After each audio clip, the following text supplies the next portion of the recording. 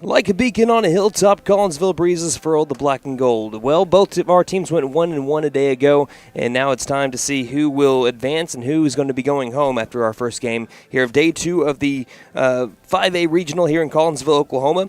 It's the McAlester Buffaloes and the Grove Ridgerunners, as it's a rematch of yesterday's game, in which the McAlester Buffaloes won by a final score of 4-1. I'm your voice of the Buffaloes, Brandon Green, coming to you live on KNED 1150 AM, 98.3 FM, the KNED app, as well as online at McAlsterRadio.com, and trying to video stream on the McAlester Radio YouTube channel as well. If you can see in our disclaimer there, things look a little bit differently too, because I'm by myself. We're kind of having this propped up by itself, so not going to have the pitch counts and not going to be having the bases loaded situation, just what inning we're in, the score, and just the bare minimum. But we're trying to get you guys some video here today, and thank you to Sam Wampler's Freedom Ford for getting us on the YouTube today, on the YouTube stream today, as I'm not going to sound old, the YouTube, you know. Anyway, hey, yes, it's the McAlester Buffaloes and the Grove Ridgerunners. It was the second game of yesterday's regional tournament that was back in McAlester, that was moved there due to weather. McAlester won that game 4-1. Grove, they ended up beating Memorial last night 12-0 to get to this point. McAlester lost to Collinsville 11-1 in 5 innings to drop into the consolation bracket. So this is what it looks like for the rest of the way. If McAlester is going to make it to the state tournament, they have to win 3 games. 1 here against Grove and then 2 against Collinsville. Collinsville is waiting for the next game. If they just win 1, if they win the next one, then they are off to the state tournament. If they lose 1, they still have another chance to be able to make it the next day when we push it to tomorrow. But if we just have 2 games today, and if Collinsville wins the next one, regional tournament's over. It's McAllister's hope to push it to tomorrow, but they have to win the first game first, and that's against the Grove Ridgerunners. Let's go ahead and look at your starting lineup, starting off with the visiting team on the scoreboard, the McAlester Buffaloes. They're 20-16 on the year, led by head coach Justin Mullins.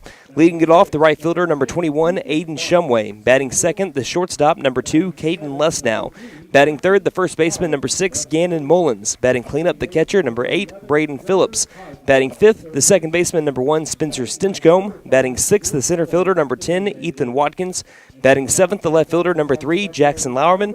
Batting eighth, the third baseman, number 11, Gunnar Hodgel. Batting ninth, the DH, number 5, Jordan Clark. Clark, the DH for the pitcher, number 9, Max Harmon. Now for the Grove Ridgerunners, they're the home team on the scoreboard. They're 11-21 on the year. When McAlester played them yesterday, they were the visiting team on the scoreboard, led by head coach Drew Osborne. Leading it off, the shortstop, number 33, Dustin Keller. Batting second, the DH, number 3, Jace Baser. Baser, the DH for the pitcher, number 10, Caden Tollison. Tollison on the mound. Batting third, the first baseman, number 18, Walker West. West at first. Batting cleanup, the left fielder, number 23, Aiden Davis. Batting fifth, the third baseman, number 13, Avery Petty.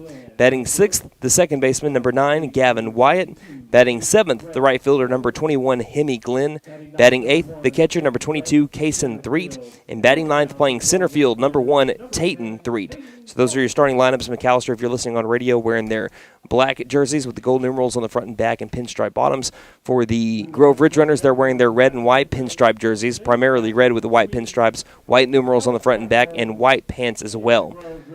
So we're about to have our national anthem here in just a moment. Let's go ahead and send it down to the field for the playing of our national anthem. As we honor America with the playing of our national anthem.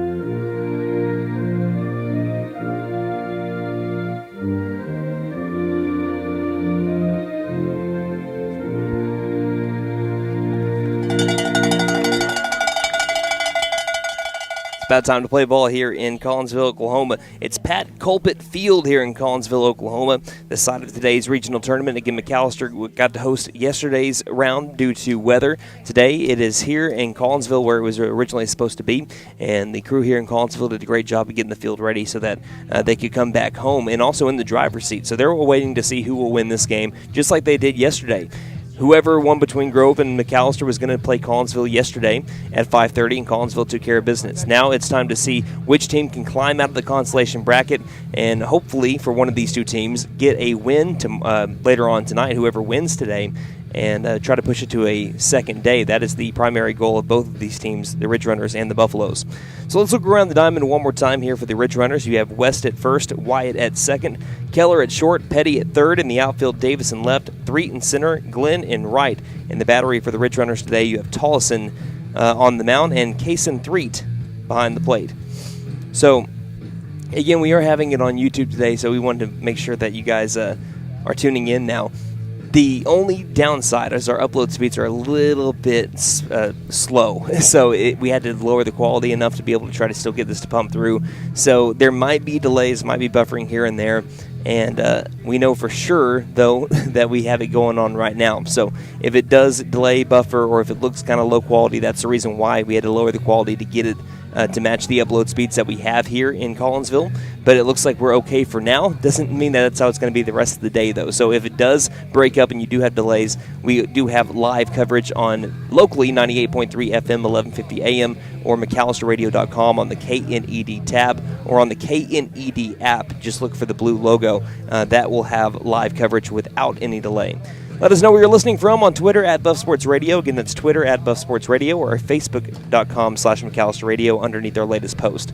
We're about to have first pitch, brought to you by Big V Feed Center in McAlester, Hadco Farm and Ranch in Kiowa, and Shakota Wholesale Feed Company in Shakota for your spring feeding program needs.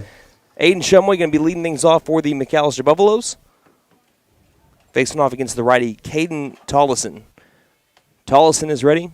Shumway is ready. Here's the windup in the first pitch of the second day of the regional tournament. It's swung on and lined over to right center field. It will land, and it's a first pitch base hit for Aiden Shumway for the second consecutive game. That's how he started off the game against the Collinsville Cardinals yesterday, with a first pitch of the game single. And the Buffaloes have an early base runner here out of Aiden Shumway. Brings up Caden Lesnow.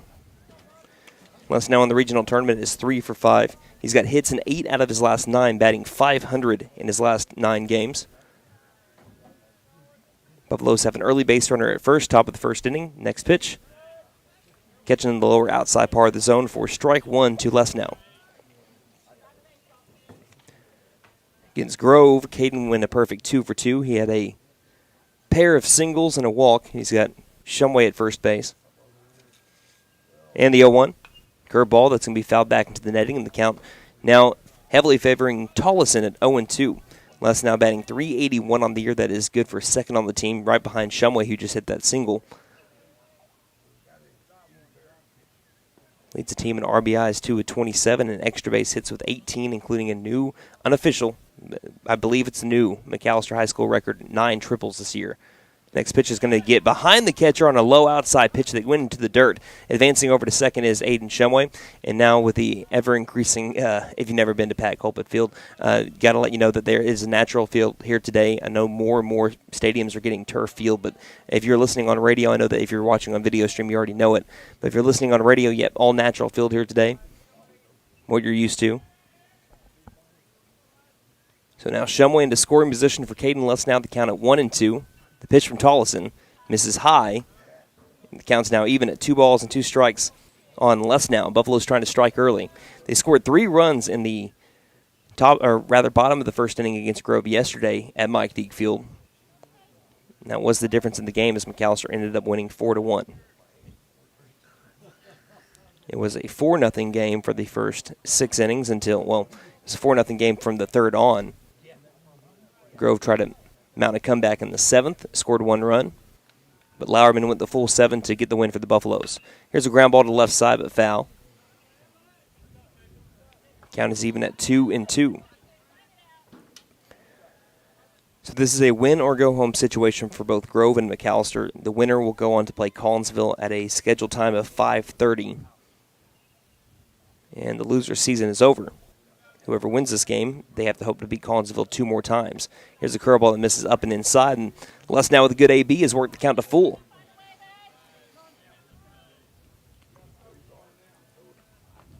Wind hardly blowing out to center field at about 8 miles per hour, it looks like.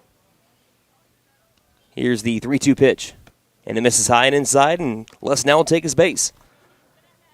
It's a walk to Caden Les now to put runners at first and second with nobody out. Now batting number 6, the first baseman, Gannon Mullins. For Les now, that was walk number 16 on the year.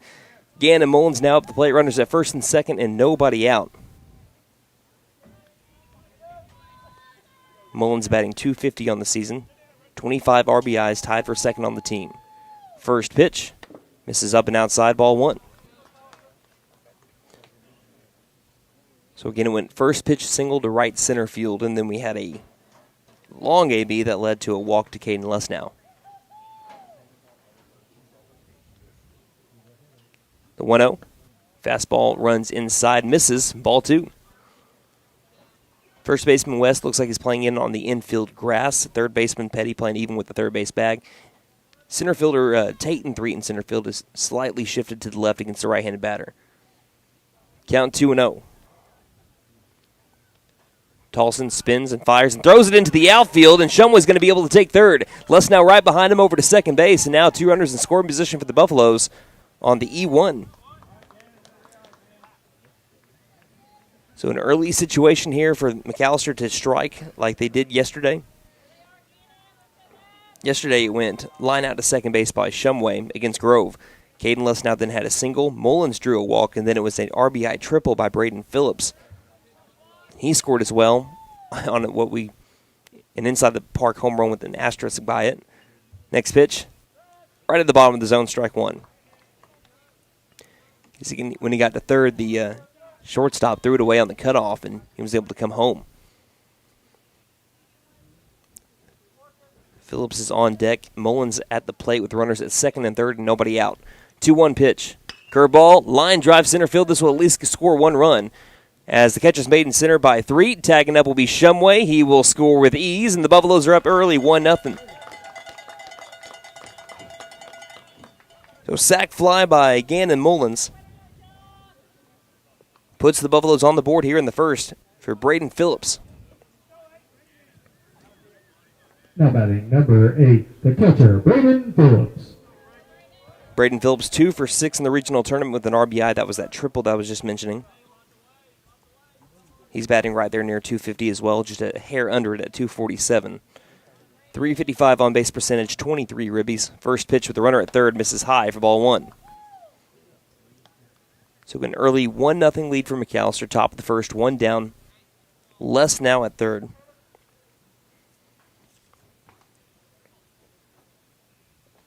Next pitch, line drive, left field. It will get over the shortstop. He'll score another run. RBI single by Braden Phillips, and McAlester extends their lead to another run, 2-0 the score. So back-to-back RBIs by Mullins and Phillips, and the good news for McAlester fans, Phillips has got plenty of speed over at first base, runs for himself. Second baseman number 1, Spencer Stitchcomb. Braden Phillips has 19 stolen bases. That's his 24th RBI. He's been caught stealing twice, but he's got plenty of speed to get over to second base to get into scoring position for another really good hitter for the Buffaloes, Spencer Stinchcomb. First pitch to him is grounded to the left side and looks like it'll stay foul. So ahead in the count here is Tollison. As Phillips makes his way back over to first base.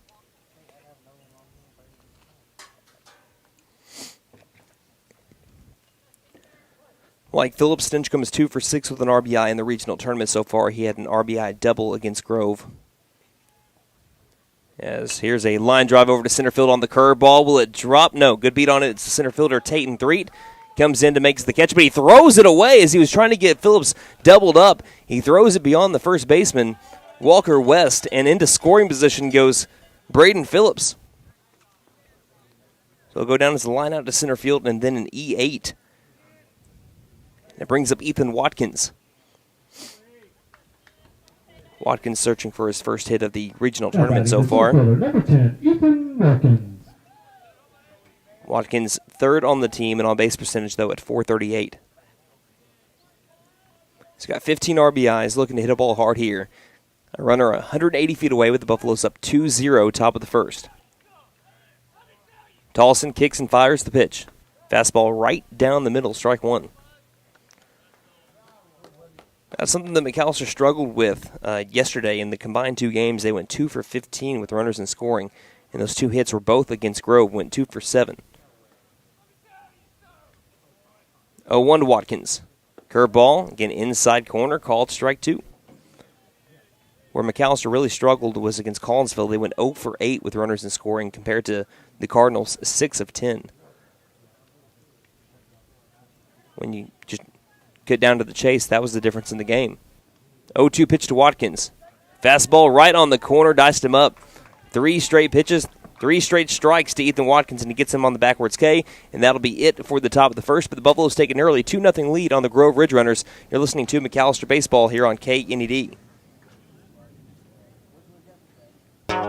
Here at Reagan Auto, we offer a variety of services for your vehicle needs. AC and heat repair, brakes, tires, front end repair, alignments, electrical repair, and everything in between. We are proud to offer a select line of engines and transmissions backed by a 3-year, 100,000-mile nationwide warranty. Give us a call at 918-715-3236 or stop by and speak to one of our advisors about how we can help. 306 East Wyandotte in McAlester. From the team at Reagan Auto, thanks for your business. Hey guys, it's Sam from Sam Wampler's Freedom Ford in McAlester and Eufaula. With 2 locations to choose from, we have close to 200 vehicles on the ground and coming in. And with vehicles starting at $29.95, we have something for everyone. And if you need parts or service, we are loading up at both locations to serve you better. Plus, with our mobile service van and our pickup and delivery, we can help you with sales and service no matter where you are. So come see us at Sam Wampler's Freedom Ford in McAlester and Eufaula and let us make it happen for you.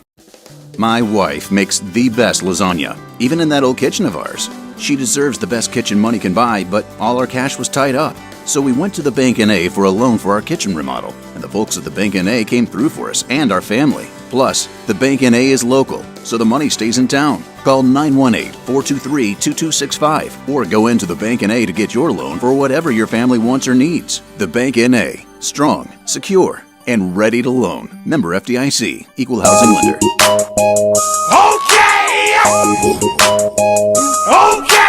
Tire and Auto says come meet our new owner, Dylan Hackler. We're a Michelin dealer and we're stocked up with Cooper, Toyo, Hankook, and Max's Buckshot Mutters and Farm and ATV tires. Tire light on? We can fill your tires with nitrogen. We do brakes, alignments, struts, and oil changes too. You'll appreciate our fast, friendly service. All work's guaranteed and estimates are free. Okay, Tire and Auto, 801 North 1st, McAlester. Call 918-423-2121. Good luck, Buffs. Have a great season. Welcome back to Collinsville, Oklahoma, here at Pat Colbert Field. The McAlester Buffaloes, after a 2-run first inning, they head to the bottom half of the first, where we have Max Harmon finishing up his warm-up pitches. Around the diamond for the Buffaloes looks like this. We have Mullins at first, Stinchcomb at second, Lusnow at short, Hodgel at third. In the outfield, Lauerman in left, Watkins in center, and Shumway in right. In the battery for the Buffaloes is Braden Phillips behind the plate, and Max Harmon on the mound, sporting a 3-3 record, 35 2/3 innings pitched, a 6.08 ERA, the 20 strikeouts to 28 walks, as he will look to do battle against the Grove Ridgerunners, sporting an early 2-0 lead. Again, McAlester is the visiting team on the scoreboard today, which is nothing new to them in tournaments. I think I have to count them up again. I think for the first 10 games, I think it was, of tournament play, McAlester was the visiting team each time until they got to their own tournament. First pitch, right down the middle, strike one. Good start to the day for Max Harmon. On a pitch, filled plenty of the zone to Dustin Keller. Keller went 1 for 3 yesterday with a ground out to second, a single, and a ground out to third. The 0-1 pitch. This is well outside, and the count evens up, 1 ball, 1 strike.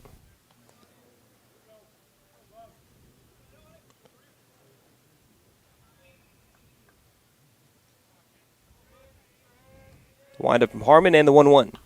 Pops it up and out of play as it goes behind the backstop, and the count now in favor of Harmon at 1-2.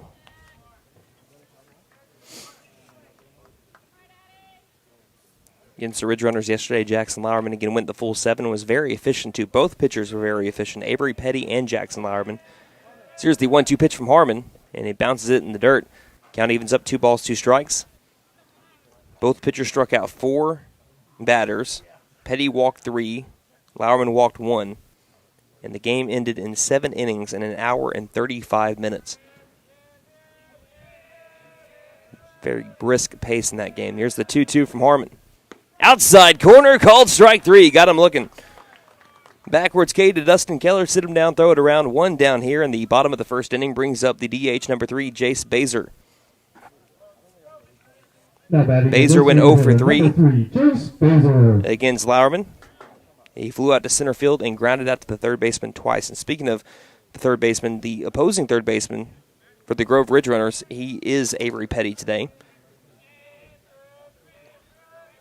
So the pitcher went over to third. Here's the first pitch to Baser, and he swings and misses for strike 1. Harmon did come in for relief of Ethan Watkins at the time against the Collinsville Cardinals yesterday, but he stayed underneath the pitch count to be able to pitch plenty today. Recorded 1 out, but he came into a pretty tough situation as the next pitch will be a ground ball to the second base side. Stinchcomb stays down on it, flips to first, and it's an easy 4-3 ground out. Brings up the first baseman, number 18, Walker West.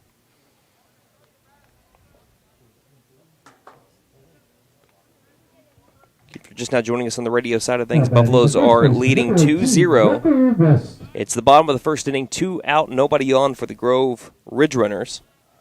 Walker West went 1 for 3 as well. In between a ground out and a fly out, as the first pitch misses up and outside for ball 1, he had a single. I believe went right up the middle.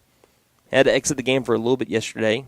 He was kind of grabbing by his right knee as he slid into first base awkwardly on a pickoff attempt, but he was able to come back, and good news to see. Next pitch curveball misses down in the dirt, and the count moves to 2-0. And we have people checking in with Buffalo Roll Call. Mary Martin saying, watching from the office, says seems to be streaming just fine. Good news there, because, like I said, I was worried about that at first. Here's a fly ball to right field. It's going to go down the line. Shumway's giving chase, but it'll land fair, and it should be extra bases unless Shumway can cut him down. No, he's going to get it in quickly. A nice shot from Aiden Shumway leaves it to a single. Yeah, right down the right field line, and instead just a single instead of a double. And that brings up the left fielder, number 23, Aiden Davis, after the 2-out single by Walker West. Number 23, Aiden Davis. Also had Brian tuning in from Florida once again. Thank you for checking in. Says it's time to battle. Thank you for having it on the YouTube channel. First pitch, line drive, and over the jumping glove of the second baseman Stinchcomb. Going first to third is going to be West. As getting it in quickly is Ethan Watkins, leaving him to a single. But now the Grove Ridgerunners have something brewing here with 2 down after back-to-back base hits. Brings up Avery Petty. Now batting the third baseman, number 13, Avery Petty. Petty had a double yesterday in his first at-bat. He went 1 for 3. Ridgerunners were held to just 5 hits yesterday at Mike Deek Field. They have the tying run at first base with 2 down after the strikeout and the ground out. Harmon first and third. The first pitch bounces down in the dirt. Ball 1.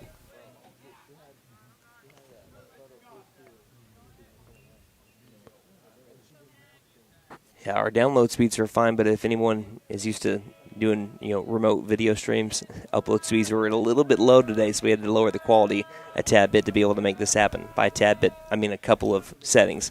Coming off the first base bag, but pick over to first. Ooh, they nearly had him. Sliding just back in time is Aiden Davis. Getting a big secondary was Davis after the 31 move by Max Harmon. Next pitch, low and outside. Count now at 2-0.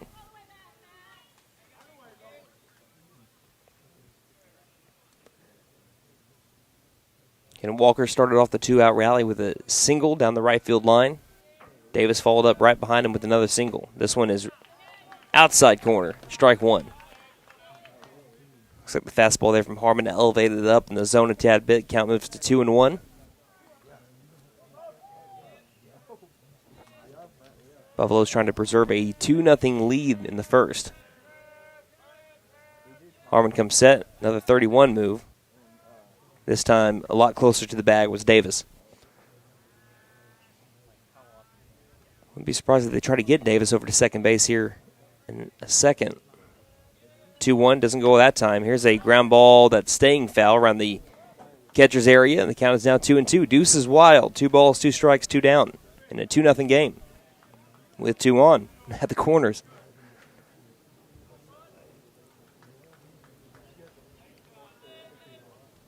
So an early big pitch here from Max Harmon, trying to get out of an early jam.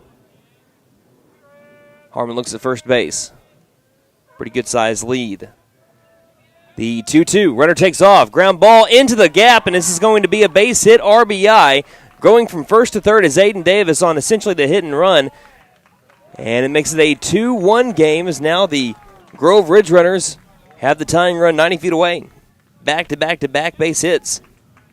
This one's an RBI single as well. Runners back at the corners. Hard hit ground ball along the first base side. Brings up Gavin Wyatt. So that makes it a 2-1 ball game.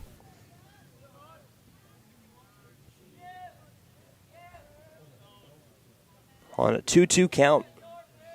Wyatt yesterday went 1 for 3 with an RBI. He had the only RBI in the game against the Buffaloes yesterday as the first pitch misses inside to the righty.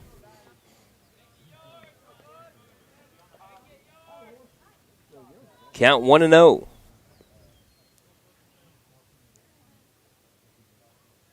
Harmon looks at third and deals. This one's in the dirt. Ball 2.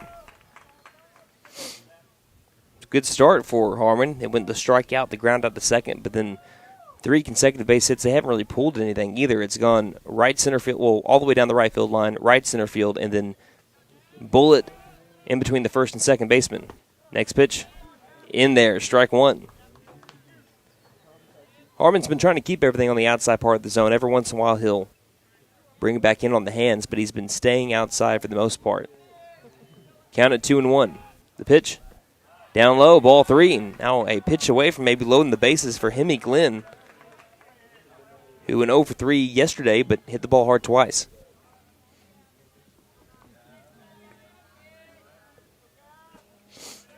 Three balls, 1 strike to Gavin Wyatt. Hitters count, the pitch, right down Broadway, strike 2. Count is full, big payoff pitch coming up from Harmon to Wyatt.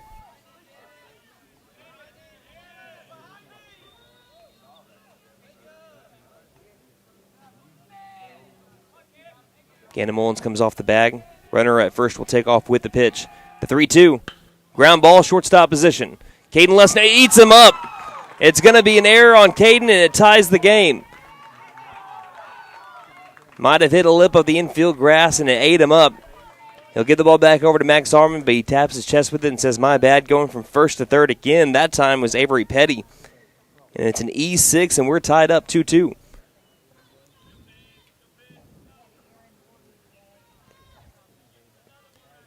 Brings up the right fielder, number 21, Hemi Glenn.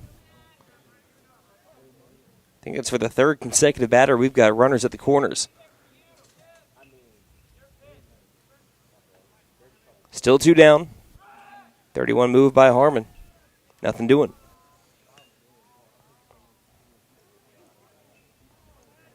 When the Buffaloes come back up in the top half of the second, they're going to be having Lauerman, Hodgel, and Clark come up.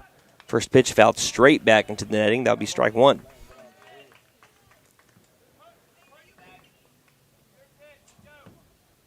This first inning has been a pretty long one here for Harmon so far. That was pitch number 23.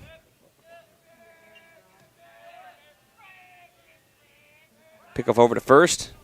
Not in time, just keeping the runner in check.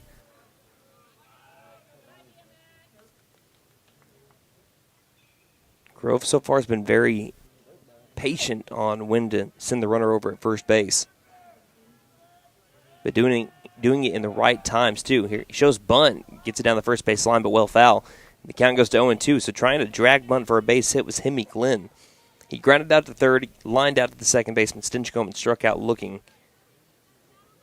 That was to end the game on Wednesday. Score 2-2 here in the first. Runners at the corners, 2 down, 0-2 count on Hemi Glenn. Harmon deals, runner takes off, curveball back over to left now, second chance. Gets it this time, fires over to first, in time for out number 3. But the damage is done. The Grove Ridgerunners score a couple of runs, one on an RBI single by Avery Petty and then on an E6. But it's still a tie game, 2-2 as we head down to the top of the second inning. Buffaloes are coming up, bottom of the order here on KNED.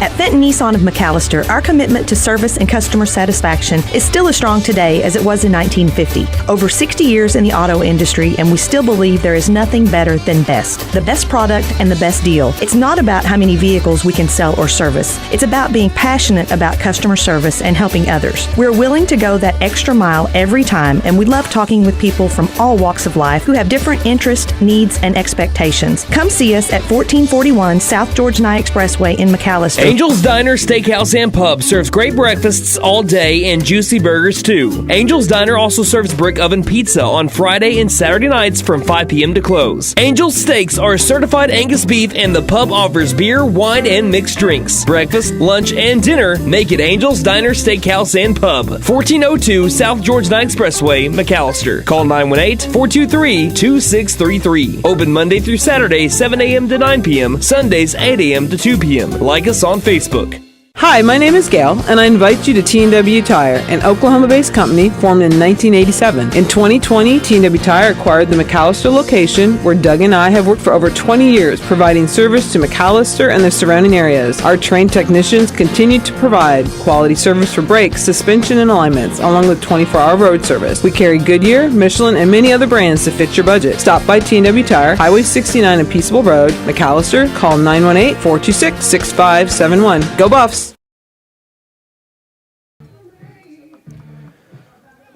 Welcome back to Collinsville, Oklahoma. Brandon Green here bringing you McAlester baseball. Game number 37 for the Black and Gold as they are tied up with the Grove Ridgerunners after one inning. 2-2 is the score.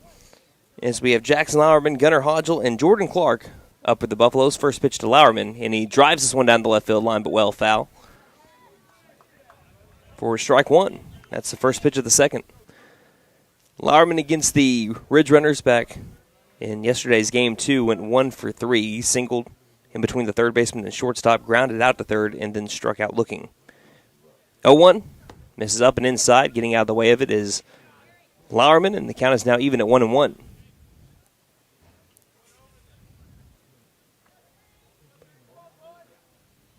Lauerman with a .336 on base percentage, just worked 19 walks and 5 hit by pitches. That was nearly a sixth. 1-1. Curveball just missed high. I think it might have caught the corner, but it did cross, I think, above the letters. Count moves to 2-1.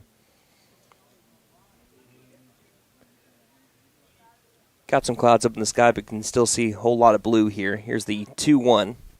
And the pitch goes back to the curveball. This one much lower and into the zone. Inside corner again. Count is at 2-2 on Lauerman.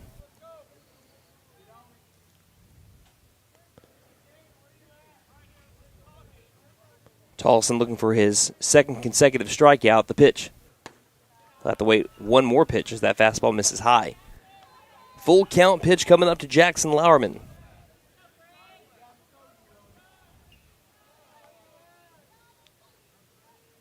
Righty digs in all the way back in the box. The windup from the righty and the 3-2. That's going to miss way high on the curveball. It was curveball heavy there to Lauerman. A couple of fastballs in there, but he ends up drawing the walk, and that will be a leadoff base runner for the Buffaloes. Second walk so far by Caden Tollison. Now batting the third baseman, number 11, Gunnar Hodgel. Brings up the third baseman, number 11, Gunnar Hodgel. Hodgel on the season is looks like he was right now the fourth leading batter in terms of batting average. Also with an on-base percentage of .423. He's got a runner at first. Nobody out. Shows bunt. Pulls back. Misses high. Ball one. Hodgel has gone 1 for 4 so far in the regional tournament against the Ridgerunners yesterday. Went 1 for 2 with the hit being a bunt single. Pushed it up the first base line. Shows bunt here. Gets it down. Once again goes to the right side. Going to be a tough play. Past the pitcher. It's going to be another infield single. Another bunt single by Gunnar Hodgel. Just like he did yesterday. We were just mentioning it. Puts runners at first and second with nobody out. Brings up Jordan Clark. Now, McAlester was in the exact same situation, except they had a 3-0 lead. They had runners at first and second, as we're going to have a mound visit right now. And we will take a 30-second break while we have the mound visit here on KNED. Beat the heat with American Standard Heating and Air Conditioning and Freeze and Flare, your local champs for cool perfection. Proud McAlester Buffalo supporters. Score with financing offers upon approved credit. See dealer for details. Call 918-217-8785 or visit freezeandflare.com to hit it out of the park. Licensed, bonded, and insured. Freeze and Flare, your home comfort, home run. License number 001-44485. All right, so there's a mound visit going on right now for the Grove Ridgerunners as the McAlester Buffaloes are tied up 2-2, but they're in business right now. They have runners at first and second with nobody out. I was going to mention right before we went to commercial break, McAlester was in the exact same situation, just a different score. They were up 3-0 yesterday when they had the situation in the second inning. Same runners on base, and we had a bunt attempt by Jordan Clark. It was popped up, but just a little bit strained too far off the bag was Lauerman over at second base, and they got doubled up for 2 for the price of 1, double play. Seeing if the Buffaloes can turn their, misfortune from that inning around here with Jordan Clark up at the plate. We'll see if it is a bunting situation. First baseman West is in on the infield grass. By the way, a great effort by Caden Tollison to try to make that play. He still dove for it, was able to flip and get it to his first baseman, but just not in time for Hodgel. Showing bunt pulling back as the pitch misses high and inside is Clark for ball 1.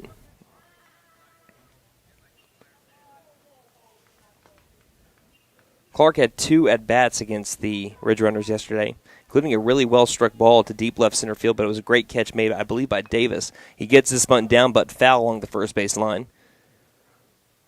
Count now at 1-1.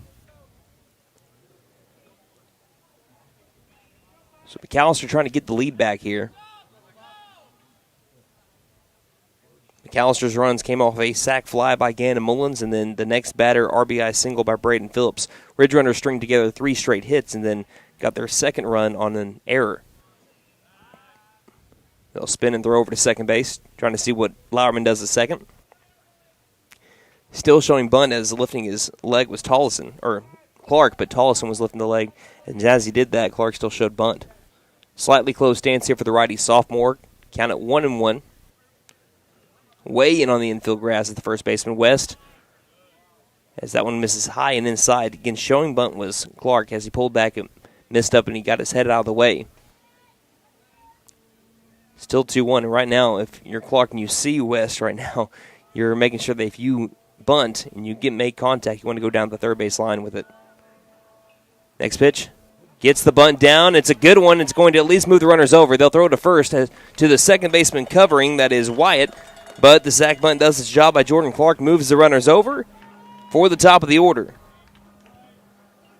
Goes down and it's an official 2-4 sac bunt. Brings up Aiden Shumway. The right fielder, number 21, Aiden Shumway. Shumway took the very first pitch of the game and drove it to right center field. If he does that, I think he's going to score 2 runs. One thing McAllister's been blessed with the last couple of seasons is pretty good speed on the base paths. Multiple players with over 10 stolen bases on the year, a few of them with 20+. His first pitch misses well outside to Shumway for ball 1. Shumway batting .438 with the runners in scoring position. That's good for second on the team, but he's only got 12 RBIs. Batting out the leadoff spot in the month of April doesn't always give you the most opportunities to have base hits with runners in scoring. This curveball misses down low for ball 2.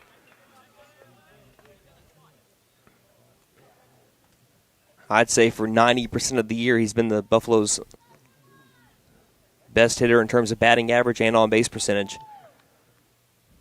Here's the 2-0, where he's been at least the leader, as the next pitch misses low and outside for ball 3. He's been the leader there, but Caden Luss now has had the best month of April. And he has taken it to a totally different level. slugging .637. He's on deck with the count 3-0 on Shumway. Tollison kicks and fires and the pitch. This one's outside corner, strike one. Still a hitter's count for Shumway. 3 balls, 1 strike.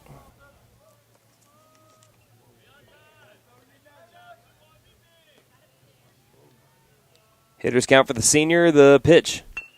Softly hit, ground ball left side. It's going to score 1 run. Shortstop fields it, throws to first, and just in time gets the out over at first base, but it's an RBI ground out by Aiden Shumway, and it puts the Buffaloes back on top. It's 3-2. Runner advances from second over to third. That was Hodgel. And brings up to the plate. Number 2, Caden Lesnow. Brings up Caden Lesnow. Just bragging on him a little bit ago. Team leading 27 RBIs, a .465 batting average with runners in scoring. I don't think he's had an opportunity to have an at-bat with runners in scoring yet here in the regional tournament. This is his first one. First pitch. And he pops this one up sky high, playable, foul territory. And making the catch will be Tollison for out number 3. But the Buffaloes do retake the lead on an RBI ground out by Aiden Shumway as we head now to the bottom of the second inning. Buffaloes leading 3-2 here on KNED.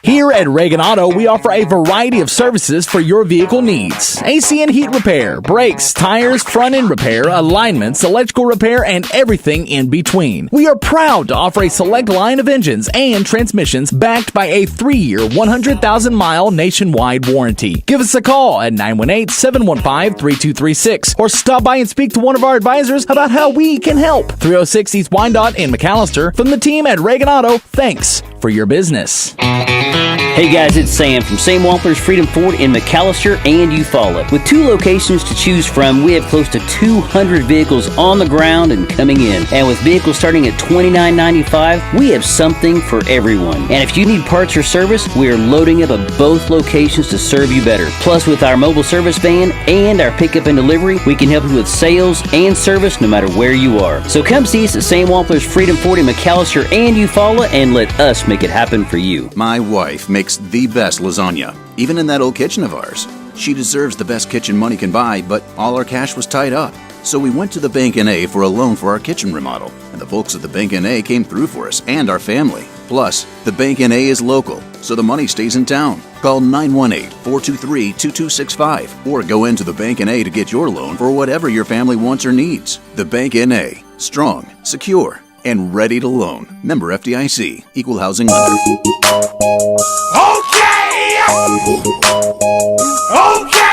Tire and Auto says come meet our new owner, Dylan Hackler. We're a Michelin dealer and we're stocked up with Cooper, Toyo, Hankook, and Max's Buckshot Mutters and Farm and ATV tires. Tire light on? We can fill your tires with nitrogen. We do brakes, alignments, struts, and oil changes too. You'll appreciate our fast, friendly service. All work's guaranteed and estimates are free. OK Tire and Auto, 801 North 1st, McAlester. Call 918-423-2121. Good luck, Buffs. Have a great season.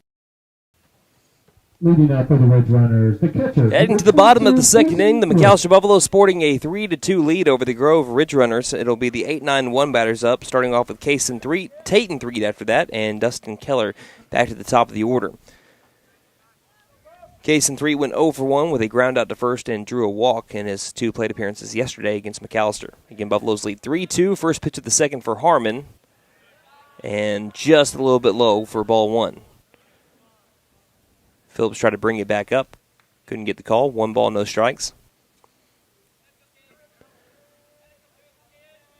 The windup in the 1-0 pitch. Beats me where that one missed, though. That one looked like it caught plenty at the plate. And he's saying that it missed up.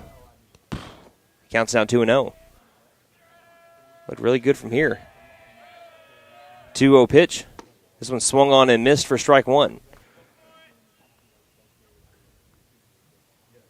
But Harmon's been living right around the zone. 2 balls, 1 strike.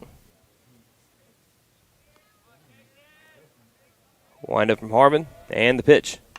Pops it up in the infield. It'll be Phillips to grab it. It's right by the plate. I mean, it went straight up the chute. And that'll be out number 1. I thought for a second, because, again, we're right behind home plate here in the press box, a little bit elevated. When it went up in the air, I thought it was going to gravitate a little bit closer to Max Harmon. He hardly moved, and he just kept on looking up and down. I started getting worried there for a second. Phillips had it the entire way. He actually pretty much stepped into the left-handed batter's box to make the catch. That's out number 1, brings up Tatum Threet. Wind up in the first pitch. Misses outside corner, ball 1. Threet, his toes right on the edge of that right-handed batter's box line. Here's the 1-0 pitch from Harmon. Swung on and missed. Strike 1. 1 ball, 1 strike. 1 out, nobody on for the Ridgerunners. Setting up inside is Phillips, the pitch. Swing and a miss. Strike 2. Came in on the hands a little bit there of Tate and Threet, and the count's now 1-2. Tate and Threet went over 2 yesterday with a ground out to short and a strikeout. Here's the 1-2 from Harmon. And this one bounces down in the turf. I say turf, dirt. I'm so used to calling games at Mike Deek Field. 2 balls, 2 strikes. We had a lot of games at Mike Deek Field. Now 22 out of the 37 games McAlester played on their home field this year. 2-2 pitch. This is outside, low outside, ball 3. Full count pitch coming up to Tate and Threet. Top of the order is on deck. The windup and the 3-2. Swing and a miss for strike 3. Got him with the outside pitch, trying to protect the plate there with the swing was Threet. They couldn't make contact, and that's going to be out number 2, and it's 2 up, 2 down. Sit him down, throw it around for Dustin Keller now. So it's a good start to the second inning for Max Harmon, but it was a good start to the first inning for him as well, and that is where the Ridgerunners did their damage, was with 2 down. After the first 2 batters were retired in the first, it went single, single, single, E6. First pitch to Keller. Nice curveball. Right at the bottom of the zone, strike 1. That's what? Who am I thinking of? John Sterling. Who'd call that one a nose to toeser.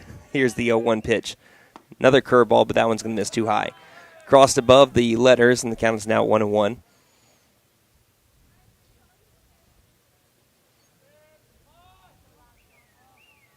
Wind up from Harmon and the 1-1 from the righty. Fly it over to right field, coming towards the line. Aiden Shumway chasing out after it, and he makes the catch while he's running over the right field line for out number 3. It's a nice bounce-back inning there for Max Harmon and the Buffalo defense as they preserve a 3-2 lead as we head now to the top of the third inning. McAlester again up 3-2 here on KNED.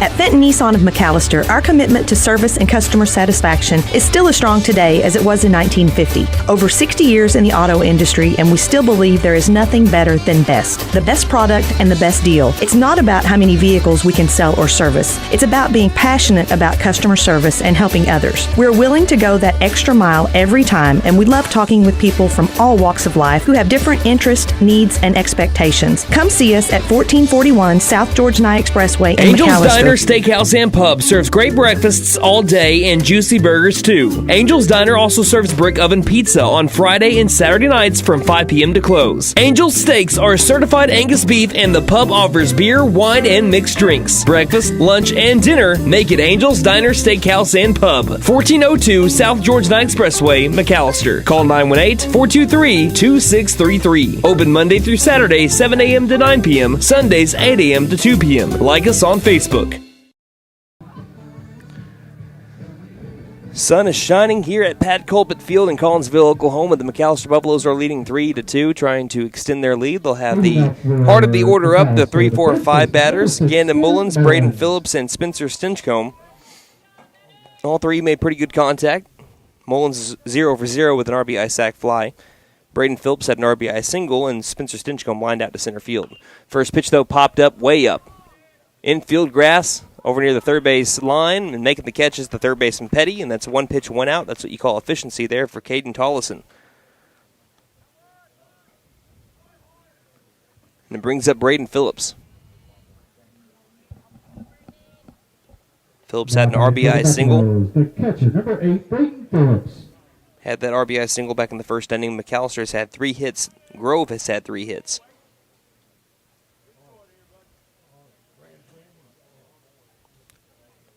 Collison with the windup and the first pitch to Phillips. Curveball misses up and a little bit inside, ball 1.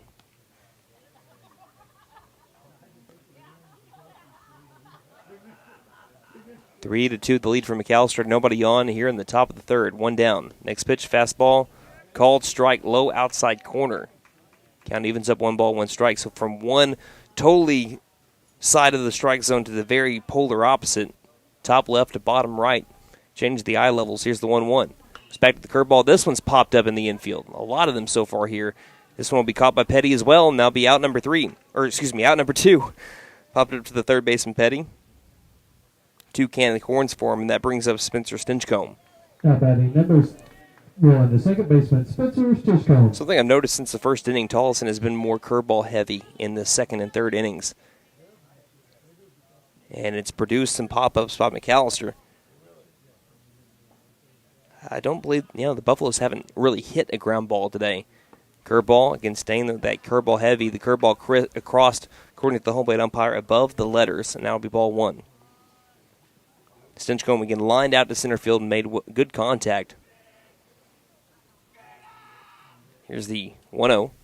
He makes good contact here, drives it to deep left field, carrying towards the warning track, towards the wall, and a great catch made by Davis along the warning track makes McAlester go 1-2-3. Kept carrying and carrying, but Davis, that's now the third hit that he's taken away from McAlester in 2 days, and he retires the Buffaloes in order 1-2-3. So that sends us now to the bottom of the third inning. McAlester again still leading 3-2 on KNED. Second inning.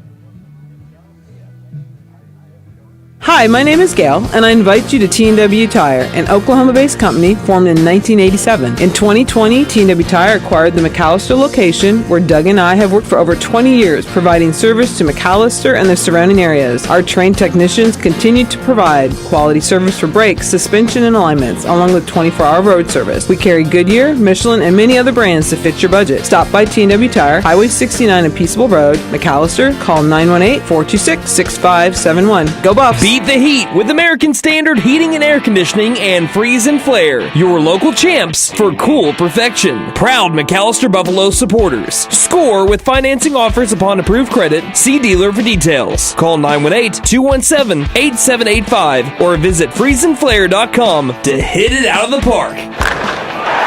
Licensed, bonded, and insured. Freeze and Flare, your home comfort, home run. License number 001-44485. Here at Reagan Auto, we offer a variety of services for your vehicle needs. AC and heat repair, brakes, tires, front end repair, alignments, electrical repair, and everything in between. We are proud to offer a select line of engines and transmissions backed by a 3-year, 100,000-mile nationwide warranty. Give us a call at 918-715-3236 or stop by and speak to one of our advisors about how we can help. 306 East Wyandotte in McAlester. From the team at Reagan Auto, thanks for your business. Hey guys, it's Sam from Sam Wampler's Freedom Ford in McAlester and Eufaula. With 2 locations to choose from, we have close to 200 vehicles on the ground and coming in. And with vehicles starting at $29.95, we have something for everyone. And if you need parts or service, we are loading up at both locations to serve you better. Plus, with our mobile service van and our pickup and delivery, we can help you with sales and service no matter where you are. So come see us at Sam Wampler's Freedom Ford in McAlester and Eufaula and let us make it happen for you. Heading to the home half of the third inning, McAlester owns a 1-run lead over the Grove Ridgerunners. It is 3-2 now as we head to the bottom of the third inning. The difference has been a RBI ground out by Aiden Shumway back in the second inning. First pitch now to the new batter to lead off the bottom of the third is Jace Baser, and it misses low and outside for ball 1. Something interesting, neither Grove nor McAlester has a left-handed batter today. All 18 batters right-handed. 1-0 pitch. Just misses the bottom of the zone. Fastball misses for ball 2. Baser grounded out to the second baseman Stinchcomb back in the first inning. So 0 for 1 so far. 2-0 pitch. And he watches 3 pitches miss out of the zone, and the count moves to 3-0. Harmon hasn't allowed a free pass so far, but in danger of giving up his first. The 3-0 pitch. And he does so. A 4-pitch walk to begin the bottom of the third, and that is the tying run. It brings up Walker West, and this was the string of 3 straight batters that had base hits for the Ridgerunners. Now batting the first baseman, number 18, Walker West. So we're back to that meat of the order here for Grove.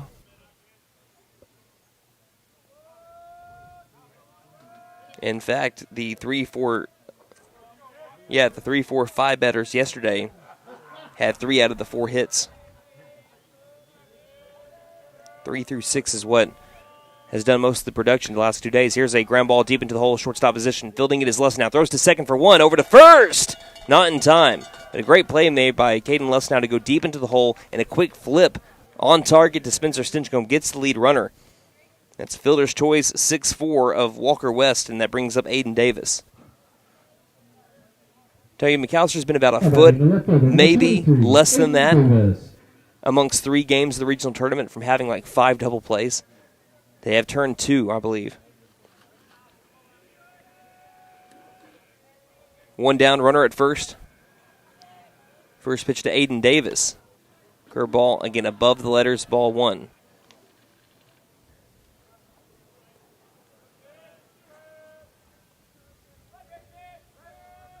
Runner at first, not much of a lead there by Walker West. 1-0. Fastball misses. Oh, called strike outside corner. Gift there for Max Harmon. Looked like it rode the chalk, and he gets the call. Count moves to 1-1.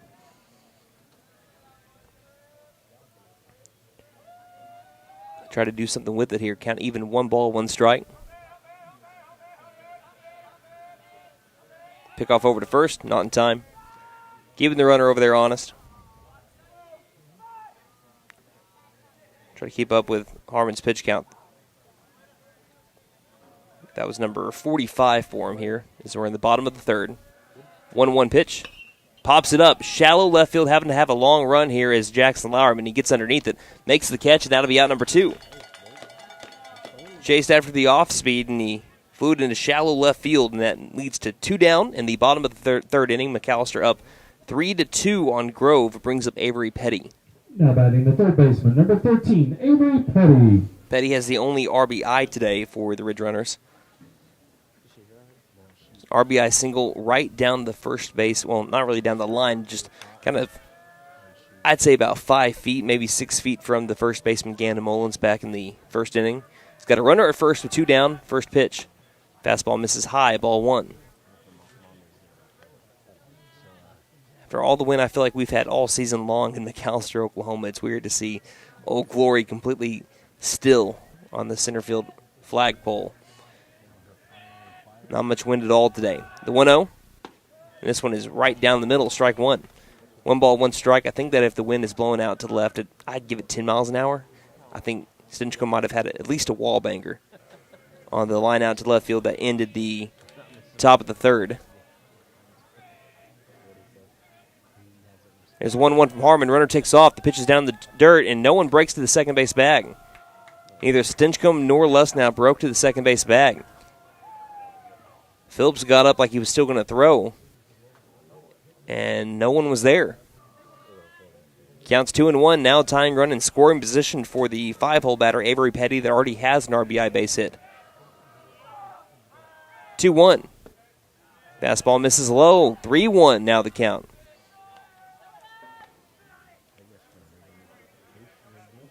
McAllister trying to hold on to this 3-2 lead in the bottom of the 3rd. Harmon looks at the second a couple of times, and the 3-1. Ground ball softly hit over to the shortstop, Lesnow. Fields it cleanly, fires to first in time, and that's going to be out number 3. And the Buffaloes will leave that base runner stranded at second. And that is the end of the 3rd inning. McAllister is leading 3-2, looking for some insurance runs here. They'll have Ethan Watkins, Jackson Lauerman, Gunnar Hodgel up at the plate when we return on KNED. My wife makes the best lasagna, even in that old kitchen of ours. She deserves the best kitchen money can buy, but all our cash was tied up. So we went to the Bank N.A. for a loan for our kitchen remodel, and the folks at the Bank N.A. came through for us and our family. Plus, the Bank N.A. is local, so the money stays in town. Call 918-423-2265 or go into the Bank N.A. to get your loan for whatever your family wants or needs. The Bank N.A. Strong, secure, and ready to loan. Member FDIC. Equal housing lender. Okay!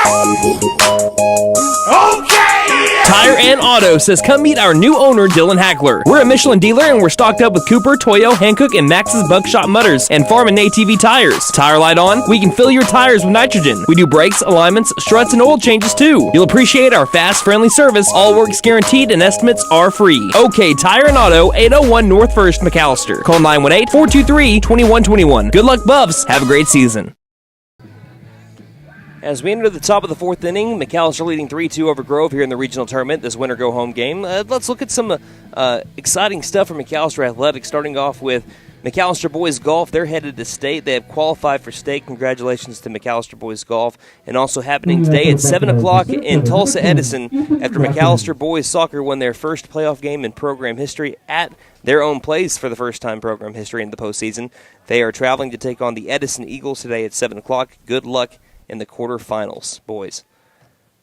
Here's the first pitch after the windup from Tollison to Ethan Watkins, and he grounds this one down the third base line. He's working quickly. Petty grabs it, fires to first, and he is out by about a foot, and that'll be out number one. First pitch, first out here for Caden Tollison. That's the second time he's done that in 4 innings. Brings up Jackson Lowerman. Batting for the Buffaloes, the left fielder, number 3, Jackson Lowerman. Lowerman worked a walk back in his last plate appearance. That led to a McAlester run in the second, and that's been the difference so far. Tollison has really settled in after that first inning where McAlester scored 2 runs. This one's fouled straight back by Lowerman for strike 1.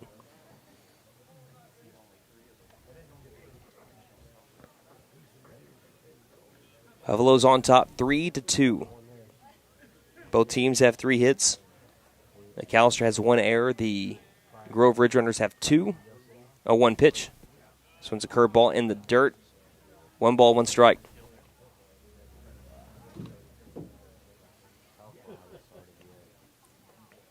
About a 2-hour drive, hour 50, hour 55, close to 2-hour drive for McAlester to come up here to Collinsville. Same way for them, having to drive through all the rain and the storms that we had yesterday for their first game against Memorial. 1-1, curveball floated up in the air, missed above the letters, and the count's now at 2-1. Thing had some tail to it. It looked like it wiggled in the air for a minute there. Here's the 2-1. Goes back to the fastball, misses opposite side of the strike zone, and the count is now 3-1. Hitters count 3 balls, 1 strike to Jackson Lowerman, 1 down, nobody on. McAlester up 3-2. Third baseman even with the bag. First baseman playing deep. And the 3-1 pitch. And fouls this one straight back on the outside fastball, and the count's now at full at 3-2.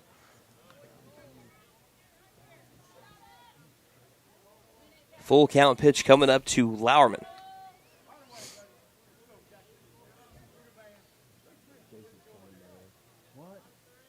Tollison gives a nod to the catcher, Kason Threet. Here's his windup and the payoff. Fastball just missed the bottom of the zone, and that will be ball 4. So Lowerman works another walk.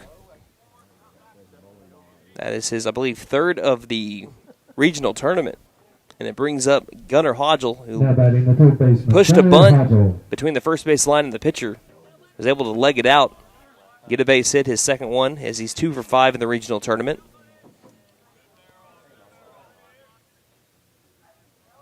Lowerman with a decent lead at first base. 1 down, 3-2 our score. First pitch to Hodgel. Missing low and outside. Thought about a snap throw was the catcher, Threet. Hangs onto it and gives it back over to his pitcher, Tollison.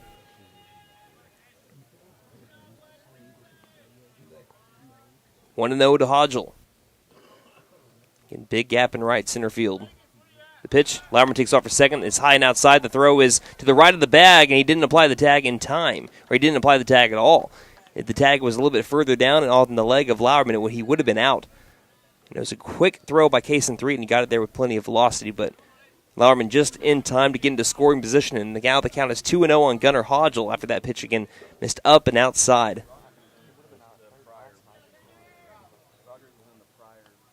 So now runner in scoring position for the Buffaloes. McAlester trying to get a base hit here. This one outside corner right at the knees, strike 2. 2 balls and 2 strikes Oh, sorry, 2 balls, 1 strike. I'm all kinds of off. 2 balls and 1 strike here for Gunnar Hodgel. Here's the pitch. This one misses down low in the dirt, and the count is now 3 balls and 1 strike. Hitter's count for Hodgel.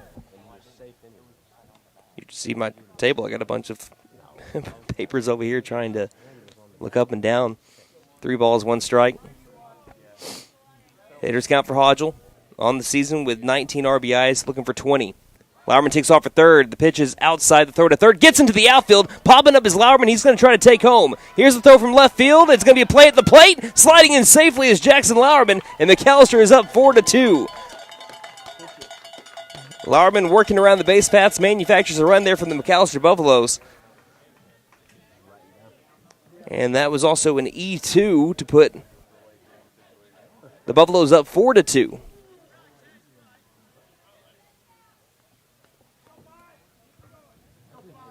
That's also a walk to Gunnar Hodgel. Number 5, Jordan Clark. And it brings up Jordan Clark. Clark laid down a sac bunt in his first plate appearance, so no official at bat yet. 4-2 lead for McAlester. Top of the 4th inning, 1 down. Tollison, quick fires. A bunt is popped up in the air, and it'll be caught. They'll flip back over to first. Hodgel diving back in safely. So on the first pitch, they pop it out to the pitcher, Tollison. That was up along the first base side. And it brings up the top of the order. Aiden Shumway is 1 for 2 with an RBI so far. Now batting number 21, the right fielder, Aiden Shumway. And the black and gold leading 4-2, top of the 4th.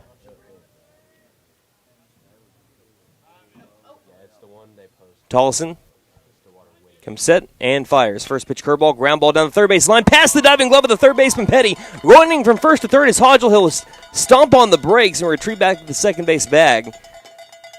As quickly retrieving it has been Davis. He's played a great left field with the exception of just 1 mistake in the first inning yesterday. He has played a great left field and he keeps it from going first to third. As it's another base hit for Aiden Shumway, brings up Caden Lussnow. In his last 9 at-bats with runners in scoring position, he's 6 of 9. Now 3 for 6 in the regional tournament. He's drawn a walk and popped out to the pitcher in foul territory. He's got runners at first and second with 2 down. First pitch. And he drives this one deep left field, carrying towards the warning track, towards the wall, and it bangs off the wall. It's going to score a run. Here rounds Aiden Shumway at third base. He'll stay put, and it's a wall-banging RBI double by Caden Lussnow, and McAlester leads 5-2. Off the wall, he was about, 4 or 5 feet away from home run number 2 on the season for him. But that's another extra base hit, his 19th of the season. And we will have a mound visit here, and we'll see what we have on the other side of it. You're listening to McAlester Baseball here on KNED.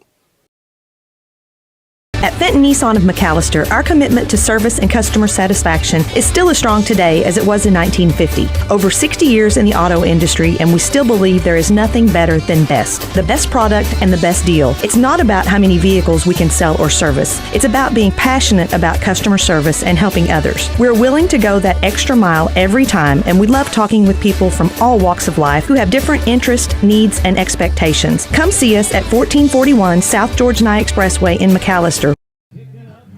Well, with their season on the line right now, the McAlester Buffaloes answering the call in the first and fourth innings. They already also scored in the second, but they lead now 5-2. It's a 3-run advantage, and McAlester still trying to get it done with 2 down. They have Gannon Mullins up at the plate. There's going to be runners at second and third. Mullins so far today is 0 for 1 with an RBI sac fly and a popped out to the third baseman. It's just a mound visit right now. Again, it's 5-2, top half of the fourth. McAlester leads, as they have produced back-to-back base hits from Aiden Shumway and Caden Lussnow. Again, the 19th extra base hit of the season for Caden Lussnow.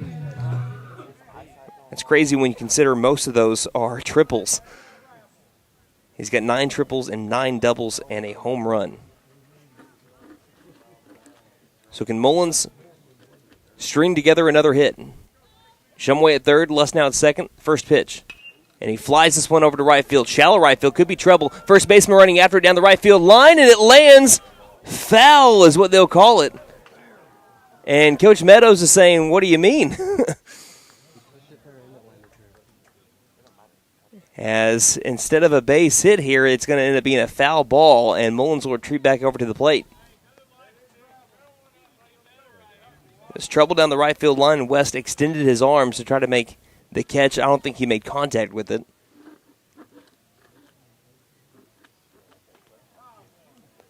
It looked very, very close to a fair ball, if not landing off the line. Count is 0-1 with runners at second and third. Buffs up 5-2, which is just really close to getting them 2 more runs. This one will miss low and outside for ball 1. Right now, though, McAlester has kind of been bitten a little bit by the pop-up bug right now. Too many pop-ups in the infield. Change that around a little bit. Again, this rally started off with another walk by Jackson Lauerman, just like the second inning one did. 1-1 pitch. Curve ball outside corner, called strike 2. 1-2 the count to Gannon Mullins. Base hit here could really give McAlester a lot of confidence moving forward. Instead of a 3-run game, they would really like a 5. The 1-2. He slaps it over the right side, deep into the second base hole. It's grabbed by the second baseman White, flips over to first in time for out number 3. But McAlester does extend their lead. They go up to a game-high 3-run lead. It's 5-2 as we head to the home half of the fourth. We played a half a 7-inning ball game. McAlester, again, 5, Grove 2 here on KNED. Angel's Diner, Steakhouse, and Pub serves great breakfasts all day and juicy burgers too. Angel's Diner also serves brick oven pizza on Friday and Saturday nights from 5 p.m. to close. Angel's Steaks are certified Angus beef, and the pub offers beer, wine, and mixed drinks. Breakfast, lunch, and dinner make it Angel's Diner, Steakhouse, and Pub. 1402 South Georgia Expressway, McAlester. Call 918-423-2633. Open Monday through Saturday, 7 a.m. to 9 p.m. Sundays, 8 a.m. to 2 p.m. Like us on Facebook. Hi, my name is Gail, and I invite you to T&W Tire, an Oklahoma-based company formed in 1987. In 2020, T&W Tire acquired the McAlester location, where Doug and I have worked for over 20 years, providing service to McAlester and the surrounding areas. Our trained technicians continue to provide quality service for brakes, suspension, and alignments, along with 24-hour road service. We carry Goodyear, Michelin, and many other brands to fit your budget. Stop by T&W Tire, Highway 69 and Peaceable Road, McAlester. Call 918-426-6571. Go Buffs! Beat the heat with American Standard Heating and Air Conditioning and Freeze and Flare, your local champs for cool perfection. Proud McAlester Buffalo supporters. Score with financing offers upon approved credit. See dealer for details. Call 918-217-8785 or visit freezeandflare.com to hit it out of the park. Licensed, bonded, and insured. Freeze and Flare, your home comfort, home run. License number 001-44485.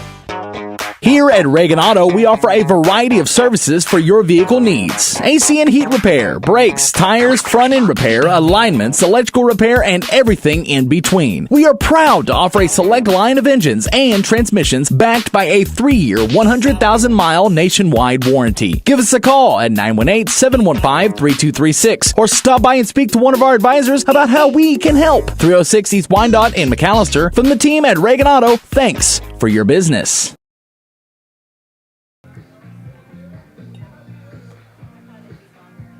Home half of the fourth inning as Max Harmon comes in for his fourth inning of work. It's a 5-2 McAlester lead as number 9, the second baseman Gavin White, comes up to the plate. Back in the first inning, it was an E6 that led to a run scored by the Grove Ridgerunners. And Harmon's looked really good since the first inning, trying to continue that here. Here's his fourth inning of work, first pitch of the fourth, and it's right at the bottom of the zone. Fastball dots the black. That is strike 1. So since the E6 and that run scored, it's gone ground out, fly out, strike out, fly out, walk, ground out, fly out, ground out. 0-1. Down in the dirt, count even up at 1 ball, 1 strike.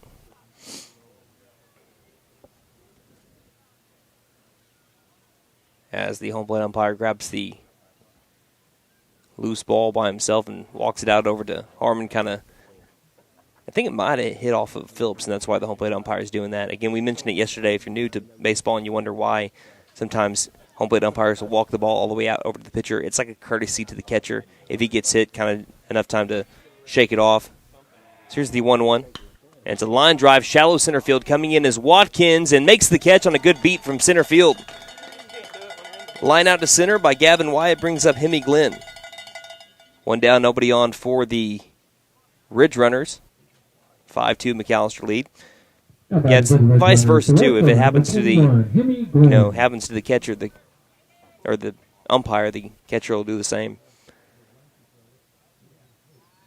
Get one down, nobody on. Harmon begins his windup and the first pitch, and he runs it in on the right-handed batter Glenn. Misses the zone, also misses the body of Glenn, and the count is 1-0.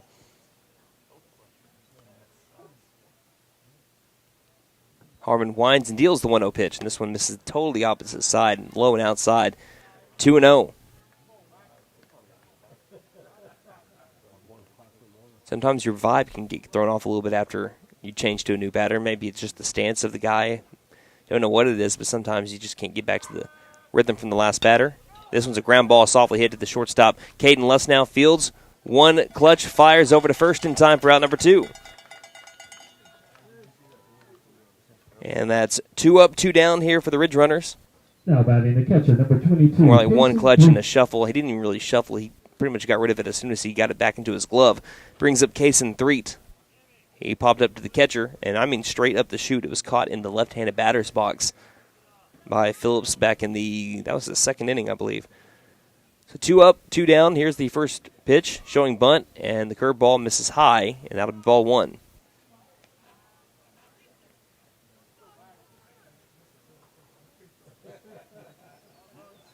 Count 1-0 to Threet.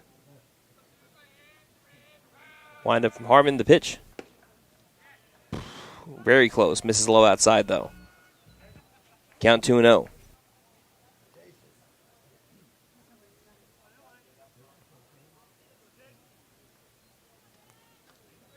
Next pitch. Pops it up right side out of play towards the parking lot.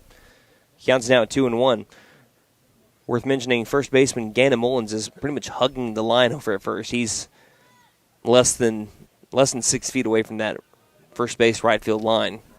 Everyone playing deep except for the third baseman Hodgel, even with the bag. Next pitch in the dirt. Count moves to 3-1. And Threet worked the only walk that Lauerman gave up yesterday. So far, the only walk from Harmon has been to Jace Baser. He's one pitch away from maybe having a second, and he'll have a second. And misses low and inside. So he walks Case and Threet, and that brings up Tate and Threet. Now batting the center fielder, number 1, Tate and Threet. McAlester with more of a cushion than they had just an inning ago, leading by 3 instead of the 1 run that they had for second and third.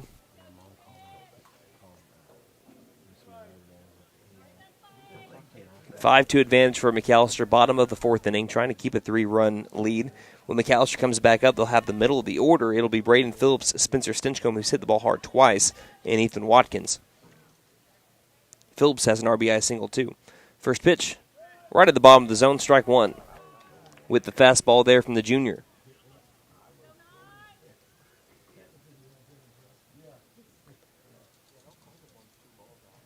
Outfield, pretty average depth. Pretty average positioning. 0-1. Swing and a miss. Strike 2. Threet struck out swinging his first time up. Count is at 0-2 on him. What does Coach Meadows and Harmon want to go with here? Setting up outside Phillips, the pitch. Fouls it off right side. No one's going to get to this. The count is at 0-2. Cool thing about Pat Colbert Field, it's been a few years since I've been able to come here, but you can just set up lawn chairs really wherever you want. Plus, they have plenty of seating here, too. Here's the 0-2 from Harmon. Curveball, swing and a miss. Strike 3, got him swinging, and that'll end the 4th inning. It's another strikeout there from Max Harmon. He's racked up 3 on the day, and he's gone through 4 strong, leading the Grove Ridgerunners 5-2 as we head to the top of the 5th. You're listening to McAlester Baseball here on KNED. Hey guys, it's Sam from Sam Wampler's Freedom Ford in McAlester and Eufaula. With 2 locations to choose from, we have close to 200 vehicles on the ground and coming in. And with vehicles starting at $29.95, we have something for everyone. And if you need parts or service, we are loading up at both locations to serve you better. Plus, with our mobile service van and our pickup and delivery, we can help you with sales and service no matter where you are. So come see us at Sam Wampler's Freedom Ford in McAlester and Eufaula and let us make it happen for you. My wife makes the best lasagna, even in that old kitchen of ours. She deserves the best kitchen money can buy, but all our cash was tied up. So we went to the Bank N.A. for a loan for our kitchen remodel, and the folks at the Bank N.A. came through for us and our family. Plus, the Bank N.A. is local, so the money stays in town. Call 918-423-2265 or go into the Bank N.A. to get your loan for whatever your family wants or needs. The Bank N.A. Strong, secure, and ready to loan. Member FDIC. Equal housing lender.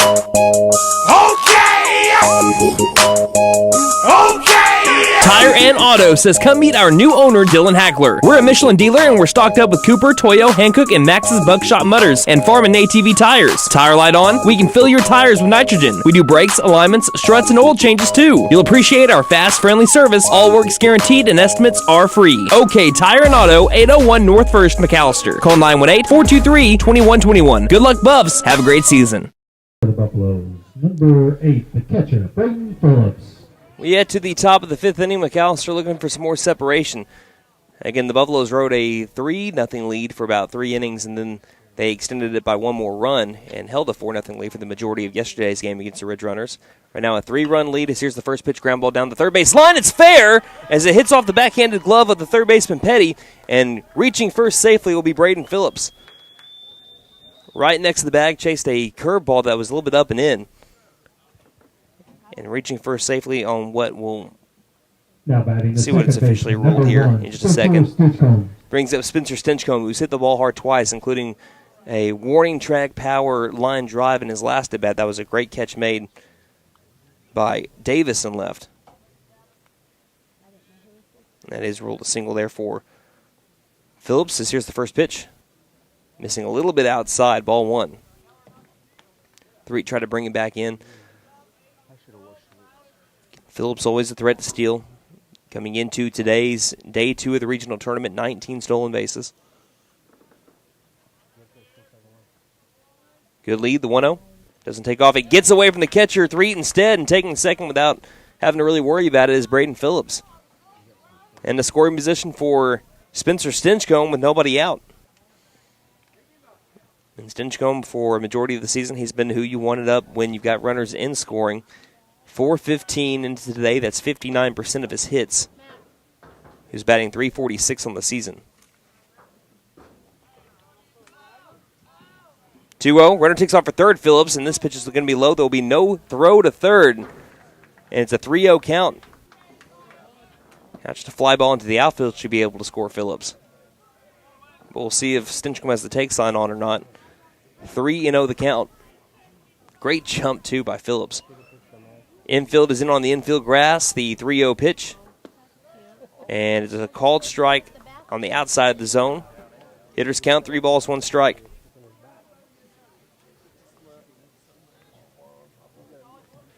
Wind slightly blowing out to left field here for the junior Spencer Stinchcomb. Hitters count, 3-1 pitch. Curveball that misses up above the head of Stinchcomb. He'll take his base.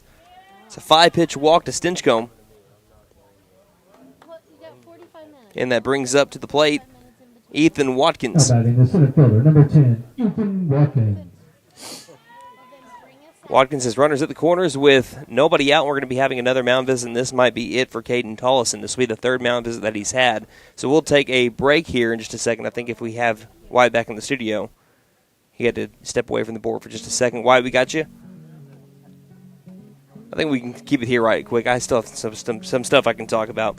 Hey, we'd like to thank our sponsors this season, Sam Wampler's Freedom Ford, the Bank N.A., OK Tire and Auto, Fenton Nissan, Angels Diner, T&W Tire, Freeze and Flare Heat and Air, and Reagan Auto. Thank you all for putting us on the air not just today, but all season long. Again, if you can, make sure you take your business to them, and if you can't take your business to them, maybe you just don't need their services, call them up and say, hey, thank you guys for sponsoring McAlester Baseball this season, because we cannot do all the games that we've done, all 37 now.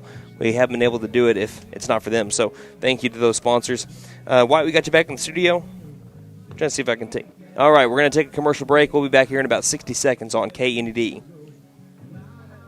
At Fenton Nissan of McAlester, our commitment to service and customer satisfaction is still as strong today as it was in 1950. Over 60 years in the auto industry, and we still believe there is nothing better than best. The best product and the best deal. It's not about how many vehicles we can sell or service. It's about being passionate about customer service and helping others. We're willing to go that extra mile every time, and we love talking with people from all walks of life who have different interests, needs, and expectations. Come see us at 1441 South George Nye Expressway in McAlester. Angel's Diner, Steakhouse, and Pub serves great breakfasts all day and juicy burgers too. Angel's Diner also serves brick oven pizza on Friday and Saturday nights from 5 p.m. to close. Angel's Steaks are certified Angus beef, and the pub offers beer, wine, and mixed drinks. Breakfast, lunch, and dinner make it Angel's Diner, Steakhouse, and Pub. 1402 South George Nye Expressway, McAlester. Call 918-423-2633. Open Monday through Saturday, 7 a.m. to 9 p.m. Sundays, 8 a.m. to 2 p.m. Like us on Facebook.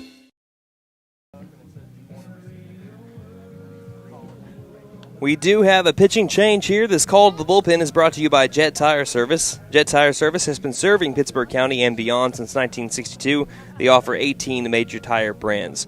So our new pitcher into the game, it's just a straight switch from the dugout to the mound goes Aiden Oliver. From the mound to the dugout goes Caden Tollison. So Aiden Oliver now the right-handed pitcher for the Grove Ridgerunners. McAlester has a chance to really create a bunch of separation. They have the ingredients for a big inning. I know we have storm season kind of going on right now, and people always wonder when they get into Oklahoma, what's the difference between a watch and a warning? Well, think of it like a taco. You got the ingredients for a taco. That's a watch. When the taco is made, that's the warning. Right now we're under a big scoring inning watch. The ingredients are there for one. Let's see if Watkins can turn it into a warning. 5-2 is the score. Nobody out. Runners at the corners. Top of the fifth inning. 31 move is the first thing that Oliver does, and everyone stays put. It's Phillips over at third and Stinchcomb at first.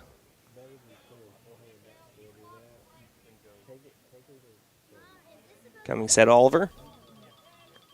Waiting the first pitch to Watkins. Here it is. And he grounds it to the third base line. Down the third base line. He'll score one run and get into the corner. Rounding second will be Stinchcomb getting to third, and he will stay put there, slamming on the brakes.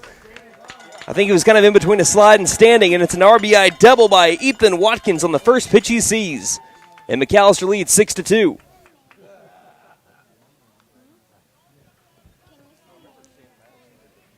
Well, there, Watkins is just saying, welcome to the ball game, Aiden Oliver. And that brings up Jackson Lauerman with runners at second and third and nobody out. 6-2 Buffalo lead. Again, the winner of this game takes on Collinsville. For the winner of this game, it will be a winner-go-home. For the rest of their games in the regional tournament, it's a winner-go-home. Collinsville in the driver's seat. Whoever does win this game will need to beat them twice. First pitch to Lauerman. Misses outside, ball one. Infield is in on the infield grass. Buffaloes have scored now every inning except for the third. And for Harmon and the defense, they've really bared down since the two-run first inning. 1-0. Fastball misses low, ball two. Lauerman has drawn 2 walks, and that has led to 21 on the season.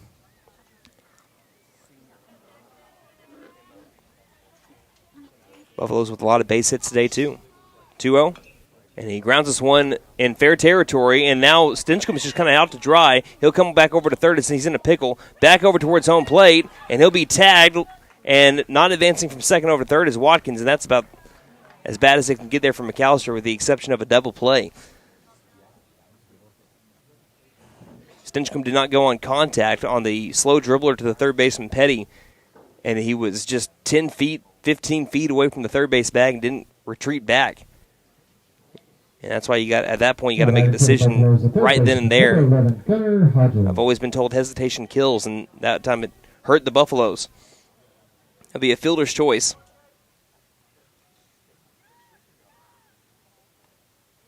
Brings up Gunnar Hodgel, who's 1 for 1. Now runners at first and second instead of second and third. 1 down still, so more opportunities for McAlester as the first pitch misses the outside corner, ball 1.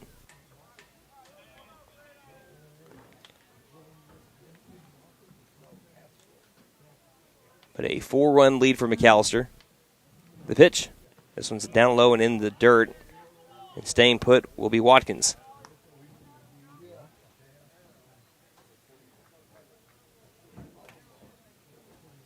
So we have Lauerman at first and Watkins at second. 2-0 the count. 1 down for Hodgel. He laid down a bunt single and, like I said, walked. 2-0. Way outside. That'll be ball 3. On deck is Jordan Clark, who is 0 for 1, laying down 2 bunts. One was a sac bunt. The other one got popped up in the air. 3-0 the count. And the pitch, right down the middle, strike 1. Still a hitter's count, though, for Hodgel.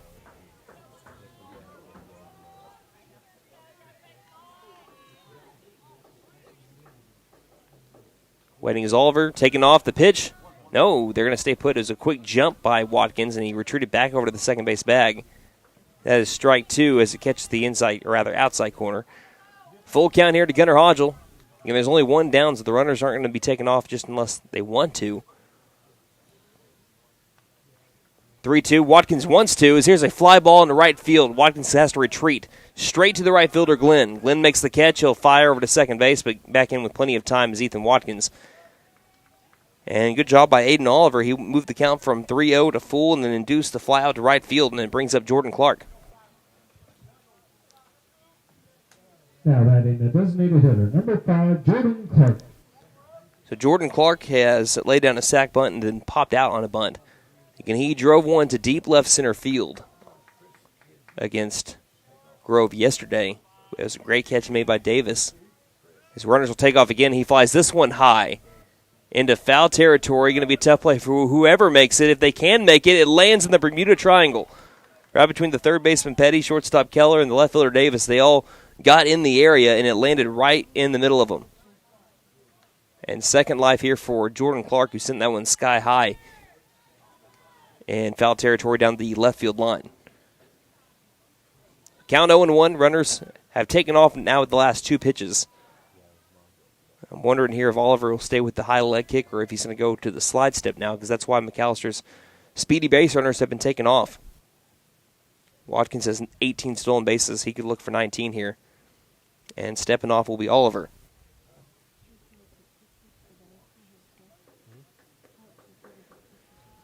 Four-run lead for McAlester, 6-2. Well, spin and throw over to second base. Back in safely, Watkins.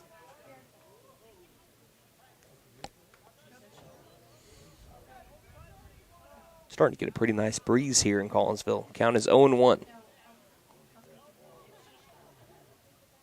And the pitch. Runners don't take off here. It's instead going to be a fly ball to center field. Hardly having to move is Tatum Threet.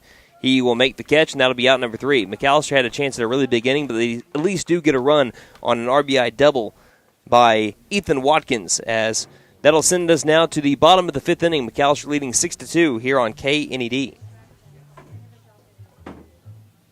Hi, my name is Gail, and I invite you to T&W Tire, an Oklahoma-based company formed in 1987. In 2020, T&W Tire acquired the McAlester location, where Doug and I have worked for over 20 years, providing service to McAlester and the surrounding areas. Our trained technicians continue to provide quality service for brakes, suspension, and alignments, along with 24-hour road service. We carry Goodyear, Michelin, and many other brands to fit your budget. Stop by T&W Tire, Highway 69 and Peaceable Road, McAlester. Call 918-426-6571. Go Buffs!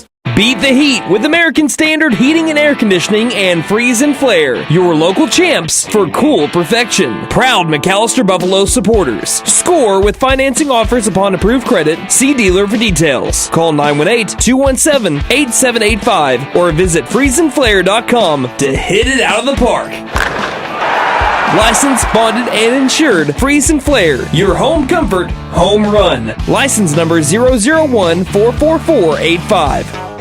Here at Reagan Auto, we offer a variety of services for your vehicle needs. AC and heat repair, brakes, tires, front end repair, alignments, electrical repair, and everything in between. We are proud to offer a select line of engines and transmissions backed by a 3-year, 100,000-mile nationwide warranty. Give us a call at 918-715-3236 or stop by and speak to one of our advisors about how we can help. 306 East Wyandotte in McAlester. From the team at Reagan Auto, thanks for your business. We head to the bottom of the 5th inning. The McAlester Buffaloes leading the Grove Ridgerunners 6-2. I mean, they've had some decent innings. I mean, they've scored in every inning but the third, but they haven't had that breakout inning yet. But they still lead 6-2. It's a pretty healthy lead, but still striking distance here for the Grove Ridgerunners, especially with the top of the order up. Dustin Keller up at the plate.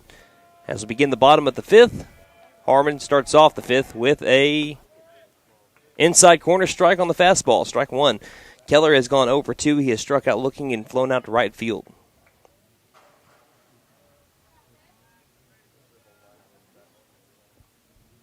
Here's the 0-1.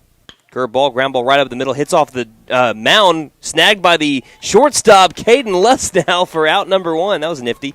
Right up the middle, hit off of the mound, and it took a hop straight up to the face of Caden Lustnow. The quick reflexes paid off for him, snagged it, and a quick throw over to first. Gets the first out. Now batting the designated hitter, number 3, Chase Basser. Brings up Jace Baser, who is 0 for 1 with a ground out to second and a walk. McAlester up 6-2 here in Collinsville, America. Here's the first pitch to Baser. Up outside corner, strike 1 called. McAlester went 1-1 yesterday like the Ridgerunners. Ridgerunners beat Memorial last night 12-0 to get to today. Here's the 0-1. Fly ball, shallow right field. I think the first baseman, Gannon Mullins, is able to get to it in foul territory to make the catch for out number 2. And it brings up Walker West. Now batting the first baseman, number 18, Walker West. West is 1 for 2 with a single and a ground out to the shortstop. It really was a fielder's choice. Lustnow has got a lot of work over there at the shortstop position so far in the first 4 2/3. First pitch, fly ball, center field. Carrying a little bit, ranging over to his left in the right field alleyway is Ethan Watkins to make the catch for out number 3, and it's an easy 1-2-3 inning for Max Harmon and the Buffalo defense. As we head now to the 6th, McAlester leading 6-2 here on KNED. Hey guys, it's Sam from Sam Wampler's Freedom Ford in McAlester and Eufaula. With 2 locations to choose from, we have close to 200 vehicles on the ground and coming in. And with vehicles starting at $29.95, we have something for everyone. And if you need parts or service, we are loading up at both locations to serve you better. Plus, with our mobile service van and our pickup and delivery, we can help you with sales and service no matter where you are. So come see us at Sam Wampler's Freedom Ford in McAlester and Eufaula and let us make it happen for you. My wife makes the best lasagna, even in that old kitchen of ours. She deserves the best kitchen money can buy, but all our cash was tied up. So we went to the Bank N.A. for a loan for our kitchen remodel, and the folks at the Bank N.A. came through for us and our family. Plus, the Bank N.A. is local, so the money stays in town. Call 918-423-2265 or go into the Bank N.A. to get your loan for whatever your family wants or needs. The Bank N.A. Strong, secure, and ready to loan. Member FDIC, Equal Housing Lender. Heading to the 6th frame, McAlester leading 6-2. Again, they've scored in every inning except for the 3rd, and they're trying to continue that stretch here, as they've scored 2 in the 1st, 1 in the 3rd, none in the 3rd, then they scored 2 in the 4th, and then 1 in the 5th. Hayden Shumway so far 2 for 3 with an RBI ground out. Singled in between those two, in between that RBI ground out. Here's a ground ball softly hit to the shortstop coming in as Keller. Keller fields, quick fires over to first, and in time for out number 1. Shumway, a lot of first pitch swinging today. I think that 3 out of his 4 at-bats, he's put the first pitch in play. He does lead the team in first pitch hits with 13 now. Brings up Caden Lustnow, who had an RBI double off the wall in left field. He gave it a good ride. 6-2, McAlester in the lead right now, top of the 6th. Aiden Oliver came in and really did his job in the 5th inning. Now this is his first full inning by himself. First pitch catches the inside corner, strike one. After the RBI double on the first pitch from Oliver, it went fielder's choice, fly out to right, fly out to center field, and since then, now ground out to short. Here's the ground ball to third base side, underneath the glove of Petty, and they'll roll into the outfield grass, and that will let Les now reach first base. And I think that Petty right there was expecting the hop from the lip of the grass and just went right underneath the glove. Gannon Mullins. Brings up Gannon Mullins. Mullins is 0 for 2 with an RBI sac fly. He's also flown out to the third baseman and grounded out to the second baseman. That one misses for ball one. Unless now a threat to steal. I've got 30 stolen bases for him this year. Coming into the second day of the regional tournament. Next pitch, well outside. That'll be ball two.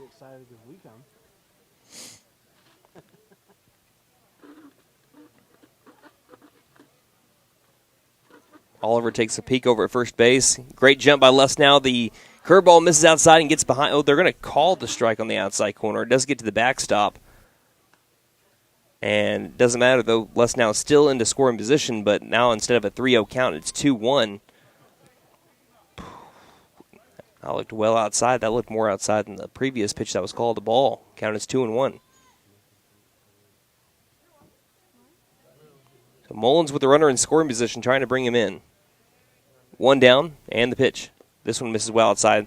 This time a great stop by the catcher, Kason Threet. The reason why that's a big deal is because if Les now takes third there, we've had some pop-ups by Gannon Mullins so far that have gone into the outfield. He could be another one away from making this a 5-run game. Right now it's 6-2, though. Les now trying to get a good jump. The 3-1 pitch. This one misses low and outside, and he'll get his walk eventually. So it's a walk to Gannon Mullins. Now batting the catcher, number 8, Braden Phillips. And you heard him, brings up Braden Phillips. That's the 6th walk issued today by the Ridgerunners. Harmon has had 2. Braden Phillips is 2 for 3 with an RBI single. He's had a really good regional tournament. He's gone now 4 for 9 with 2 RBIs. First pitch with runners at first and second. Gets away from the catcher. He picks it back up and thought about firing over to third. Now following right in his footsteps is Gannon Mullins over to second base. So now you have runners at second and third with 1 down. And your cleanup hitter up that is starting to see the ball really well. Once again, the infield will come in on the infield grass, trying to keep that runner from third from scoring. Count is 1-0 from Oliver to the catcher, Phillips. The pitch. Fastball right on the black. That'll be strike one. 1-1 the count. The only time that Phillips has been retired, he popped up to the third baseman, Avery Petty. In a huge gap in right center field and down the right field line. Next pitch, grounded, third, and foul. And now 1-2. Spencer Stinchcomb is on deck, who is 0 for 2 with 2 lineouts, well-struck balls, and he's also walked.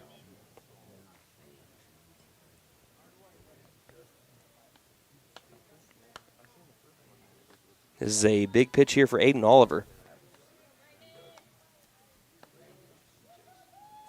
Braden Phillips awaits the pitch, pops it up. Will it stay in playing territory? It looks like it's going to land right beyond the netting next to the first base dugout. By the way, I'd never mentioned this. McAllister's residing in the third base dugout today. And if they should win this game, then they'll just stay right there. Collinsville Cardinals, their home dugout, first base side. Count is at 1-2, and Oliver steps off. I feel like the last couple of innings, for the 5th and 6th, McAllister's just been 1 hit away from really breaking this open. Here's the 1-2 pitch, and it's a line drive to right center field. Right fielder didn't see it well. Glenn goes after it, lands in front of him. It's going to score 1 run, and now that's a 3 for 4 day for Braden Phillips. Glenn didn't really react all that well off of the pop of the bat. Again, the sun's starting to really come out over here. Maybe he just got lost there, but it's an RBI single by Braden Phillips. And he is 3 for 4 on the day with 2 RBIs to bring up Spencer Stinchcomb. And I bet Grove is just tired of seeing Braden Phillips in the series against Grove this season. He is now number 1, the second baseman. make that Stinchcomb. 5 for 7 with 3 RBIs. Brings up Spencer Stinchcomb as McAlester now takes a 7-2 lead. Runners at the corners, 1 down. Middle infield goes back to playing double play depth. First baseman West is holding on the runner, and Petty's playing even with the third base bag. First pitch to Stinchcomb. Will miss inside, is leaning back is Stinchcomb. Ball 1. Buffaloes have scored 5 unanswered since they gave up the game to a tie in the bottom of the first. Oliver comes set. And the pitch. Curveball. This one misses high. That'll be ball 2. Oliver really wanted it. And he'll go back to toe on the rubber. Also wouldn't be shocked to see Phillips maybe taken off here in a little while, as this one will be popped up and out of play down the first base side. Count now at 2-1, but Phillips hasn't really had that big of a lead there at first. Count at 2-1. I knew it would come eventually for Phillips. He has one of the lowest strikeout rates on the season. He just hits the ball right to players every day. I mean, his batting average, if he just hit it like 4 or 5 feet on every single at bat to the right or to the left, he'd have way more hits. But he's 3 for 4 on the day and having himself a great game here in this winter go-home matchup against Grove. 2-1 is the count. After the 31 move, they do pick off back over to first, and sliding back in safely is Phillips. Obviously, they really don't want him to get into scoring position for Stinchcomb. Stinchcomb with 25 RBIs on the season. 2-1. Curveball, delayed steal. They'll throw to second, and cutting off the throw will be the second baseman Wyatt. Staying put is Mullins. And the count is 3-1. Hitters count for Stinchcomb. McAllister's been really close to having bases loaded quite a bit today, but they haven't had it yet. Infield, all of them comes back in on the infield grass with the exception of the first baseman West. He stays back. 3-1. Pops this one up in the infield. Who calls him off? The second baseman. That'll be Wyatt calling everyone off, and that'll be out number 2.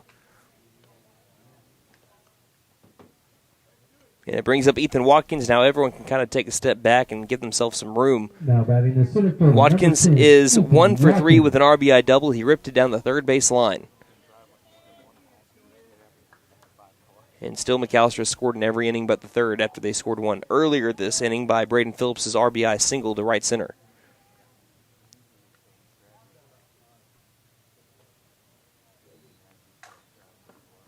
First pitch to Watkins. He'll watch the curveball miss high, ball 1. 1-0 the count.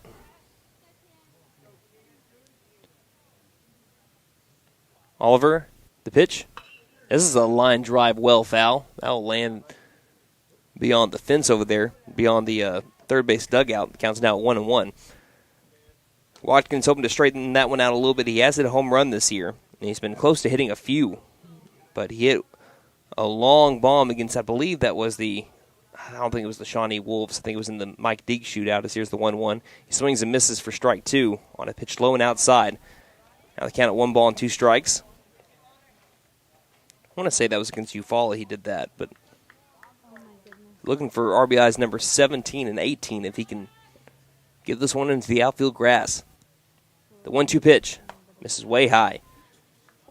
Deuce is wild. 2 balls, 2 strikes, 2 outs with 2 on for McAllister. Runners at second and third. Already holding a 7-2 lead. Largest lead of the series with Grove here in the regional tournament. So here's the 2-2 to Watkins. And he swings and misses, but it's in the dirt, and he gets to the backstop. He's going to reach first on a drop third strike, and that will score a run for McAllister. Hey, any way works. And that'll make the score 8-2 on the drop third strike, reaching home. And that puts runners at the corners with still 2 down. And this game's still alive, or this inning's still alive for McAllister. And it brings up Jackson Lauerman, who's 0 for 1. He's worked 2 walks, and he's grounded into a fielder's choice to the third baseman, Petty. And Petty, he saw a lot of balls go right down the line. In fact, the front of his jersey is just covered in the chalk where he dove. First pitch. Almost low and outside, ball 1.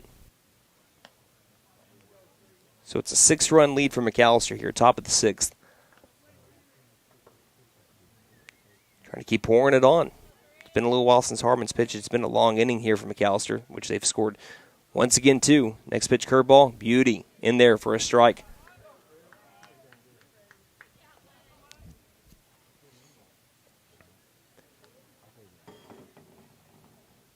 So you have Lauerman over at first base and Phillips at third. Trying to take a big jump over at first with Watkins. Sets a dive back into first base on they picked off. Again, what McAlester does really well is they time up their pitchers, and that leads to them having some really big breaks, but also at the same time, you'll see McAlester get picked off more than I would guess the average team just because they are so aggressive on the base paths. They do work on trying to take second like that and third. As this one's off the handles, slow roller to the first base side as racing over to first is Oliver after he takes the flip from West for out number 3. So that'll end up being a 3-1 ground out by Jackson Lauerman. Leaves the runner stranded at first and third, but McAlester scores 2 more runs and the lead 8-2 as we head to the home half of the 6th inning. Harmon coming back in for his 6th inning of work, and we return on KNED.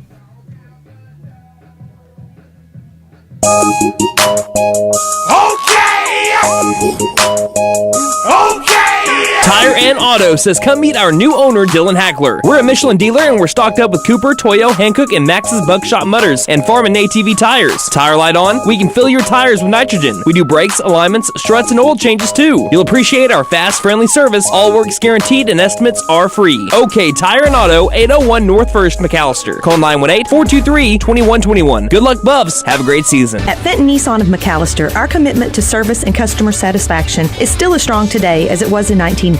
Over 60 years in the auto industry, and we still believe there is nothing better than best. The best product and the best deal. It's not about how many vehicles we can sell or service. It's about being passionate about customer service and helping others. We're willing to go that extra mile every time, and we love talking with people from all walks of life who have different interests, needs, and expectations. Come see us at 1441 South George Nye Expressway in McAlester. Angel's Diner, Steakhouse, and Pub serves great breakfasts all day and juicy burgers too. Angel's Diner also serves brick oven pizza on Friday and Saturday nights from 5 p.m. to close. Angel's Steaks are certified Angus beef, and the pub offers beer, wine, and mixed drinks. Breakfast, lunch, and dinner make it Angel's Diner, Steakhouse, and Pub. 1402 South George Nye Expressway, McAlester. Call 918-423-2633. Open Monday through Saturday, 7 a.m. to 9 p.m. Sundays, 8 a.m. to 2 p.m. Like us on Facebook. Hi, my name is Gail, and I invite you to T&W Tire, an Oklahoma-based company formed in 1987. In 2020, T&W Tire acquired the McAlester location, where Doug and I have worked for over 20 years, providing service to McAlester and the surrounding areas. Our trained technicians continue to provide quality service for brakes, suspension, and alignments, along with 24-hour road service. We carry Goodyear, Michelin, and many other brands to fit your budget. Stop by T&W Tire, Highway 69 and Peaceable Road, McAlester. Call 918-426-6571. Go Buffs!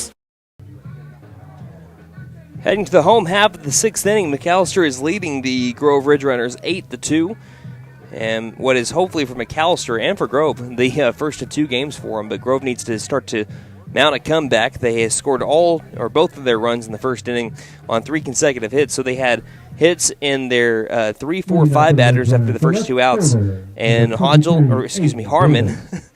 has done a really good job of being able to get the outs since then. They're out. There hasn't been a hit since then. But, again, this is the part of the order where they can make it happen, starting off with Aiden Davis, who is 1 for 2 today.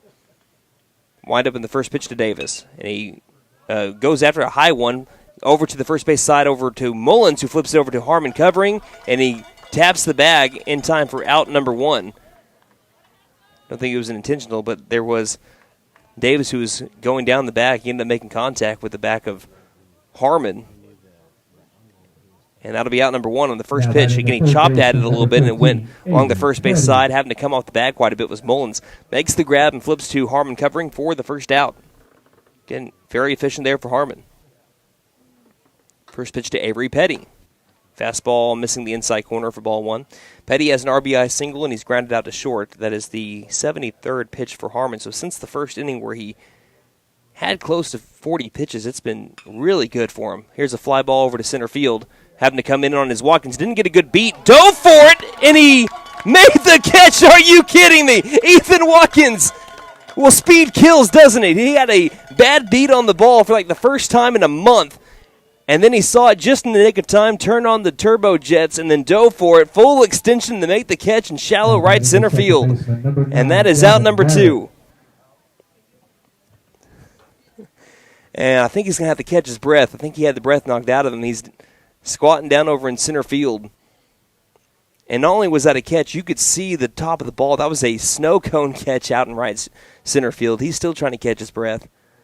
And that's what the home plate umpire is looking at as well. He's waiting for him to come off his knees.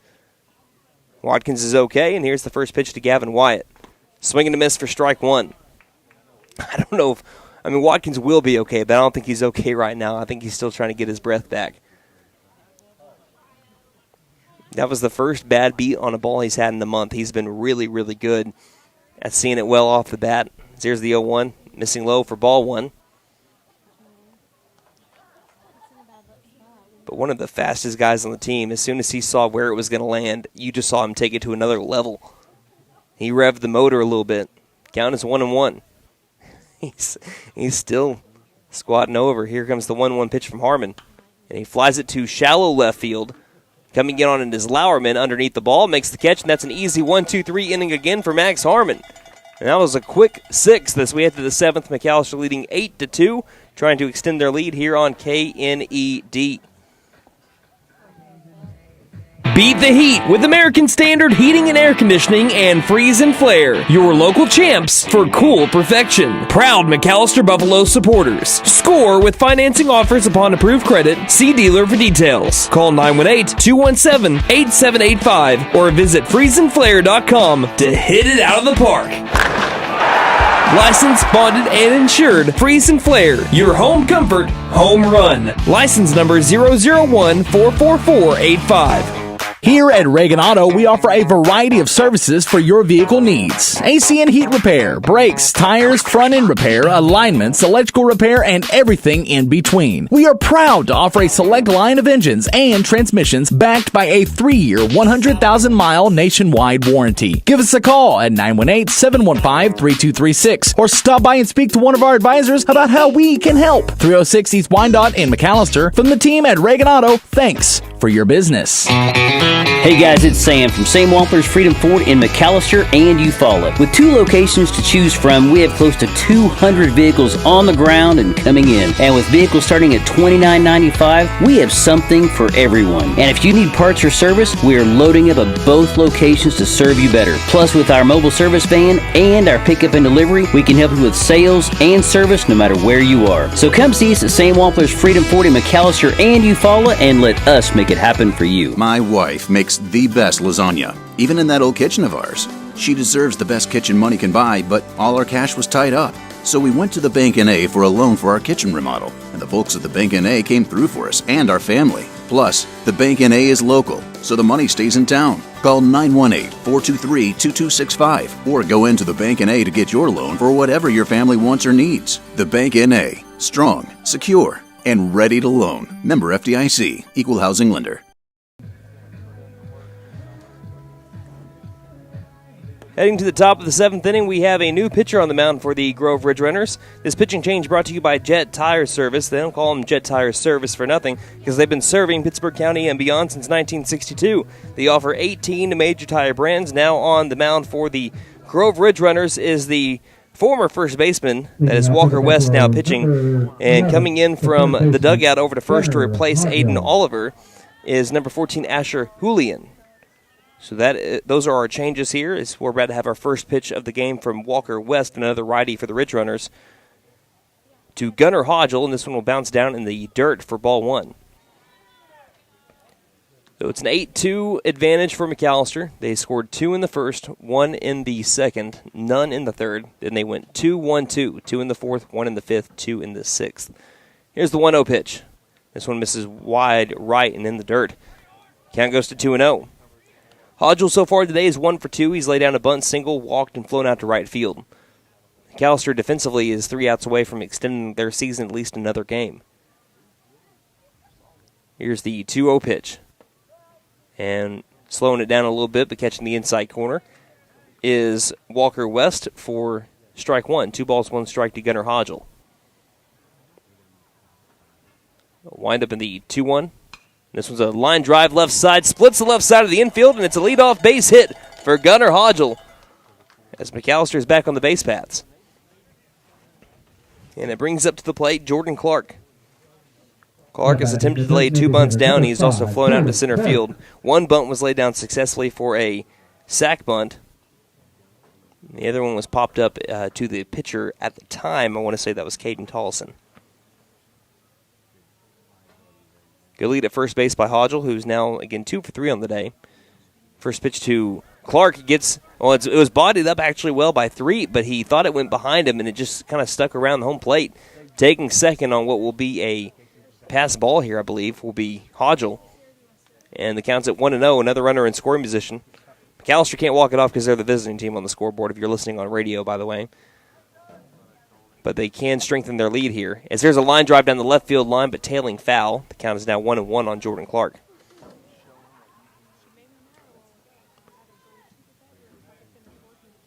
So yeah, it's the top of the 7th. 6-run advantage already for McAlester. A pretty healthy lead, even if they don't score any here in the 7th. The 1-1. Curveball that missed up and a little bit inside, too, as the count is now 2-1. Top of the order is on deck. Aiden Shumway is 2 for 4, and his 2 outs have been ground out to the shortstop, one of them an RBI ground out.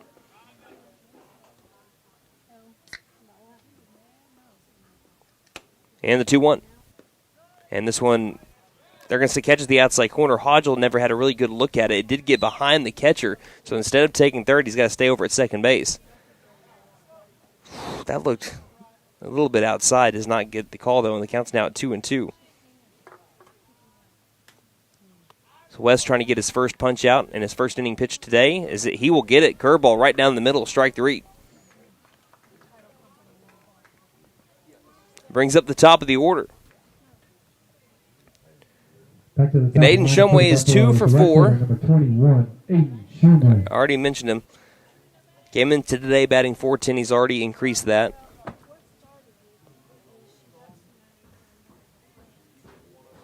Looking at second is West. Back home, and the first pitch to Shumway goes behind the batter all the way to the backstop after it hit off the glove of the catcher, Threet. And taking third will be Gunnar Hodgel. Now another run 90 feet away.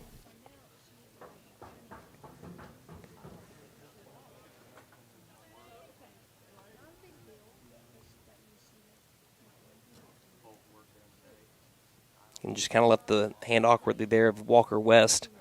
So here's the 1-0 pitch. And this one is right down the middle, but fouled back off the glove and then to the backstop.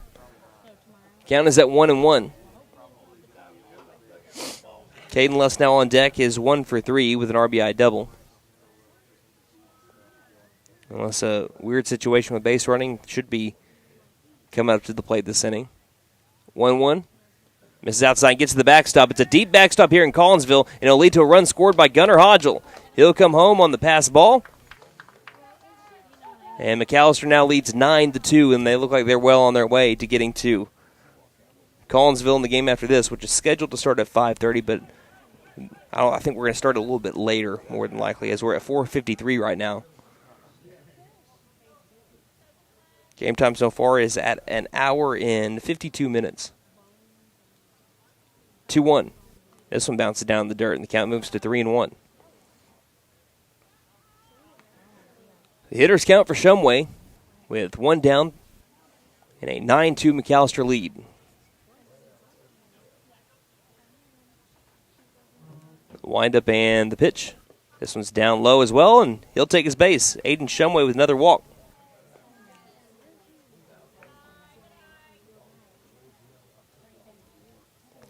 Brings up Caden Luss now. Now batting the shortstop, number 2, Caden Luss now.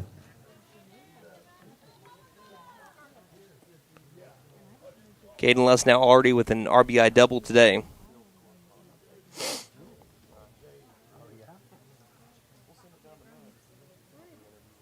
First pitch.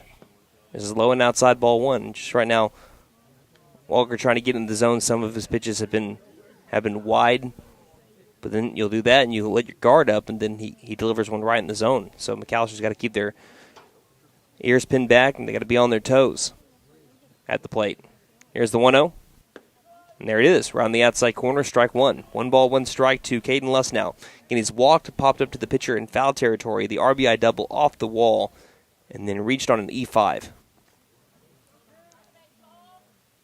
Pick off over to first. Bag in safely, Shumway.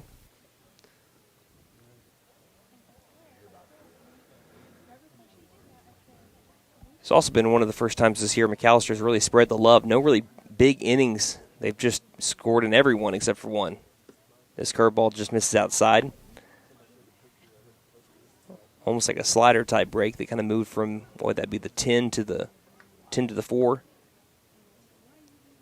If you're looking at it like a clock, 2 balls, 1 strike to Lussnow. Decent lead at first by Shumway. Outfield shifted to the left and the pitch. This one misses well outside. Sliding over to grab it's the catcher, Threet. And it's a hitter's count for Lussnow. 3 balls, 1 strike.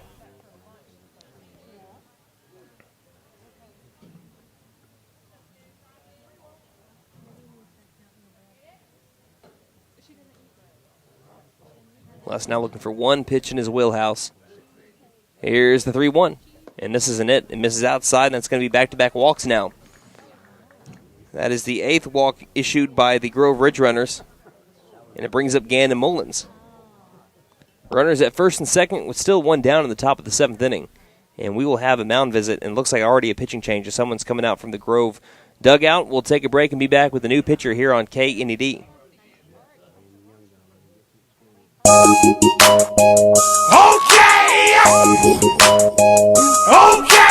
Tire and Auto says come meet our new owner, Dylan Hackler. We're a Michelin dealer and we're stocked up with Cooper, Toyo, Hankook, and Max's Buckshot Mutters and Farm and ATV tires. Tire light on, we can fill your tires with nitrogen. We do brakes, alignments, struts, and oil changes too. You'll appreciate our fast, friendly service. All work's guaranteed and estimates are free. OK Tire and Auto, 801 North 1st, McAlester. Call 918-423-2121. Good luck, Buffs. Have a great season. At Nissan of McAlester, our commitment to service and customer satisfaction is still as strong today as it was in 1950. Over 60 years in the auto industry, and we still believe there is nothing better than best. The best product and the best deal. It's not about how many vehicles we can sell or service. It's about being passionate about customer service and helping others. We're willing to go that extra mile every time, and we love talking with people from all walks of life who have different interests, needs, and expectations. Come see us at 1441 South George Nye Expressway in McAlester. Angel's Diner, Steakhouse, and Pub serves great breakfasts all day and juicy burgers too. Angel's Diner also serves brick oven pizza on Friday and Saturday nights from 5 p.m. to close. Angel's Steaks are certified Angus beef, and the pub offers beer, wine, and mixed drinks. Breakfast, lunch, and dinner make it Angel's Diner, Steakhouse, and Pub. 1402 South George Nye Expressway, McAlester. Call 918-423-2633. Open Monday through Saturday, 7 a.m. to 9 p.m. Sundays, 8 a.m. to 2 p.m. Like us on Facebook. Hi, my name is Gail, and I invite you to T&W Tire, an Oklahoma-based company formed in 1987. In 2020, T&W Tire acquired the McAlester location, where Doug and I have worked for over 20 years, providing service to McAlester and the surrounding areas. Our trained technicians continue to provide quality service for brakes, suspension, and alignments, along with 24-hour road service. We carry Goodyear, Michelin, and many other brands to fit your budget. Stop by T&W Tire, Highway 69 and Peaceable Road, McAlester. Call 918-426-6571.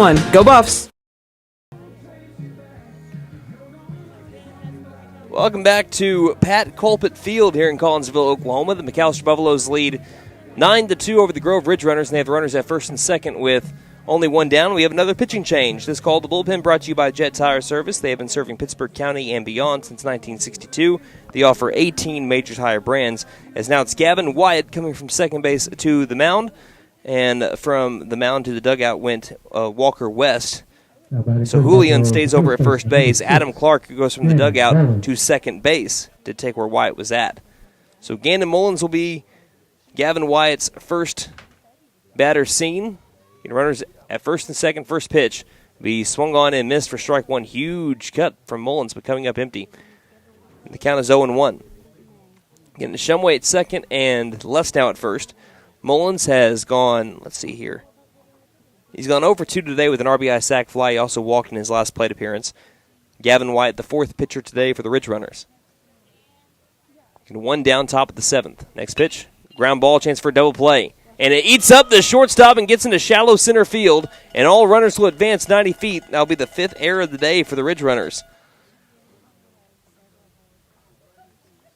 Going down as an E6, and it brings up Braden Phillips, who has got a chance to really make his special day even more special. He's 3 for 4 with 2 RBIs. And this is our first bases loaded alert of the game. That's brought to you by Pop's Kettle Corn. Choose your flavor of kettle corn or try their freshly made pork rinds at Pop's Kettle Corn in Old Town. Again, 3 for 4 with 2 RBIs. All of them have been singles.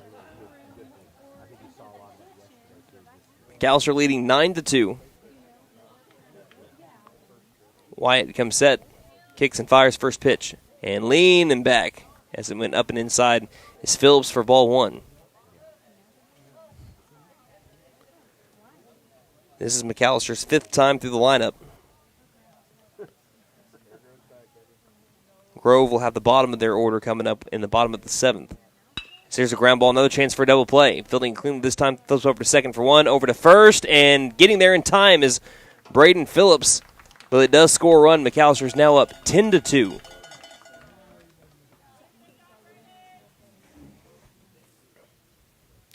And it brings up to the plate Spencer Stinchcomb. Now we have runners at the corners with 2 down. 10-2 McAlester lead for Spencer Stinchcomb, who's 0 for 3 with 2 lineouts, a walk, and a pop-up to the second baseman. First pitch. Ground ball, third base side, staying foul. That'll be ball 1. And Grove needs a big-time comeback. And if they don't get it, McAlester will get to have a rematch with Collinsville. Collinsville put it on them yesterday with an 11-1 win. It scored 5 in the first and 5 in the 5th. Their bulk of their runs there. And walked it off of McAlester at their home field. Here's the 0-1. Curve ball, right down the middle, strike 2.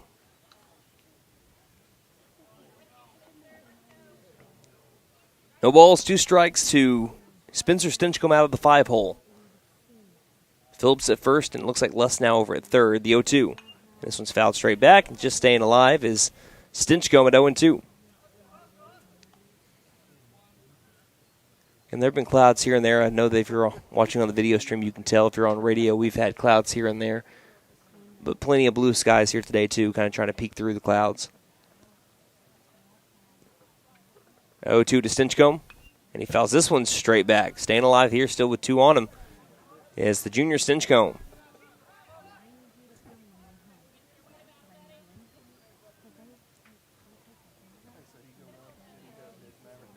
I can tell you what, no matter what the weather looks like the rest of the day here today, it's already better than what was forecasted to be earlier this week. The 0-2. Curve ball, ground ball again to the shortstop. This one's fielded cleanly. Quick flip over to second, and that'll be it for the Buffaloes as they scored 2 more in the 7th inning. And now they're 3 outs away from advancing to the next game against the Collinsville Cardinals. But they still got to get 3 more outs. They got Hemi Glenn, Cason Threed, and Tatum Threed coming up in the bottom of the 7th with McAlester up by 8, 10-2 here on KNED. Beat the heat with American Standard Heating and Air Conditioning and Freeze and Flare, your local champs for cool perfection. Proud McAlester Buffalo supporters. Score with financing offers upon approved credit. See dealer for details. Call 918-217-8785 or visit freezeandflare.com to hit it out of the park. Licensed, bonded, and insured. Freeze and Flare, your home comfort, home run. License number 001-44485. Here at Reagan Auto, we offer a variety of services for your vehicle needs. AC and heat repair, brakes, tires, front-end repair, alignments, electrical repair, and everything in between. We are proud to offer a select line of engines and transmissions backed by a 3-year, 100,000-mile nationwide warranty. Give us a call at 918-715-3236 or stop by and speak to one of our advisors about how we can help. 306 East Wyandotte in McAlester. From the team at Reagan Auto, thanks for for your business. Hey guys, it's Sam from Sam Wampler's Freedom Ford in McAlester and Eufaula. With 2 locations to choose from, we have close to 200 vehicles on the ground and coming in. And with vehicles starting at $29.95, we have something for everyone. And if you need parts or service, we are loading up at both locations to serve you better. Plus, with our mobile service van and our pickup and delivery, we can help you with sales and service no matter where you are. So come see us at Sam Wampler's Freedom Ford in McAlester and Eufaula and let us make it happen for you.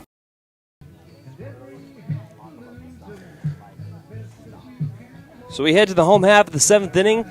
It's been smooth sailing for Max Harmon after the first inning where they had 3 consecutive hits between Walker West, Aiden Davis, and Avery Petty. But since then, it has been only 1 runner, or 2 runners have reached base since then, and it's been 2 walks. So he hasn't given up a hit since the first inning, and he's trying to finish off what would be a stellar outing here for the junior Max Harmon with their season on the line. Coming in to hit for the right fielder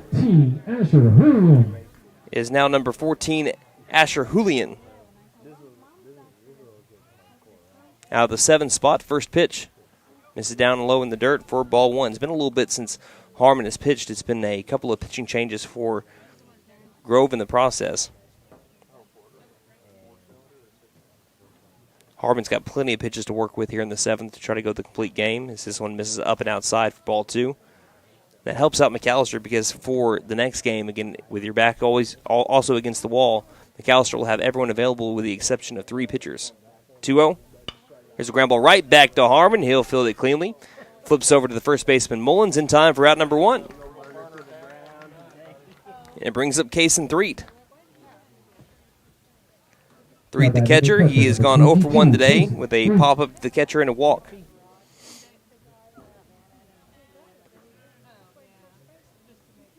So Threet digs in, and you can definitely tell who the catchers are today, even though Collinsville did a fantastic job of getting this field ready to play after all the rain that they ended up getting as the first pitch misses up and out inside for ball 1.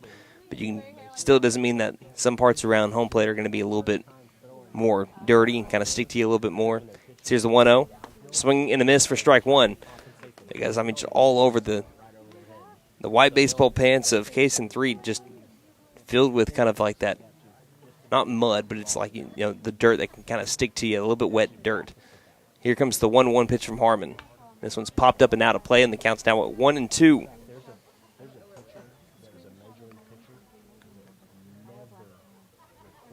Buffaloes are trying to advance to 21-16 on the year. Which, if they can do that and they can finish this out, that'll match their win total that they had from 2 years ago when they went to the state tournament. This one misses down in the dirt. 2 balls, 2 strikes. McAlester finished off that state tournament run with a record of 21-19, including beating the Grove Ridgerunners in a winner-go-home game there, too. On Mother's Day weekend, on Mother's Day itself. 2-2 pitch. Misses low outside, and the count moves to full. 3 balls and 2 strikes.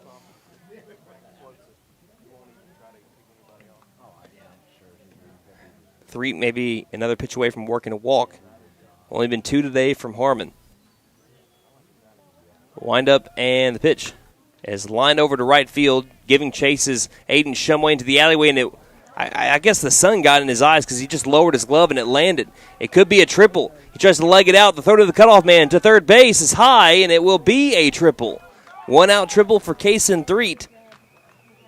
Brings up Tayton Threet. It had to be in the sun right there because he was chasing out after it. It was right by where he was at. And we'll have a courtesy runner here for Threet. Looks like it's number 12, and that is Nolan Houseman. So Houseman, the courtesy runner, brings up Tayton Threet. So that's the first hit for the Ridgerunners since the first inning. Since the 5th batter of the game. Back to the windup with the runner at third is Harmon. The first pitch, a line drive straight to Caden Lesnow. He'll flip and get it over to third base for the double play. Coming off the bag was the courtesy runner Nolan Houseman, and that's an easy double play there for Caden Lesnow on the line drive. He flipped to third, and that will be the ball game. Ladies and gentlemen, Buffalo fans far and wide, grab that brush and paint that win column black and gold. The McAlester Buffaloes defeat the Grove Ridgerunners with their backs against the wall, win 10-2, and they'll have to do it all over again. So McAlester knew coming into today that they needed not 3 wins a day because you can't play 3 games in a day, but they know they needed 3 more wins in the regional tournament. 1 has been secured. Can they get 2 more? Well, we'll see if they can get the second one coming up in just a little bit. We'll have a little bit of a commercial break, and we'll have your final stats when we return here on KNED. My wife makes the best lasagna, even in that old kitchen of ours. She deserves the best kitchen money can buy, but all our cash was tied up. So we went to the Bank N.A. for a loan for our kitchen remodel, and the folks at the Bank N.A. came through for us and our family. Plus, the Bank N.A. is local, so the money stays in town. Call 918-423-2265 or go into the Bank N.A. to get your loan for whatever your family wants or needs. The Bank N.A. Strong, secure, and ready to loan. Member FDIC. Equal housing lender.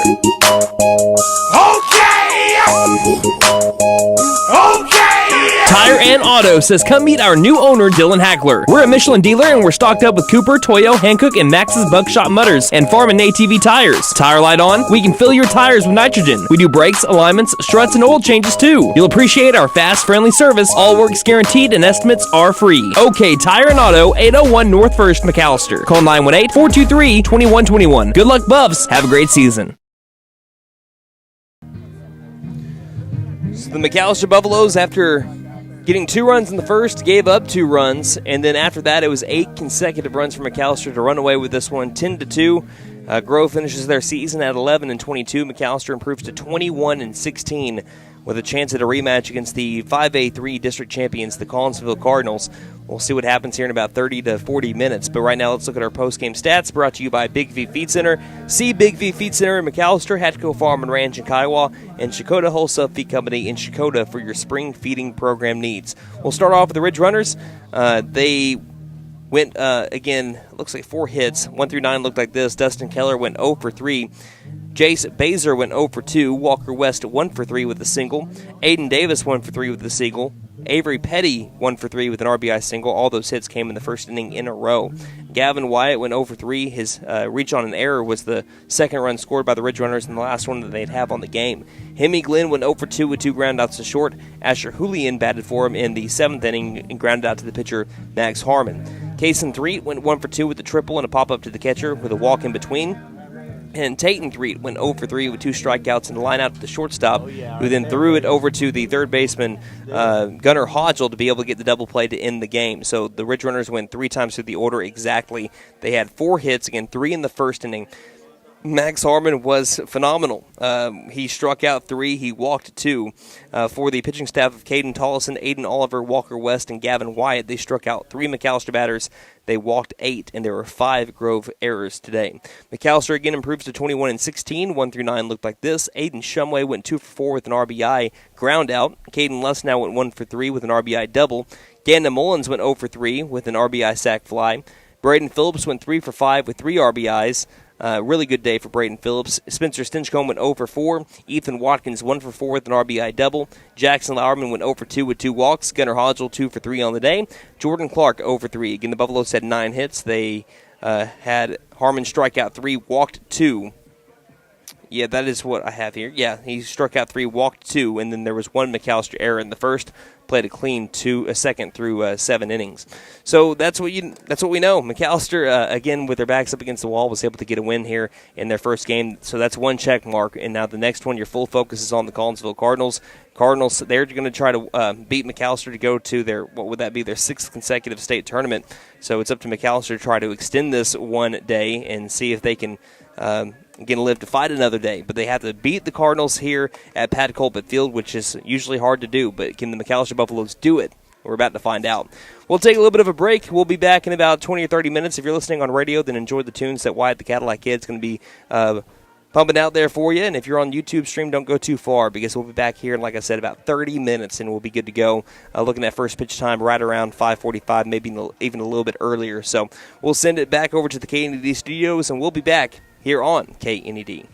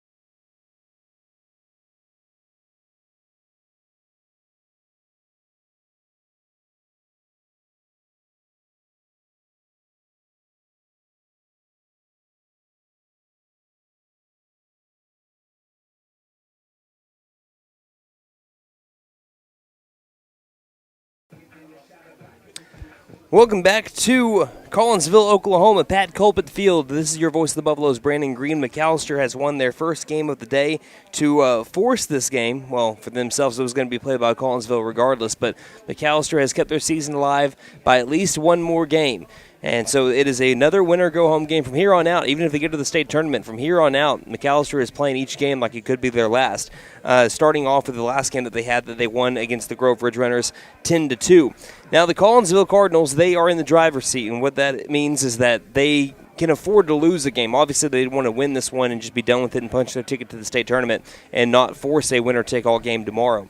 But they're in the driver's seat. So if they win this game, McAlster's season is over. They punch their 6th consecutive state tournament ticket as they are looking to once again go and try to get their second title ever. They had a title back in 2010 when they beat Booker T 7-2 and have been runner-ups twice. And so McAlester is trying to push this to a second day. If McAlester wins, then they will live to fight another day. They'll take on the Collinsville Cardinals again tomorrow here at noon. If McAlester wins this game, again, Collinsville win, ticket is punched. McAlester win, we go to tomorrow, and we have a chance to punch their ticket there. So McAlester is 21-16 on the year. The Collinsville Cardinals are 29-4.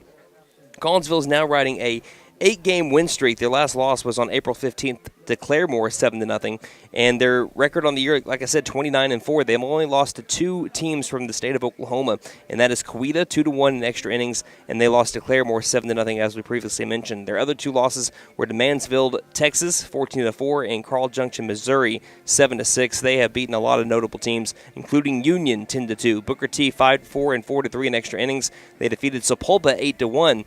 Who were 5A4 runner-ups. Edison they defeated 10-2. Grove they beat 19-3 and 1-0. They defeated Noble and Midwest City in the 5A shootout back at Mike Deek Field and beat Noble 7-6 in extras and defeated Midwest City 8-1. And they also beat Pryor. They had to beat Pryor twice to secure the 5A3 crown, and they went and did it. Defeated the Tigers 6-0 and 8-4 to take the 5A3 crown. I don't know who's the home team or who's the visiting team yet, but we're going to find out here pretty shortly. Trying to see who's going to be getting their helmets first, who's going to be getting ready to take the field. But until we find that out, let's go ahead and look at our starting lineup. Starting off with the McAlester Buffaloes. They are 21-16 on the year. They have matched the win total that they had from their state tournament year a couple of seasons ago. 1 through 9 looks like this. Leading it off, the first baseman, number 21, Aiden Shumway. Shumway at first. Batting second, the shortstop, number 2, Caden Lesnow. Lesnow at short. Batting third, the pitcher, number 6, Gannon Mullins. Mullins on the mound. Batting cleanup, the catcher, number 8, Braden Phillips. Phillips behind the plate. Batting fifth, the second baseman, number 1, Spencer Stinchcomb. Stinchcomb at second. Batting sixth, the center fielder, number 10, Ethan Watkins. Watkins in center. Batting seventh, the left fielder, number 3, Jackson Lauerman. Lauerman in left. Batting eighth, the third baseman, number 11, Gunnar Hodgel. Hodgel at third. And batting ninth and rounding out the starting 9 for the Buffaloes, the right fielder, number 5, Jordan Clark. Clark in right field. Now for the Collinsville Cardinals, 1 through 9 looks like this. Leading off, the second baseman, number 3, Carson Duncan. Duncan at second. Batting second, the center fielder, number 22, Maddoxon Onko. Onko in center field. Batting third, the shortstop, number 7, Bentley Brown. Brown at short. Batting cleanup, the catcher, number 14, Colton Hollenbeck. Hollenbeck behind the plate. Batting fifth, the third baseman, number 9, Jonathan Badgewell. Badgewell at the hot corner. Batting sixth, the first baseman, number 2, Talon Rush. Rush at first. Batting seventh, the designated hitter, number 16, Preston Willis. Willis, the DH for the pitcher, number 6, J.J. Burwell. Burwell on the mound. Batting eighth, the left fielder, number 12, Cal Schloman. Schloman in left field. And batting ninth and rounding out the starting 9 for the Cardinals, the right fielder, number 13, Grady Smith. Smith in right field. McAlester is the home team on the scoreboard, so McAlester takes the field. Let's look around the diamond one more time for the black and gold. You have Shumway at first base, Stinchcomb at second, Lesnow at short, Hodgel at third, and the outfield, Lauerman in left, Watkins in center, and Clark in right. And on the mound for the McAlester Buffaloes, who started off as the senior, the Gannon Mullins. Gannon on the season has had a 4-2 record, has pitched in 38 and a third innings. He has a 3.83 ERA, 53 strikeouts to 46 walks. And on the season, he has a batting average against him of just 147, which is good for best on the team for McAlester. So it is up to him, at least for the start, to try to get McAlester to the next day to a Game 7 of the regional tournament. And that's everyone's favorite words in sports, right? Game 7. So McAlester trying to get to that, and we'll see if the right arm of Gannon Mullins can help lead the way there. As again, he's getting his warm-up pitches on, filling out some stuff in the process as well. We're about to have our first pitch, and that is brought to you by the fine folks over at Big V Feed Center. See Big V Feed Center in McAlester, Hatco Farm and Ranch in Kiowa, and Shakota Wholesale Feed Company in Shakota for your spring feeding program needs. Since we had a national anthem before the McAlester Grove game, which was the first game of the day, we're not having a national anthem here between McAlester and Collinsville. So Buffalo's trying to get it to tomorrow. Collinsville trying to punch their 6th consecutive ticket. And not in their 6th consecutive year, though, because, of course, in 2020, no one got to go to the state tournament. Unfortunately, McAllister's season ended after just 4 games. There is the throwdown from Braden Phillips. Ironically, McAlester was the visiting team at their home park yesterday. Now Collinsville, the visiting team at their home park today. So leading it off will be the second baseman, number 3, Carson Duncan. Duncan yesterday went 2 for 4 with 3 RBIs and had the biggest hit of the game for the Cardinals, a 3 RBI triple in the 5th inning that led to the 11-1 run rule victory over the Buffaloes. Mullins is ready. Duncan's ready. Here's the first pitch of the game, and it'll be a fastball missing outside for ball 1. It's baseball time here in the Heartland. So again, Duncan, 2 for 4 with 3 RBIs. He flew out to center field and right field as well in between the 2 hits he had. 1-0 will be a slow chopper to the third baseman, Hodgel. Fields it, fires on the run over to first, and just in time got the out. 5-3 ground out. Just in time is Gunnar Hodgel charging in on the infield grass. And that's how this game begins. Brings up the center fielder, number 22, Maddoxon Onko.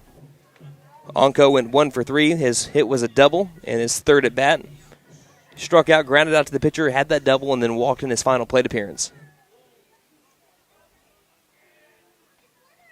Starting to get kind of cloudy here in Collinsville. Here's the windup in the first pitch to the righty Onko. Curveball outside corner, called strike 1. I just looked at the weather, and it looks like, according to the National Weather Service, because, you can't bank on it because weather's been just wild here the last couple of days. This one's going to bounce into the dirt and get to the backstop. Count is now even at 1 ball and 1 strike. So the rain's supposed to hold off until midnight, but we are starting to have some clouds pop in. So hopefully that stays away. I think they're saying a 20% chance here in the evening.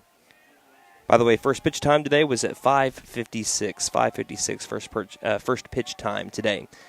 1-1. Curveball misses high. 2 balls, 1 strike. Into Maddoxon Onko. 1 down in the top of the first inning. Just getting started.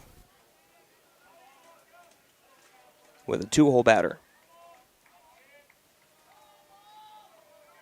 The windup from Bullens and the 2-1 pitch. Grounded to the second baseman, Stinchcomb. Nice backhand. Flips over to first in time for out number 2. Hit off the lip of the grass and bounced into the glove of Stinchcomb, who gets the 4-3 ground out and brings up Bentley Brown. So 1's to third and 1's to second. Brings up Brown. He went 2 for 3 with 2 RBIs against the Buffaloes yesterday. So it was an RBI single his first time up. Struck out looking. Another RBI single and then walked. The windup in the first pitch. Fastball misses up and inside, ball 1.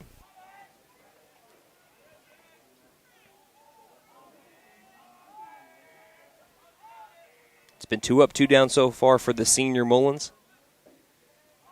Winds and deals the 1-0. Inside corner just missed. Ball 2.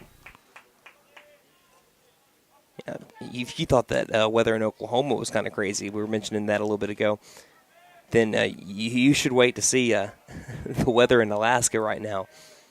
The reason why I mentioned that, you might be thinking, oh, yeah, cold, right? The 2-0 pitch misses up and outside, ball 3. No, they were issued a tornado warning today. They said it might be in the National Weather Service's first ever tornado warning for Alaska. See something new every day. Count is 3-0. Brown showing bunt. He's going to pull back as this one catches the outside corner, and it moves the count to 3 balls and 1 strike. Really great crowd here today. McAlester traveled pretty well. Collinsville, it's standing room only over here on the right side. A lot of people with lawn chairs, too, along the hill. 3-1 pitch from Mullins. Fastball misses up above the letters, and it will be a 2-out walk to Bentley Brown.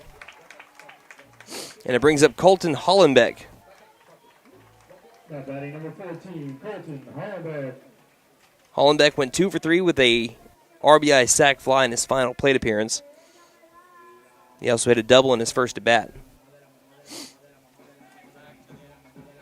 So runner at first with 2 down, top of the first inning.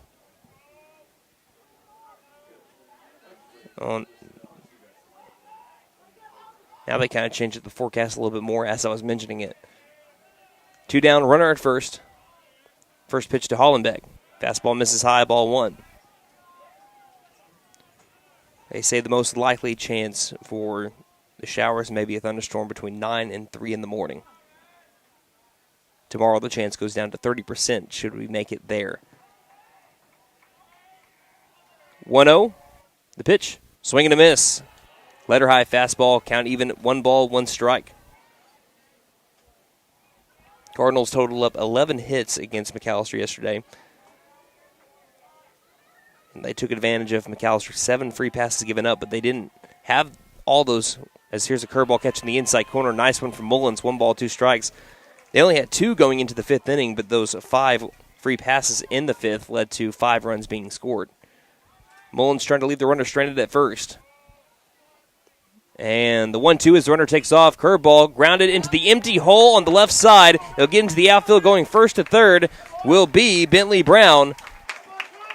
If Les now doesn't take off for second on the steal attempt, that is an easy ground out. But the hit and run works to perfection, and it puts runners at the corners with 2 down for Jonathan Badgewell. It was just rolled over the top on, but Les now broke to the second for the bag for the possible throw down to second, and it left a wide open space like a Dixie Chick song on the left side of the infield. Badgewell yesterday went 1 for 3 with 2 RBIs, including the walk-off base hit for the Cardinals yesterday in the 5th inning to make it a run rule win. Trying to make it happen with 2 down are the Cardinals in the top of the first. First pitch to Badgewell. And he fouls this one off at the plate, rolls up the first base line. So Mullins starting this one off with a strike, count 0-1.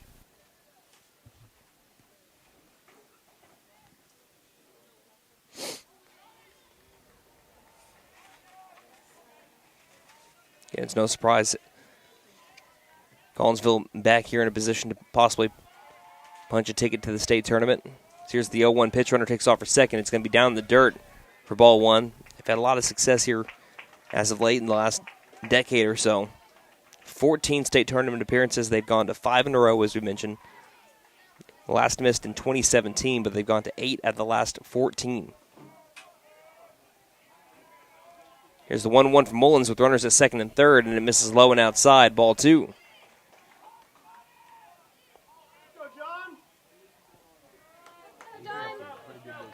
Two balls and 1 strike to Badgewell.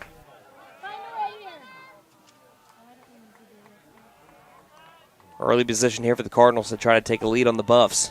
2-1 pitch. This one's in the dirt. And again, a big backstop here in Collinsville. That gets by Phillips. That's going to be a run scored. Hitters count now 3 balls, 1 strike. Collinsville was excellent yesterday with runners in scoring position. I mentioned it in the Grove game. They were 6 for 10 against McAlester with runners in scoring. This is their first at-bat in such situations for today. 3-1 the count. Can Mullins battle back? We'll work out of the windup with the runners at second and third. Next pitch, clips outside corner, strike 2. Full count, 3 balls, 2 strikes. Can Gannon Mullins survive the early scare here in the first? Lights have come on here at Pat Colpett Field. The windup and the 3-2. Way outside, ball 4, and that'll load the bases. It's gone ground out, walk, single, walk. And that loads the bases for Talon Rush. Rush went 1 for 2 yesterday against McAlester, was hit by a pitch, singled, and grounded out to the shortstop. So he will dig in an early, big-time spot for both the Buffaloes and the Cardinals. Infield is all the way back, trying to give themselves as much room as possible to make the play. Should be hit to them. Wind up first pitch to Rush. Curve ball, grounded foul over to third. Strike one.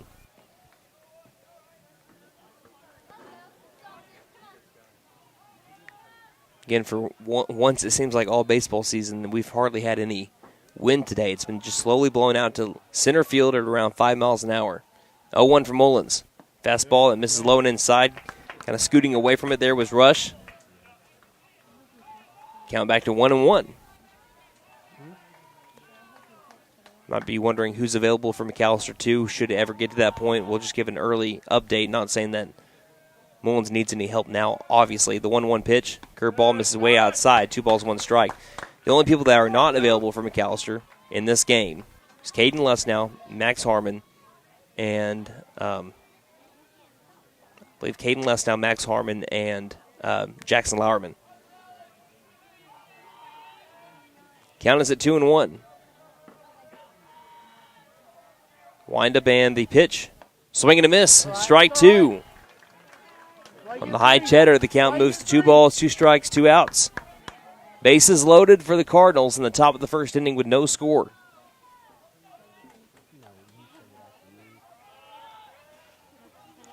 Mullins gets the signs from Phillips. The windup. And the 2-2. Way outside. He gets to the backstop, and it's going to score a run. Way outside into the left-handed batter's box, and the Cardinals lead here early, 1-0. And now the count is full at 3-2.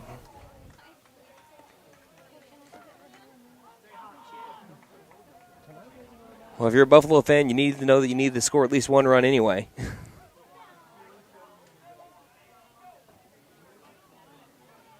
Buff's hoping to keep the damage at just that. Mullins takes a little bit to compose himself, goes back behind the mound, now toes the rubber, and we'll have a payoff coming up to Talon Rush. The pitch. Low outside corner, got the call, strike 3 on the fastball. The unfortunate thing is the pitch right before that scored a run on the wild pitch, but it's held to just 1 run in the top half of the first. Cardinals lead 1-0 as we head now to the bottom of the first here on KNED.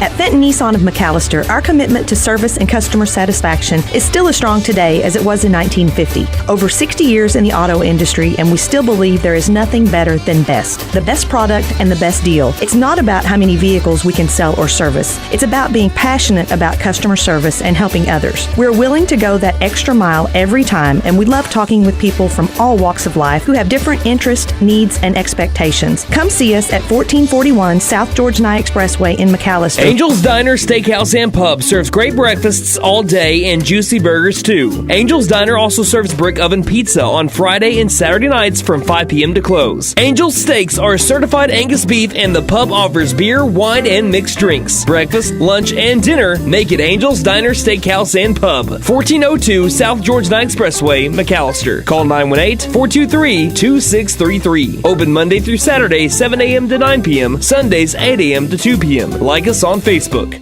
Hi, my name is Gail, and I invite you to T&W Tire, an Oklahoma-based company formed in 1987. In 2020, T&W Tire acquired the McAlester location, where Doug and I have worked for over 20 years, providing service to McAlester and the surrounding areas. Our trained technicians continue to provide quality service for brakes, suspension, and alignments, along with 24-hour road service. We carry Goodyear, Michelin, and many other brands to fit your budget. Stop by T&W Tire, Highway 69 and Peaceable Road, McAlester. Call 918-426-6571. Go Buffs!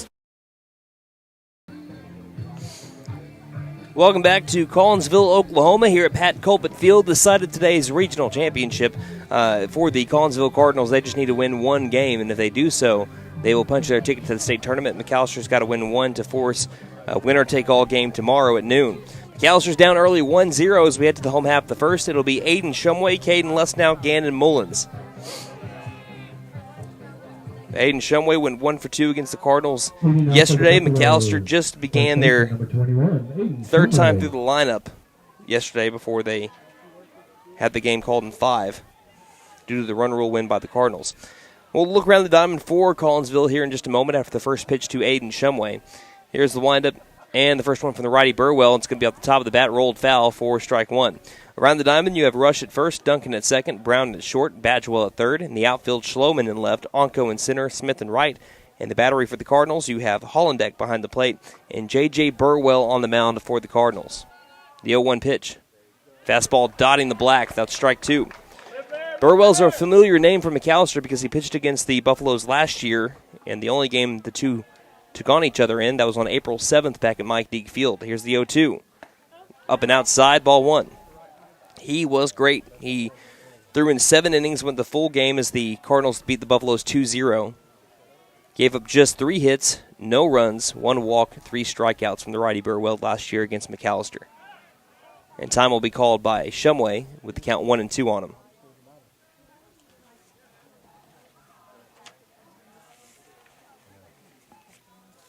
Shumway so far is 3 for 9 in the regional tournament. 1-2 pitch. Right at the bottom of the zone with a fastball, got him looking. That's a great start of the game for J.J. Burwell.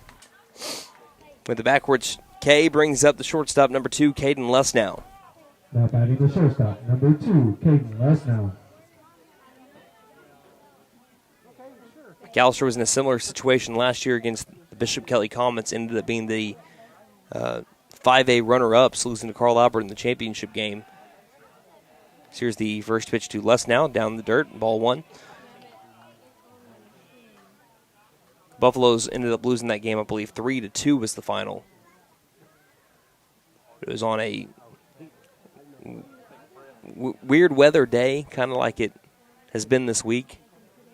Back over there at BK is the 1-0 pitch to Lesnow. Curveball right down Broadway, strike one. Seniors remember that all too well. I think all 6, 5 out of the 6, I believe, started. Here's the next pitch. Swung on and missed for strike two. Take that back, 6 out of the 7.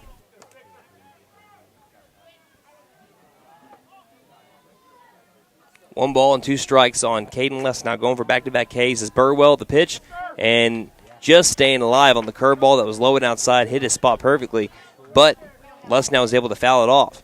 Top of the bat, rolled up the first base line. The count's still at 1-2.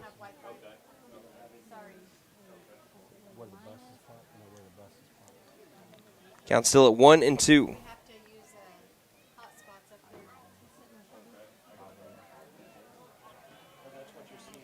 Shaking off the catcher Hollenbeck. Here's the 1-2 pitch. Swing and a miss for strike 3 on the fastball. Back-to-back strikeouts to start the game for J.J. Burwell. Brings up Gandon Mullins.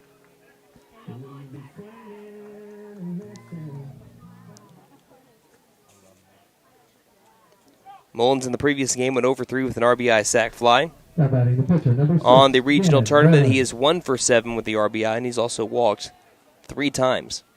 First pitch to Mullins. Fastball inside corner, strike 1. And right now, Burwell's having a great first inning.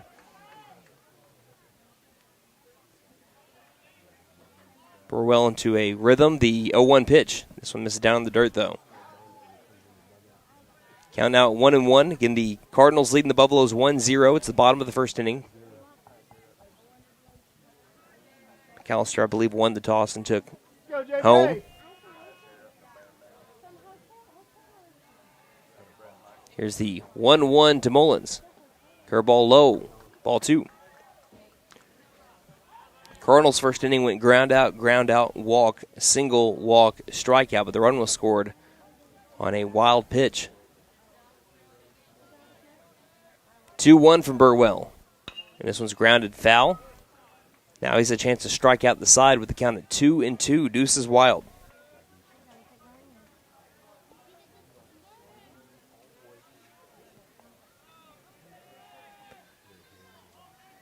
Righty Mullins slightly off the plate. Count at 2-2. Burwell, his rotation and the pitch. And that one, you can hear the reaction. Let's go. You can hear the reaction there. Makes the count full at 3-2. 3 balls, 2 strikes. Shaking off a couple of times as Burwell. Here's the windup. And the payoff to Mullins, and this one's going to bounce down in the dirt, and taking first will be Gannon Mullins on a 2-out walk to bring it Braden Phillips.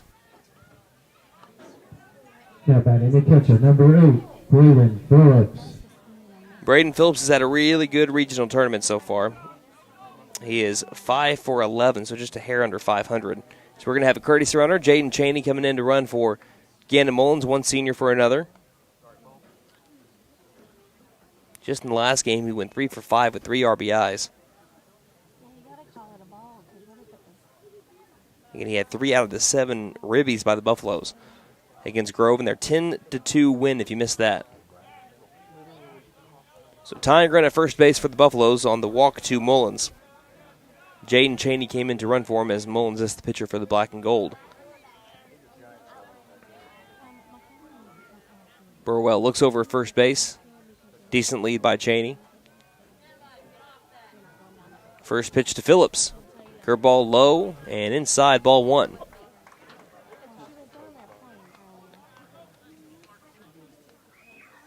Phillips, though, his I think 3 out of the 6 times he's been recorded out were to Collinsville. He went over 3 yesterday against the Cardinals. Grounded into a fielder's choice, flew out to right, and then reached on an E3. Pickoff over to first, sliding back in safely is Cheney.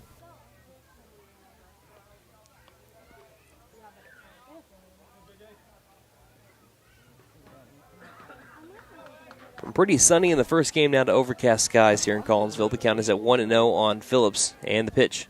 Swing and a miss.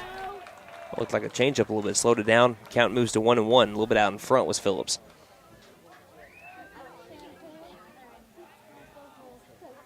One ball, one strike.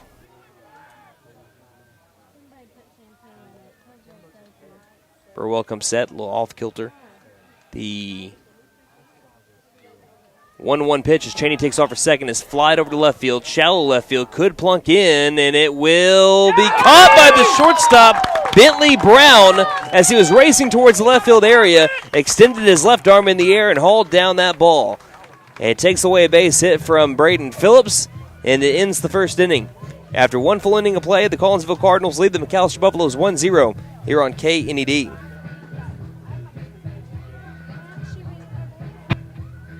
Beat the heat with American Standard Heating and Air Conditioning and Freeze and Flare, your local champs for cool perfection. Proud McAlester Buffalo supporters. Score with financing offers upon approved credit. See dealer for details. Call 918-217-8785 or visit freezeandflare.com to hit it out of the park.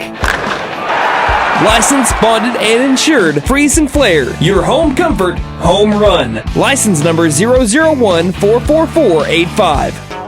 Here at Reagan Auto, we offer a variety of services for your vehicle needs. AC and heat repair, brakes, tires, front end repair, alignments, electrical repair, and everything in between. We are proud to offer a select line of engines and transmissions backed by a 3-year, 100,000-mile nationwide warranty. Give us a call at 918-715-3236 or stop by and speak to one of our advisors about how we can help. 306 East Wyandotte in McAlester. From the team at Reagan Auto, thanks for your business.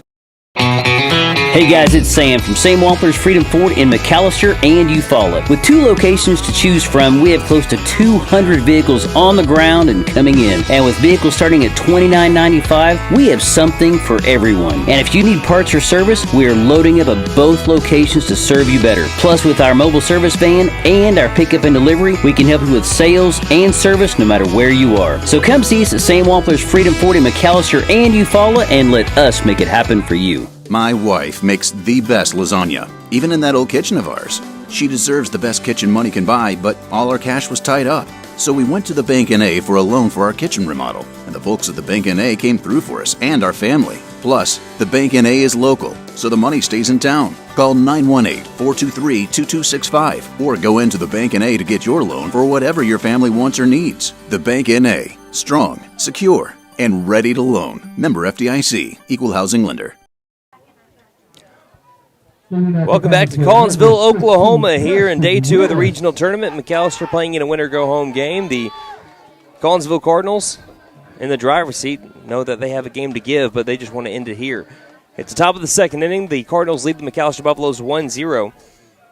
They got that run on one base hit, 2 walks, and then it was the wild pitch that ended up bringing him home on that was Bentley Brown on a wild pitch. As here's the first pitch to Preston Willis that misses up high for ball 1.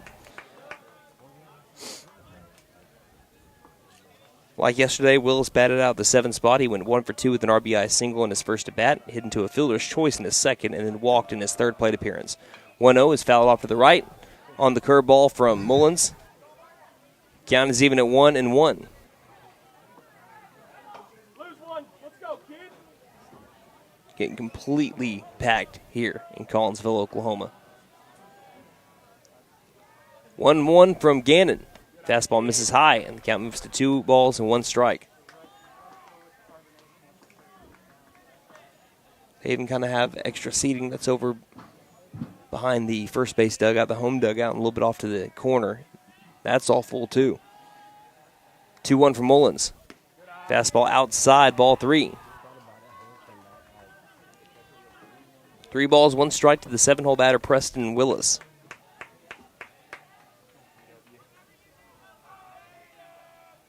Deep breath from Mullins. The windup, the 3-1 pitch. He misses inside. It's a 5-pitch walk to Willis to start off the second.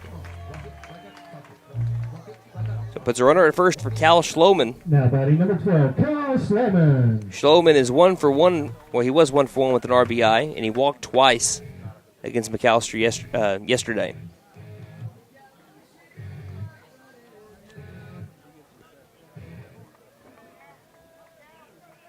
For those on radio, 1-0 game, top of the second inning. First pitch. Fastball right on the black, strike 1. Outside corner.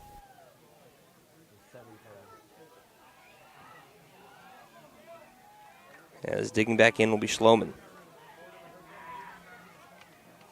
I believe Mullins did pitch against Collinsville last year. Here comes a pickoff over to first. A showing bunt with Schloman for a little bit. In fact, yes, Mullins did pitch. Seth Sam started the game. He only went 1 inning. Gave up an unearned run.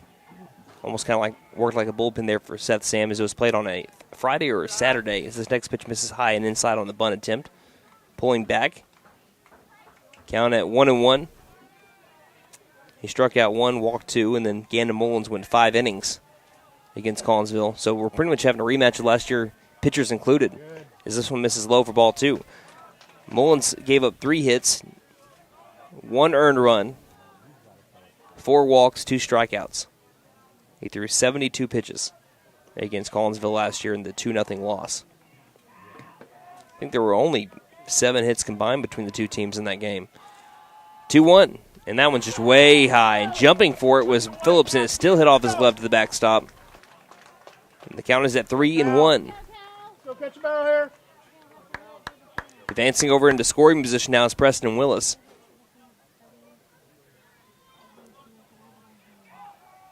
Stinchcomb over at second base comes in a little bit in case they still try to bunt on 3-1. Shumway comes in on the infield grass, and so does Hodgel at the other corner. He does not show bunt. Fastball misses low, and it's ball 4. And it's the 4th walk so far from Gannon Mullins, the first time through the lineup, and it brings up Grady Smith. Runners at first and second with nobody out. Top of the second inning, 1-0 lead for Collinsville. We're going to be having a mound visit here with Coach Meadows and Gannon Mullins. We'll take a 30-second break at least and be back here on KNED.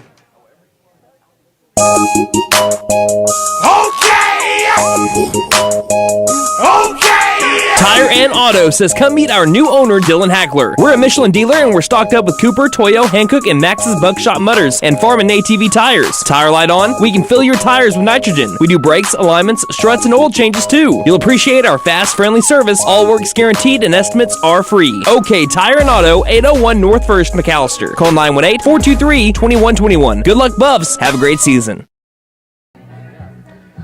So there's a mound visit going on right now between Coach Meadows and Gannon Mullins. The good news is Mullins has only given up 1 hit so far. Bad news is he's walked 4 and not an inning and a third yet. But the Collinsville Cardinals lead 1-0 in the top of the second inning. And that was on the wild pitch. Brings up the right fielder, number 13, Grady Smith. Smith yesterday only had 1 official at-bat. He had 3 plate appearances, walked, grounded into a fielder's choice, and was hit by a pitch.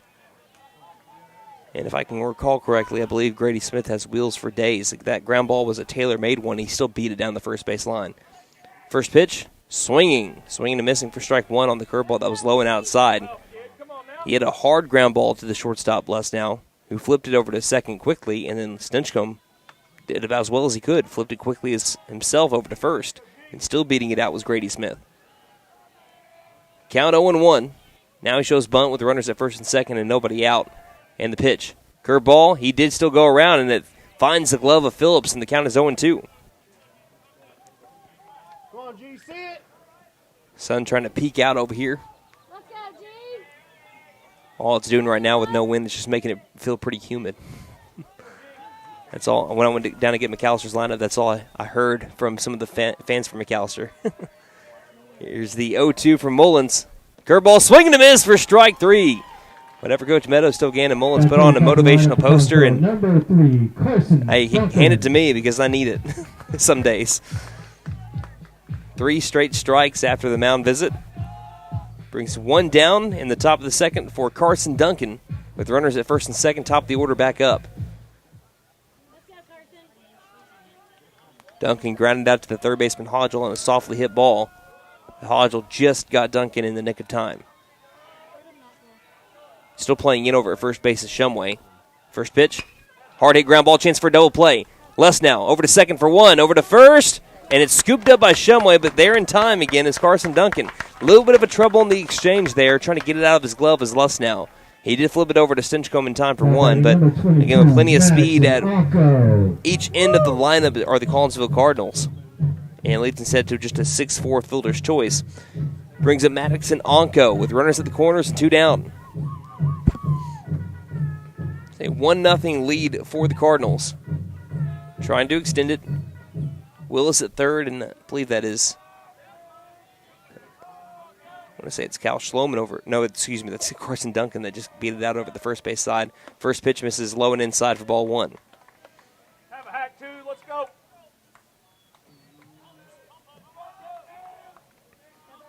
And Onko in the series with McAllister, 1 for 4 so far. That double in his third at bat. 31 move, the runner's out to dry. They throw it over to first instead. They have no play, and they can't throw it over to second and try to risk the runner coming in from third. They had him picked off. The 31 move by Mullins forced Duncan to go over to second, and he threw behind him over at first base instead of throwing over to second. Now 2 runners in scoring position for the Collinsville Cardinals, and a 1-0 count on Onko. The pitch. Curveball outside corner, called strike one. I know it. Learn. Let's go. 1-1. Mullins out the windup with the runners at second and third. The pitch. Curveball, ground ball into the gap. It's going to be backhanded by Lesnow. He keeps it from going into the outfield, but it is an RBI single by Maddox and Onko. Infield RBI single, and the score is now 2-0. Now batting number 7, Bentley Brown. Brings up Bentley Brown.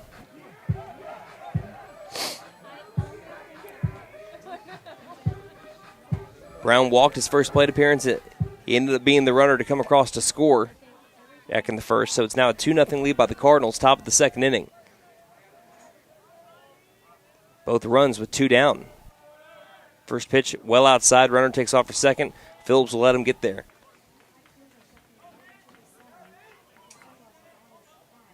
1-0.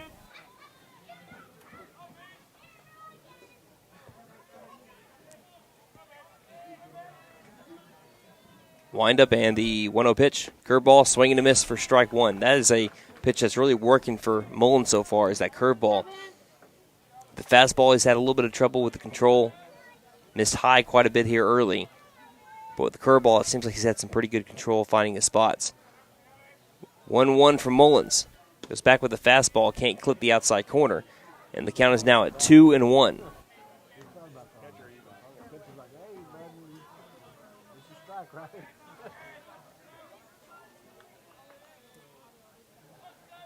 Mullins likes what he sees from Phillips. Here's the 2-1 pitch from the senior. Curveball. Couldn't get the outside corner. It goes low and outside. not chasing is Brown, and the count's now 3-1. A possible chance at bases loaded here for the Cardinals, with a 2-0 advantage in the second. In top of the second.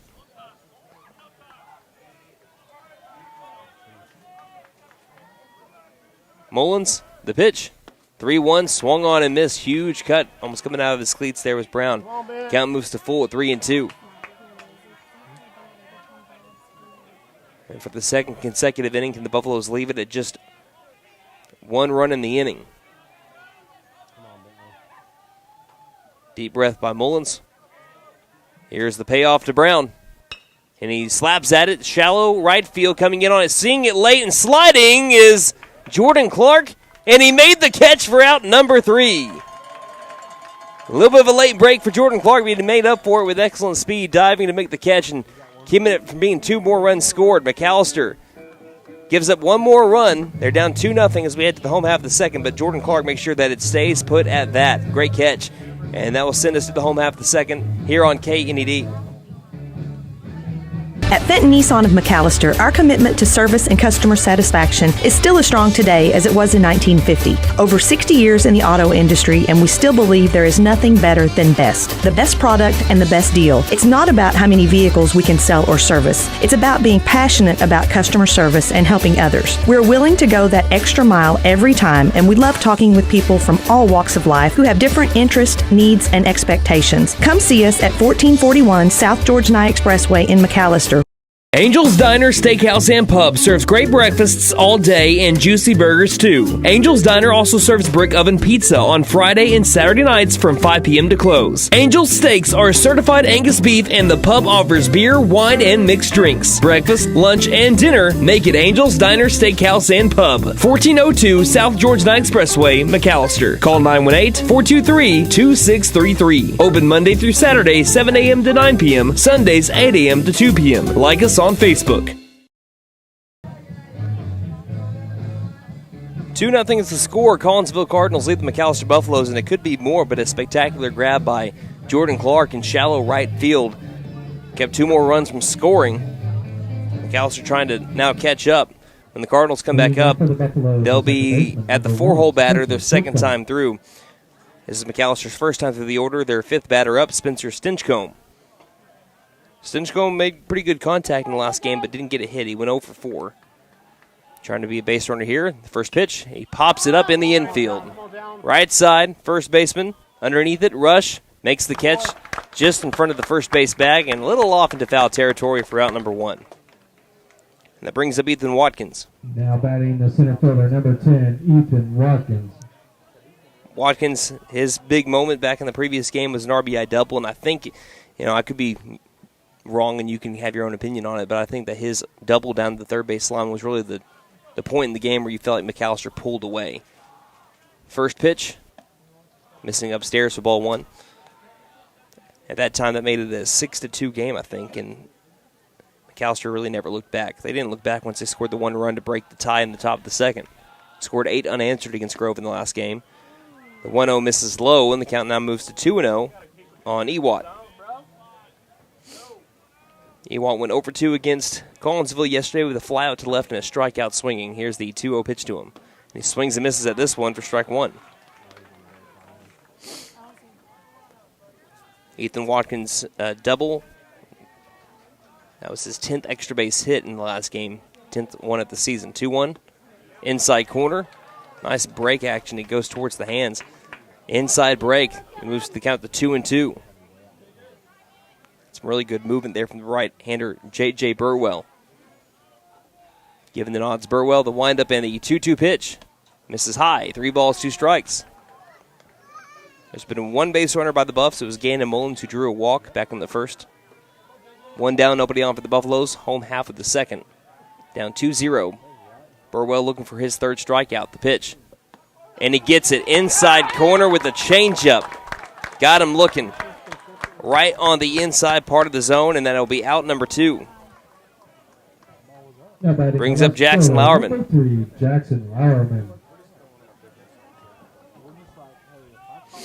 Just like last year, McAlester having hard times early figuring out Burwell, but Difference in last year to this year was McAlester made contact with the ball. Burwell only struck out 3 batters in the 7 innings.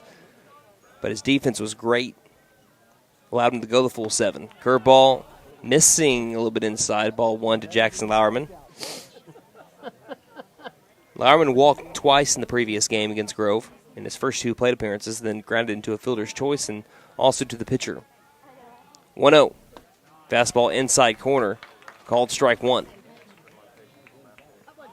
Burwell has had no problem trying to go inside and try to make the batter feel uncomfortable. A lot of pitchers like living on the outside part of the zone so far. Burwell has been pounding the inside part. And now he goes with the off-speed and gets Lauerman swinging for strike 2. He's got a whole arsenal right now he's using. Count 1 ball and 2 strikes. You can tell he's locked in here early. Count 1 and 2 on Lauerman. Go, JJ. Burwell trying to work a 1-2-3 second inning. And Lauerman will call time.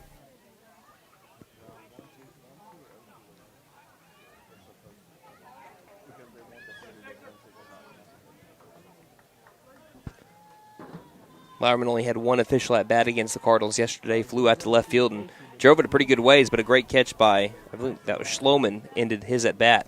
His curveball swung on and missed for strike 3.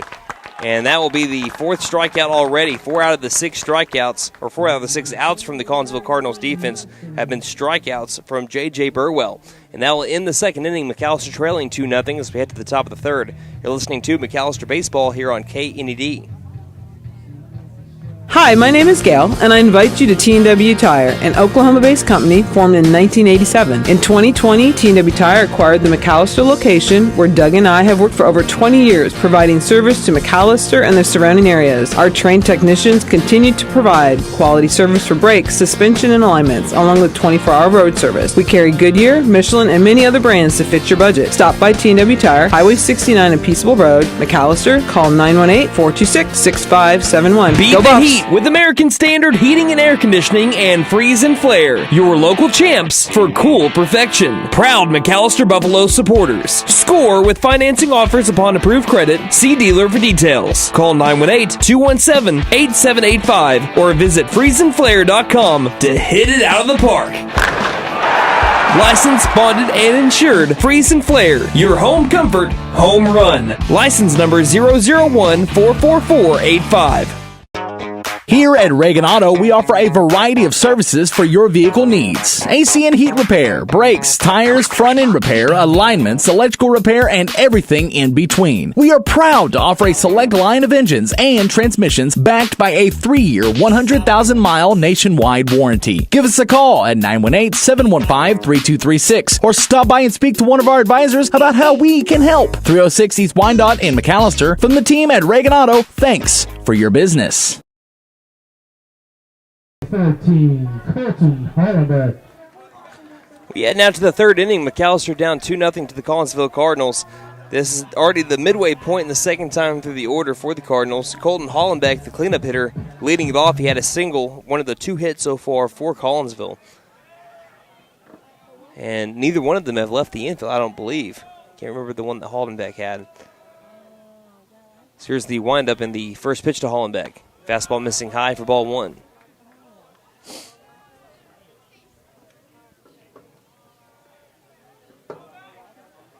It is a 2-0 lead for Collinsville, top of the 3rd inning. 1-0 the pitch to Hollenbeck. Curveball, outside corner, good pitch there from Mullins. Count evens up 1 ball, 1 strike. It's been 2 strikeouts for Mullins, 4 walks, to 4 strikeouts for J.J. Burwell and 1 walk. Here's the 1-1. Curveball, this one missing high. Count at 2-1.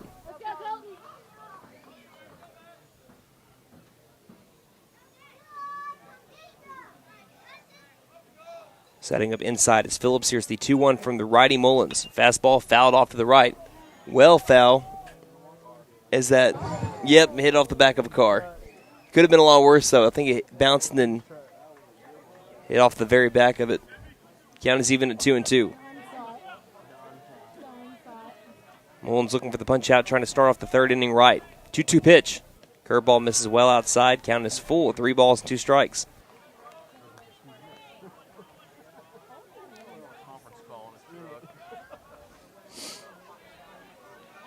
been a pretty long 2 innings. Our first pitch was at 5:56. We're at 6:40 right now, and we're just now starting the top of the third. Here's the 3-2 from Mullins, and it misses up and inside, and that's a walk. Walk to Colton Hollenbeck, and it brings up Jonathan Badgewell. Now batting number 9, Jonathan Badgewell. Badgewell has walked in his lone plate appearance. We do have looks like a courtesy runner here for Hollenbeck. And that is number 1, Diego Rivera. So Rivera running for Hollenbeck.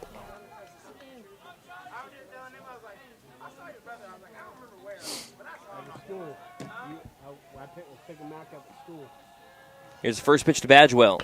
And it's a high hit fly ball, deep left field. Jackson Lyman got a good beat on it. Jumps for it near the warning track and makes the catch for out number 1. Badgewell gave it a ride. Lyman, though, able to haul it in, and it brings up Talon Rush. Rush, the first baseman, number 2. Struck out looking. His first time up back in the first inning that ended the first for the Cardinal offense. He's got a runner at first. A lot of ones here in the top of the third inning. Buffalo's trailing 2-0, and it's up to the defense to try to keep it at that deficit. They'll have the 8-9-1 batters up coming up in the bottom of the third. His pickoff over to first took Shumway a little bit up the third base line, but he's able to retrieve it.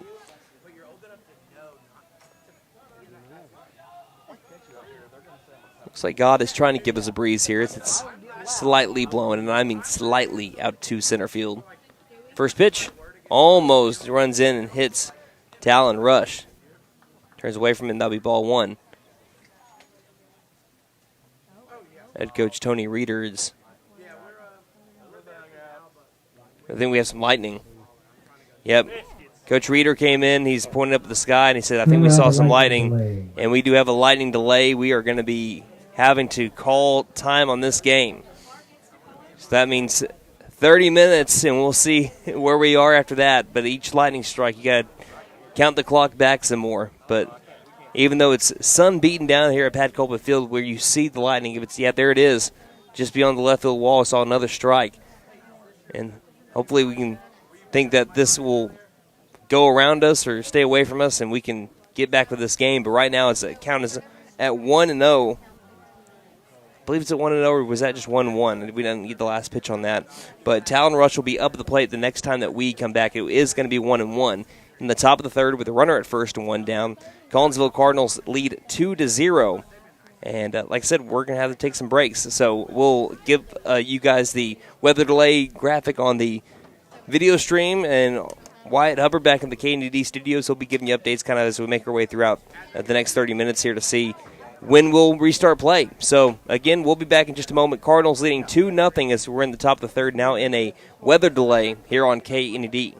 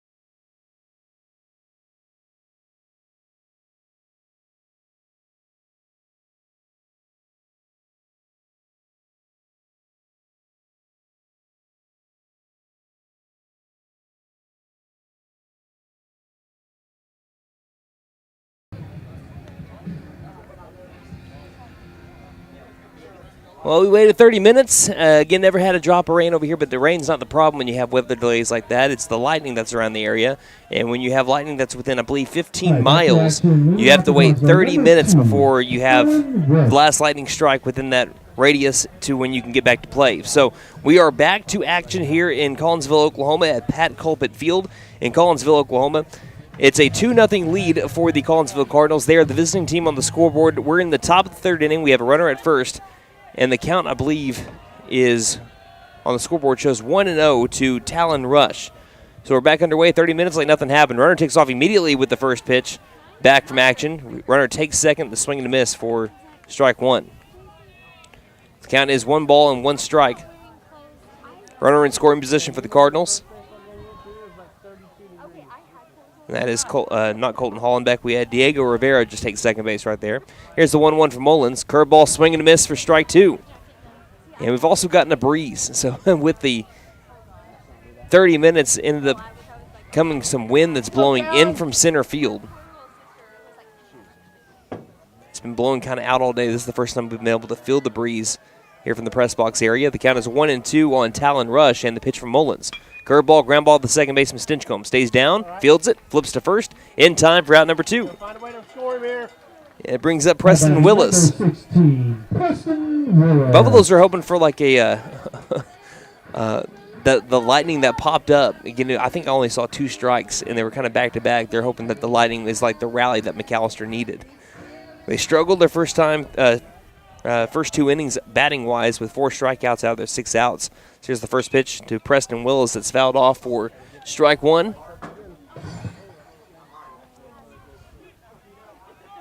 Mullins kind of struggled a little bit with control in the first 2 innings. He walked 4, struck out 2, but walked 4. And as soon as he's gotten back to action, he's been pumping strikes. Here comes the 0-1 from Mullins to Willis. Fastball misses up and outside, ball 1. Willis is the 7-hole batter to the DH. It's top of the third, 2-0. Cardinals lead the Buffaloes. Runner at third, 2 down. 1-1 from Mullins. Curveball misses low and outside, ball 2. So we do still have some clouds around the area. It looked like when we were looking at the radar, it was starting to just kind of pop up. And it's moving its way east, but it's trying to break around Collinsville. Some going north, some going south. 2-1 pitch. Misses low and outside for ball 3. Hitters count for Preston Willis, 3 balls and 1 strike. 2 down here in the top of the third inning. On deck is Cal Schloman, who worked a walk. 3-1 pitch, and it's popped up over to right field. Going back on it is Jordan Clark, still running, and makes the catch as he tumbles into foul territory for out number 3. That's 2 back-to-back. Great catches by Jordan Clark in right field and back-to-back innings to keep a runner stranded over at third base. So McAlester has their first defensive inning without a run scored. As we head now to the bottom of the third inning, Buffalo's trying to get on the scoreboard, trailing 2-0 here on KNED. Hey guys, it's Sam from Sam Wampler's Freedom Ford in McAlester and Eufaula. With 2 locations to choose from, we have close to 200 vehicles on the ground and coming in. And with vehicles starting at $29.95, we have something for everyone. And if you need parts or service, we are loading up at both locations to serve you better. Plus, with our mobile service van and our pickup and delivery, we can help you with sales and service no matter where you are. So come see us at Sam Wampler's Freedom Ford in McAlester and Eufaula and let us make it happen for you. My wife makes the best lasagna, even in that old kitchen of ours. She deserves the best kitchen money can buy, but all our cash was tied up. So we went to the Bank N.A. for a loan for our kitchen remodel, and the folks at the Bank N.A. came through for us and our family. Plus, the Bank N.A. is local, so the money stays in town. Call 918-423-2265 or go into the Bank N.A. to get your loan for whatever your family wants or needs. The Bank N.A. Strong, secure, and ready to loan. Member FDIC, Equal Housing Lender. Heading to the bottom of the third inning, McAlester trailing the Collinsville Cardinals 2-0. Again, we'll reset the situation again. It's 30 minutes, and if you're like me, my memory's not all that great. So let's reset up the situation today. If Collinsville wins today, they end McAlster's season, and they punch their 6th consecutive state tournament ticket. If McAlester wins, then they force a winner-take-all game tomorrow at noon back here in Collinsville, Oklahoma. So McAlester looking to keep their season alive with a win right here, but they have to figure out J.J. Burwell. He has faced 7 batters. He has gotten 6 of them out. Only 2 people have put the ball in play. He has struck out 4, already more than he struck out in 7 innings against the Buffaloes last season, where he struck out 3. Gunnar Hodgel going to be leading things off for McAlester in the bottom of the 3rd inning.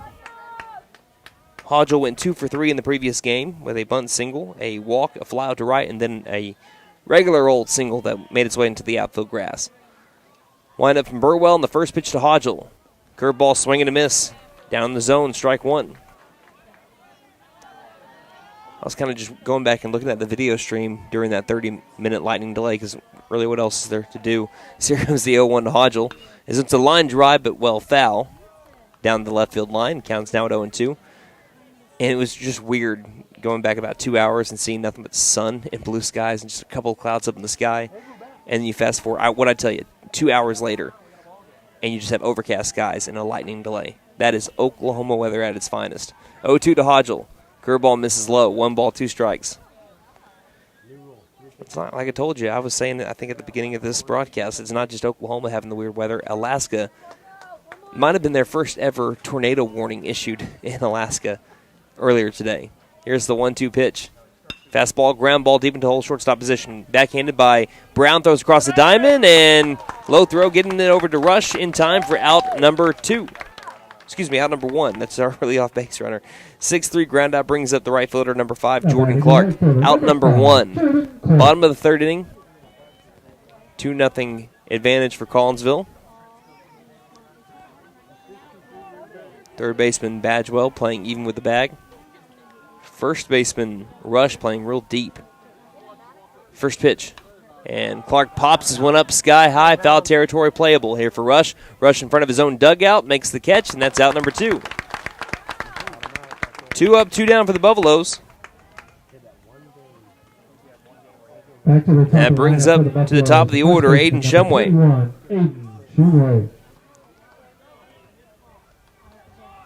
So bottom 3, 2 up, 2 down for McAlester, still searching for their first hit. When you've wanted a hit, Shumway's usually been the person to provide it for McAlester. First pitch, and he pops this one up in the infield. A lot of these today. Left side of the infield, third baseman Badgewell. Nope, it's going to be the shortstop, Brown, calling off Badgewell. Makes the catch, and it's a 3 up, 3 down inning for McAlester. As we head now to the 4th, McAlester trailing Collinsville 2-0 here on KNED.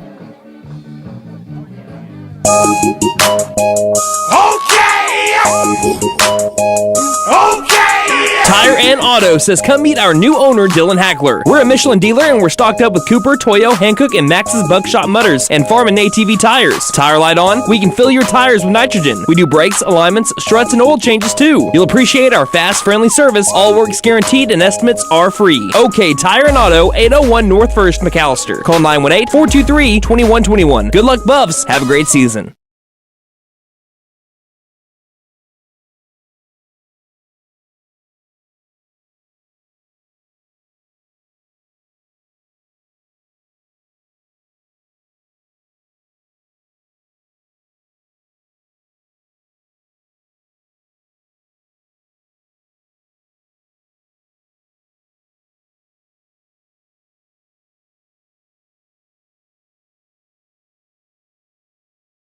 At Fenton Nissan of McAlester, our commitment to service and customer satisfaction is still as strong today as it was in 1950. Over 60 years in the auto industry, and we still believe there is nothing better than best. The best product and the best deal. It's not about how many vehicles we can sell or service. It's about being passionate about customer service and helping others. We're willing to go that extra mile every time, and we love talking with people from all walks of life who have different interests, needs, and expectations. Come see us at 1441 South George Nye Expressway in McAlester.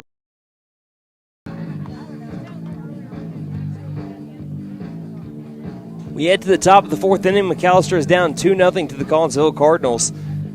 As after the first 2 innings resulted in 1 run apiece in those innings, McAlester bared down and was able to leave a runner stranded over at third. It brings up to the plate number 12, Cal Schloman. Schloman is the 8-hole batter. He drew a walk in his first time up. There have been 5 walks so far by McAlester. There have been 1 issue to the offense of the Buffaloes. Here's Mullins with the windup in the first pitch of the 4th, and it'll be a fastball missing the inside corner, ball 1.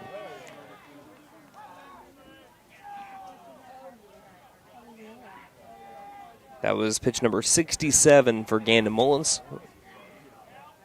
Here's the 1-0. Fastball way up and way outside, ball 2. I can kind of try to see those blue skies. Trying to peek through the overcast. 2-0. Wind up from the senior. The pitch. 2-0 misses way outside. And just these first 3 well, the first pitch was kind of close in the inside corner, but it was inside. But the last 2 just missing wildly, and the count is now 3-0 on Cal Schloman. 3-0 pitch. Right at the bottom of the knees. Strike 1, 3 balls, 1 strike. Schloman yesterday, he's already walked 3 times this series against McAlester. Here's the 3-1. That one's the outside corner, called strike 2. He's a pitch away from working a 4th. He's only had 1 official at bat in this McAlester-Collinsville series. 3-2. Ground ball to second baseman Stinchcomb. Stays down, fields it, flips to first in time for out number 1. Good job by Gandon Mullins to work back from the 3-0 count to induce the ground out.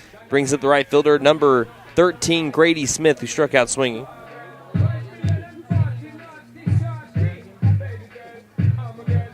So it's 1 down in the top of the 4th inning.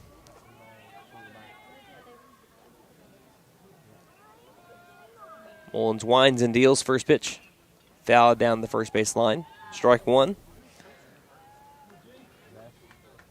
There have only been 2 hits in this game through the first 3 innings and 1 out in the top of the 4th. They both come from Collinsville, Maddoxon Onko, and Colton Hollenbeck. Next pitch. Curveball misses low and outside. 1 ball, 1 strike. Buffalo Oats did a better job putting the ball in play in the last half inning, after J.J. Burwell's done a good job of just dicing up the Buffalo offense so far. Here's a high hit fly ball into the gap. Chasing after it is Watkins. Dives! And he can't come up with it as it rolls towards the warning track. It's going to be a 1-out double by Grady Smith. Watkins laid out just a little past his glove, and it leads to a 1-out double and brings up the top of the order. Back to the top lineup for Collinsville, the second baseman, number 3, Carson Duncan. And you heard him. That brings up Carson Duncan. He's grounded out to the third baseman and the shortstop. And if you're trying to work your way around the diamond, second base would be next. Runner at second with 1 down in the top of the 4th inning. Another runner in scoring position for the Cardinals. They have had only 1 true RBI so far, and it's been from Onko, who's on deck. First pitch, shows bunt, pulls back, and there was a mix-up there. It went straight to the backstop, and I think that we just had a mix-up between Phillips and Mullins, because that's not a true wild pitch. That looked like it should have been caught at the top of the zone. But Mullins threw fastball, and Phillips was expecting curveball. That leads to a runner going over to third base. Fly ball into the outfield could extend the Cardinal lead. The windup and the 1-0 pitch. This one's in the dirt. Great job by Phillips.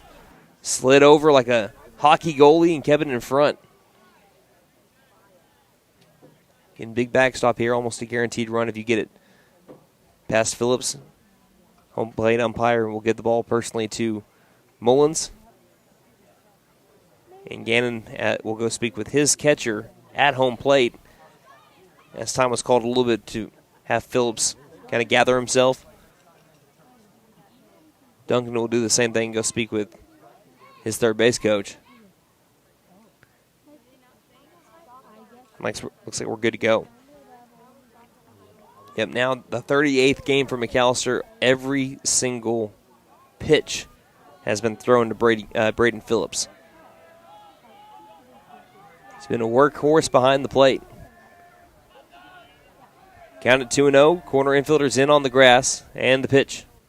Fastball just missing the letters. Ball 3. Even Stinchcomb at second base kind of playing a little bit in too. 3-0 the count, the windup, and the delivery. It's a 4-pitch walk to Carson Duncan. Number 22, Maddoxon Onko. Brings up Maddoxon Onko, who is 1 for 2 with a ground out to second and an RBI single.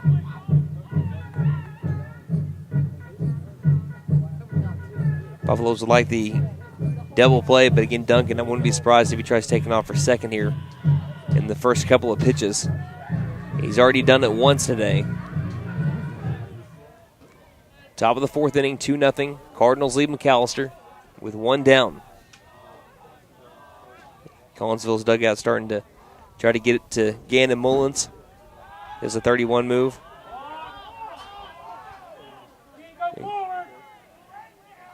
And their Collinsville fans are calling for the balk. The field umpire decided that he went to third to first and didn't go forward. Collinsville fans thought he went forward with it. First pitch, runner takes off for second. It's high and inside, and there will be no throw to second. Phillips just gives it right back over to Mullins. The count's at 1-0.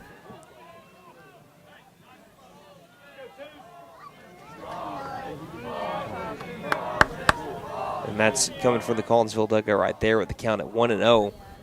Mullins winds and deals the 1-0. Misses low and outside. As that is now 6 balls in a row from Gannon Mullins. Runners at second and third with one down in the top of the fourth inning. And Maddoxon Onko, the 2-hole batter up, who's 1 for 2 with an RBI single. 2-0 shows bunt, pulls back right down Broadway, strike one. I don't think Onko had any intention of bunting right there. He just wanted to kind of get into the head of Gannon Mullins. Fill the strike zone up with the bat. He does show bunt again. This one misses up high with the curveball, and the count goes to 3-1. Maybe I was wrong.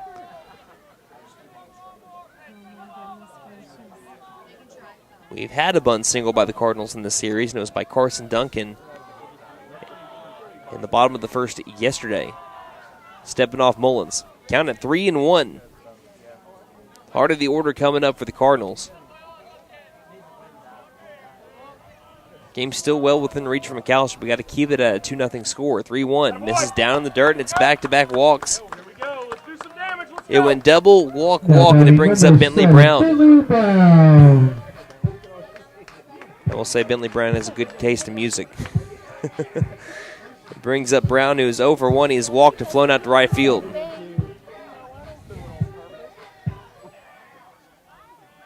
So bases juiced here for the Collinsville Cardinals. McAlester needs to work out of this. With the way that J.J. Burwell is pitching, McAlester really can't afford to have a big inning here by the Cardinals. Bentley pretty far off the plate right now. Here's the first pitch. Curveball, outside corner, called strike one, about belt high. Count 0-1. Ian Brown yesterday had a good day, 2 for 3 with 2 RBIs, and he has a chance to have the biggest hit of the regional tournament so far. Mullins looking for a big time out. The 0-1. Fastball missing down below the strike zone. Count is at 1-1. Earlier in the game, Mullins was kind of struggling with the high fastball, and now here in this inning, it's been just below the zone. Count at 1-1. And the pitch. Curveball. He caught the play, but it missed up high. Now make it 2 balls, 1 strike.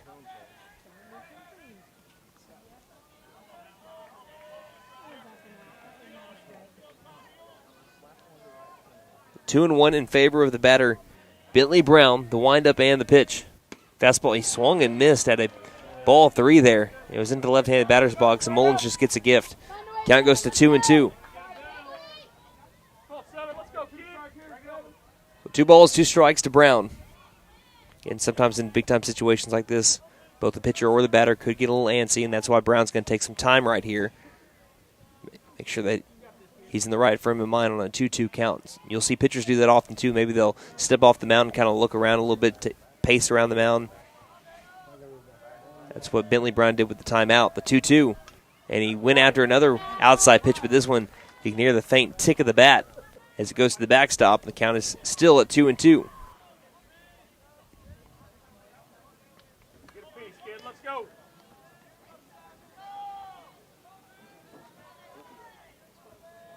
Two balls, 2 strikes. That wind blowing in from center field just a tad bit. Here's the 2-2 from the senior. Curveball, swing and a miss, strike three. Big time strikeout by Gannon Mullins. And now everyone can kind of back up. Corner infielders are playing in on the infield grass in case it went to them to come home with it. Now they can kind of back up and just knock it down and tag it back.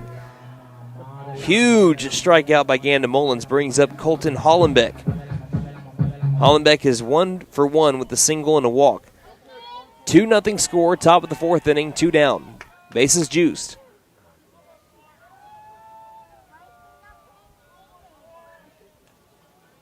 Mullins, the first pitch of the at-bat.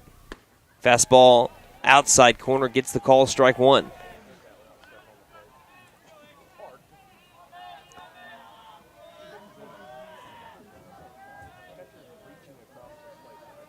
No balls, 1 strike. The windup from Mullins, and he deals the 0-1 pitch. This one misses up and outside. That'll be ball 1. 1-1 on the 92nd pitch from Mullins. He's not at a pace right now to go the full 7, but McAllister's got some weapons that they still have available. Here's the 1-1. Swing and a miss for strike 2. Count at 1 ball and 2 strikes. If Mullins can get out of this unscathed, it's going to get some momentum to the black and gold. They will have the heart of the order up when they return in the bottom of the fourth. Can Mullins get out of it? The windup. And the 1-2 pitch. Curveball, missed the inside corner. Mullins was starting to make his way towards the dugout, but that one looked like it was along the chalk. Count is even at 2-2. 2 balls and 2 strikes.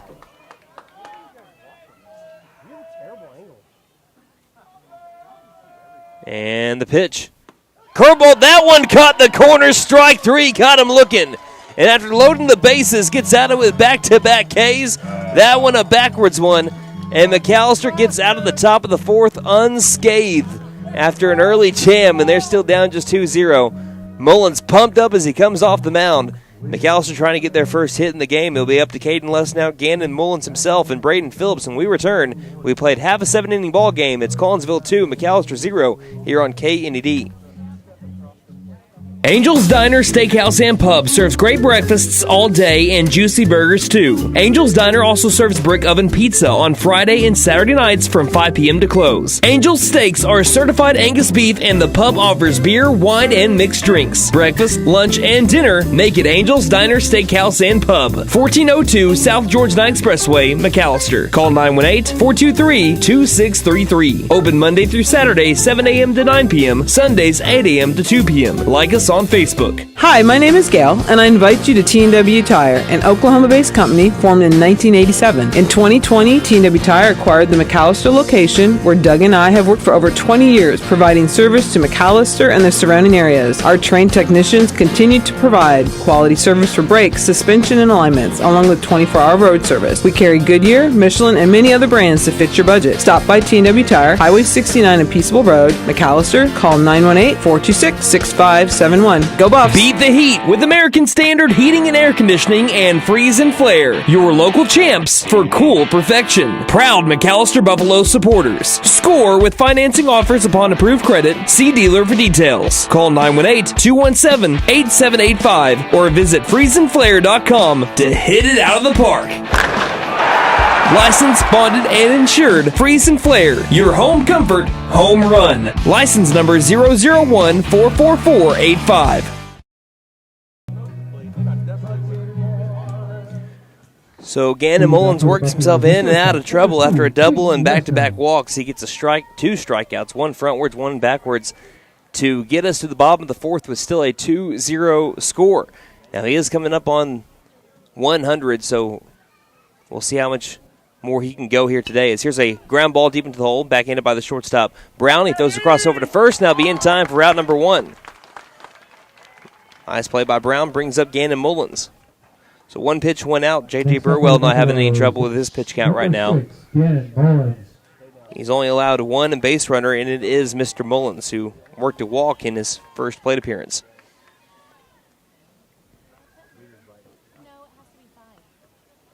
We are in the bottom of the fourth inning. It's one down. Collinsville up 2-0 for those on radio. Here's the first pitch to Mullins, missing down by the ankles in terms of high and low. There's 1-0 the count. Burwell works quickly, and the 1-0 pitch. Curveball, this one inside corner, called strike one.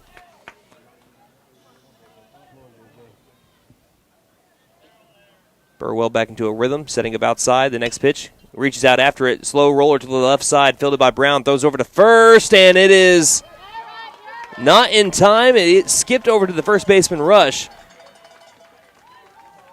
And that will be ruled as an infield single for Gandon Mullins, McAllister's first hit of the game.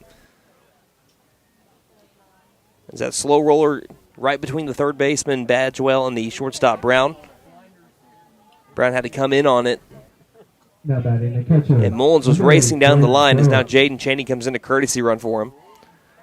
So the tying run now represented by the man at the plate, Braden Phillips, who does not have a home run this year yet, but he's gotten close. If you've ever been to Tulsa Edison, here's a pickoff over to first, back in safely is Cheney. There's not really a green monster, but if you know the Edison Eagles, their school colors are green. So I call it like the makeshift green monster. There's a big-time fence over there in left field that separates the ball and the field from a ball traveling into the residential area, and hit the very top of that quote-unquote green monster. He's got home run power.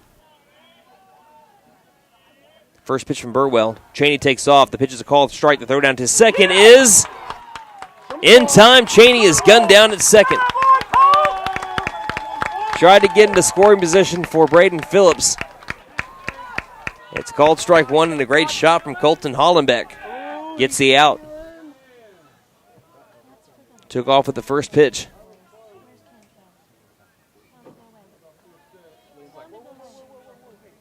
Here's the windup in the 0-1. Curveball line drive down the left field line. This one will tail foul. And Phillips is down in the count 0-2. Today he's this game he's popped out to short. Before that he went 3 for 5 with 3 RBIs against Grove. 0-2, 2 down. A little bit of an open stance here for Phillips. J.J. Burwell winds and deals the pitch. Fastball misses up and inside, and that'll be ball one.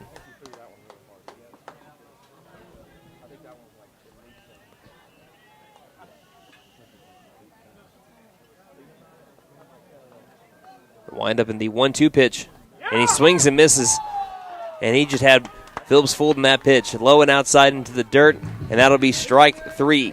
5th strikeout of the day for J.J. Burwell. And that, speaking of 5, sends us to the 5th inning. McAlester is trailing the Collinsville Cardinals 2-0. We'll be back here in just a moment on KNED. Here at Reagan Auto, we offer a variety of services for your vehicle needs. AC and heat repair, brakes, tires, front end repair, alignments, electrical repair, and everything in between. We are proud to offer a select line of engines and transmissions backed by a 3-year, 100,000-mile nationwide warranty. Give us a call at 918-715-3236 or stop by and speak to one of our advisors about how we can help. 306 East Wyandotte in McAlester. From the team at Reagan Auto, thanks for your business. Hey guys, it's Sam from Sam Wampler's Freedom Ford in McAlester and Eufaula. With 2 locations to choose from, we have close to 200 vehicles on the ground and coming in. And with vehicles starting at $29.95, we have something for everyone. And if you need parts or service, we are loading up at both locations to serve you better. Plus, with our mobile service van and our pickup and delivery, we can help you with sales and service no matter where you are. So come see us at Sam Wampler's Freedom Ford in McAlester and Eufaula and let us make it happen for you. So as soon as we ended the 4th inning on the strikeout of Braden Phillips, we are into another lightning delay. Again, there's no really, you might be wondering because, you're used to seeing on TV all the rain that comes down, and that's what leads to a lot of delays.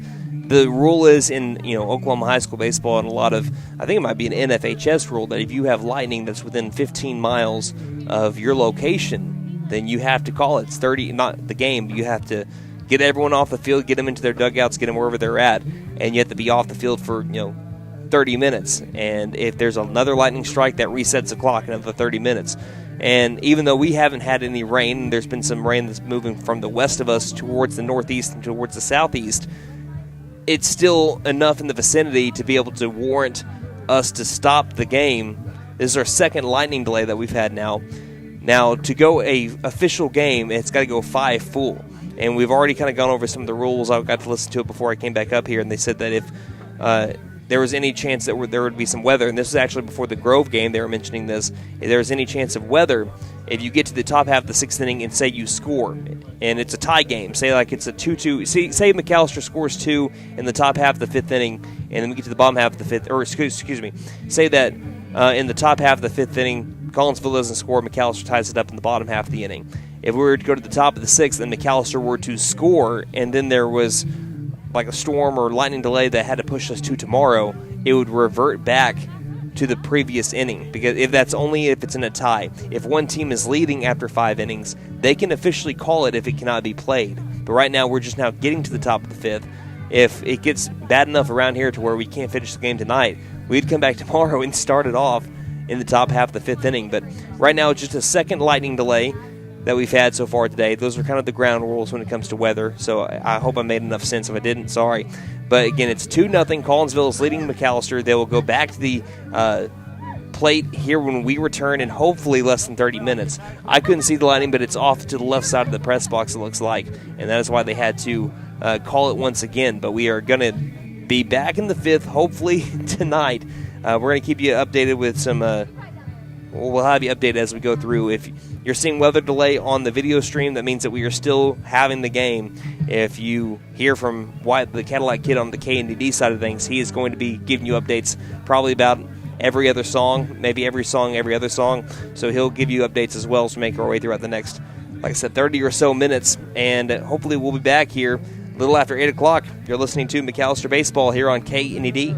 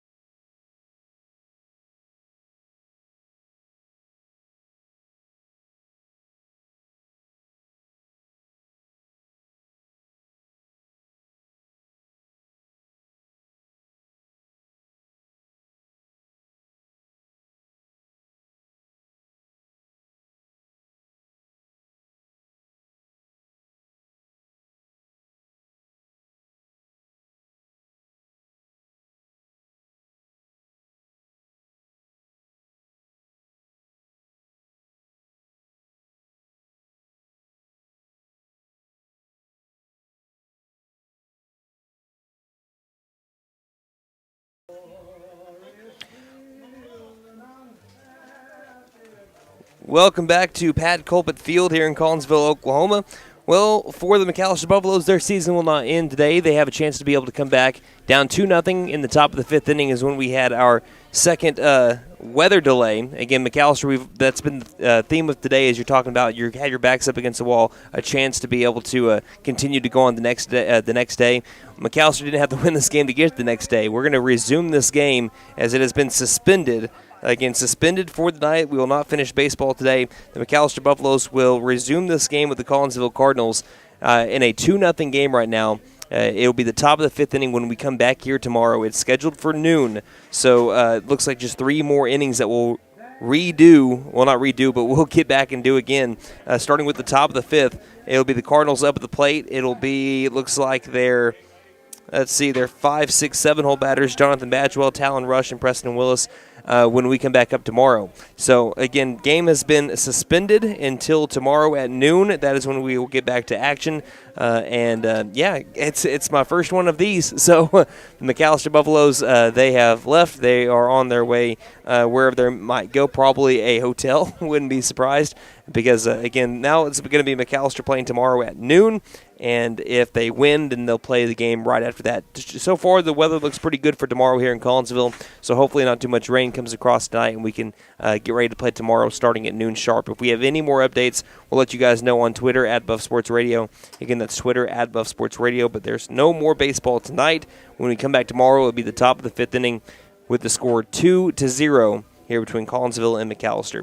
So, guys, don't just have a great night. Have a Buffalo night. I'll see you tomorrow, same time, same place. Here, well, not same time, but same place here in Collinsville, Oklahoma, in a 2-0 game. Guys, be safe.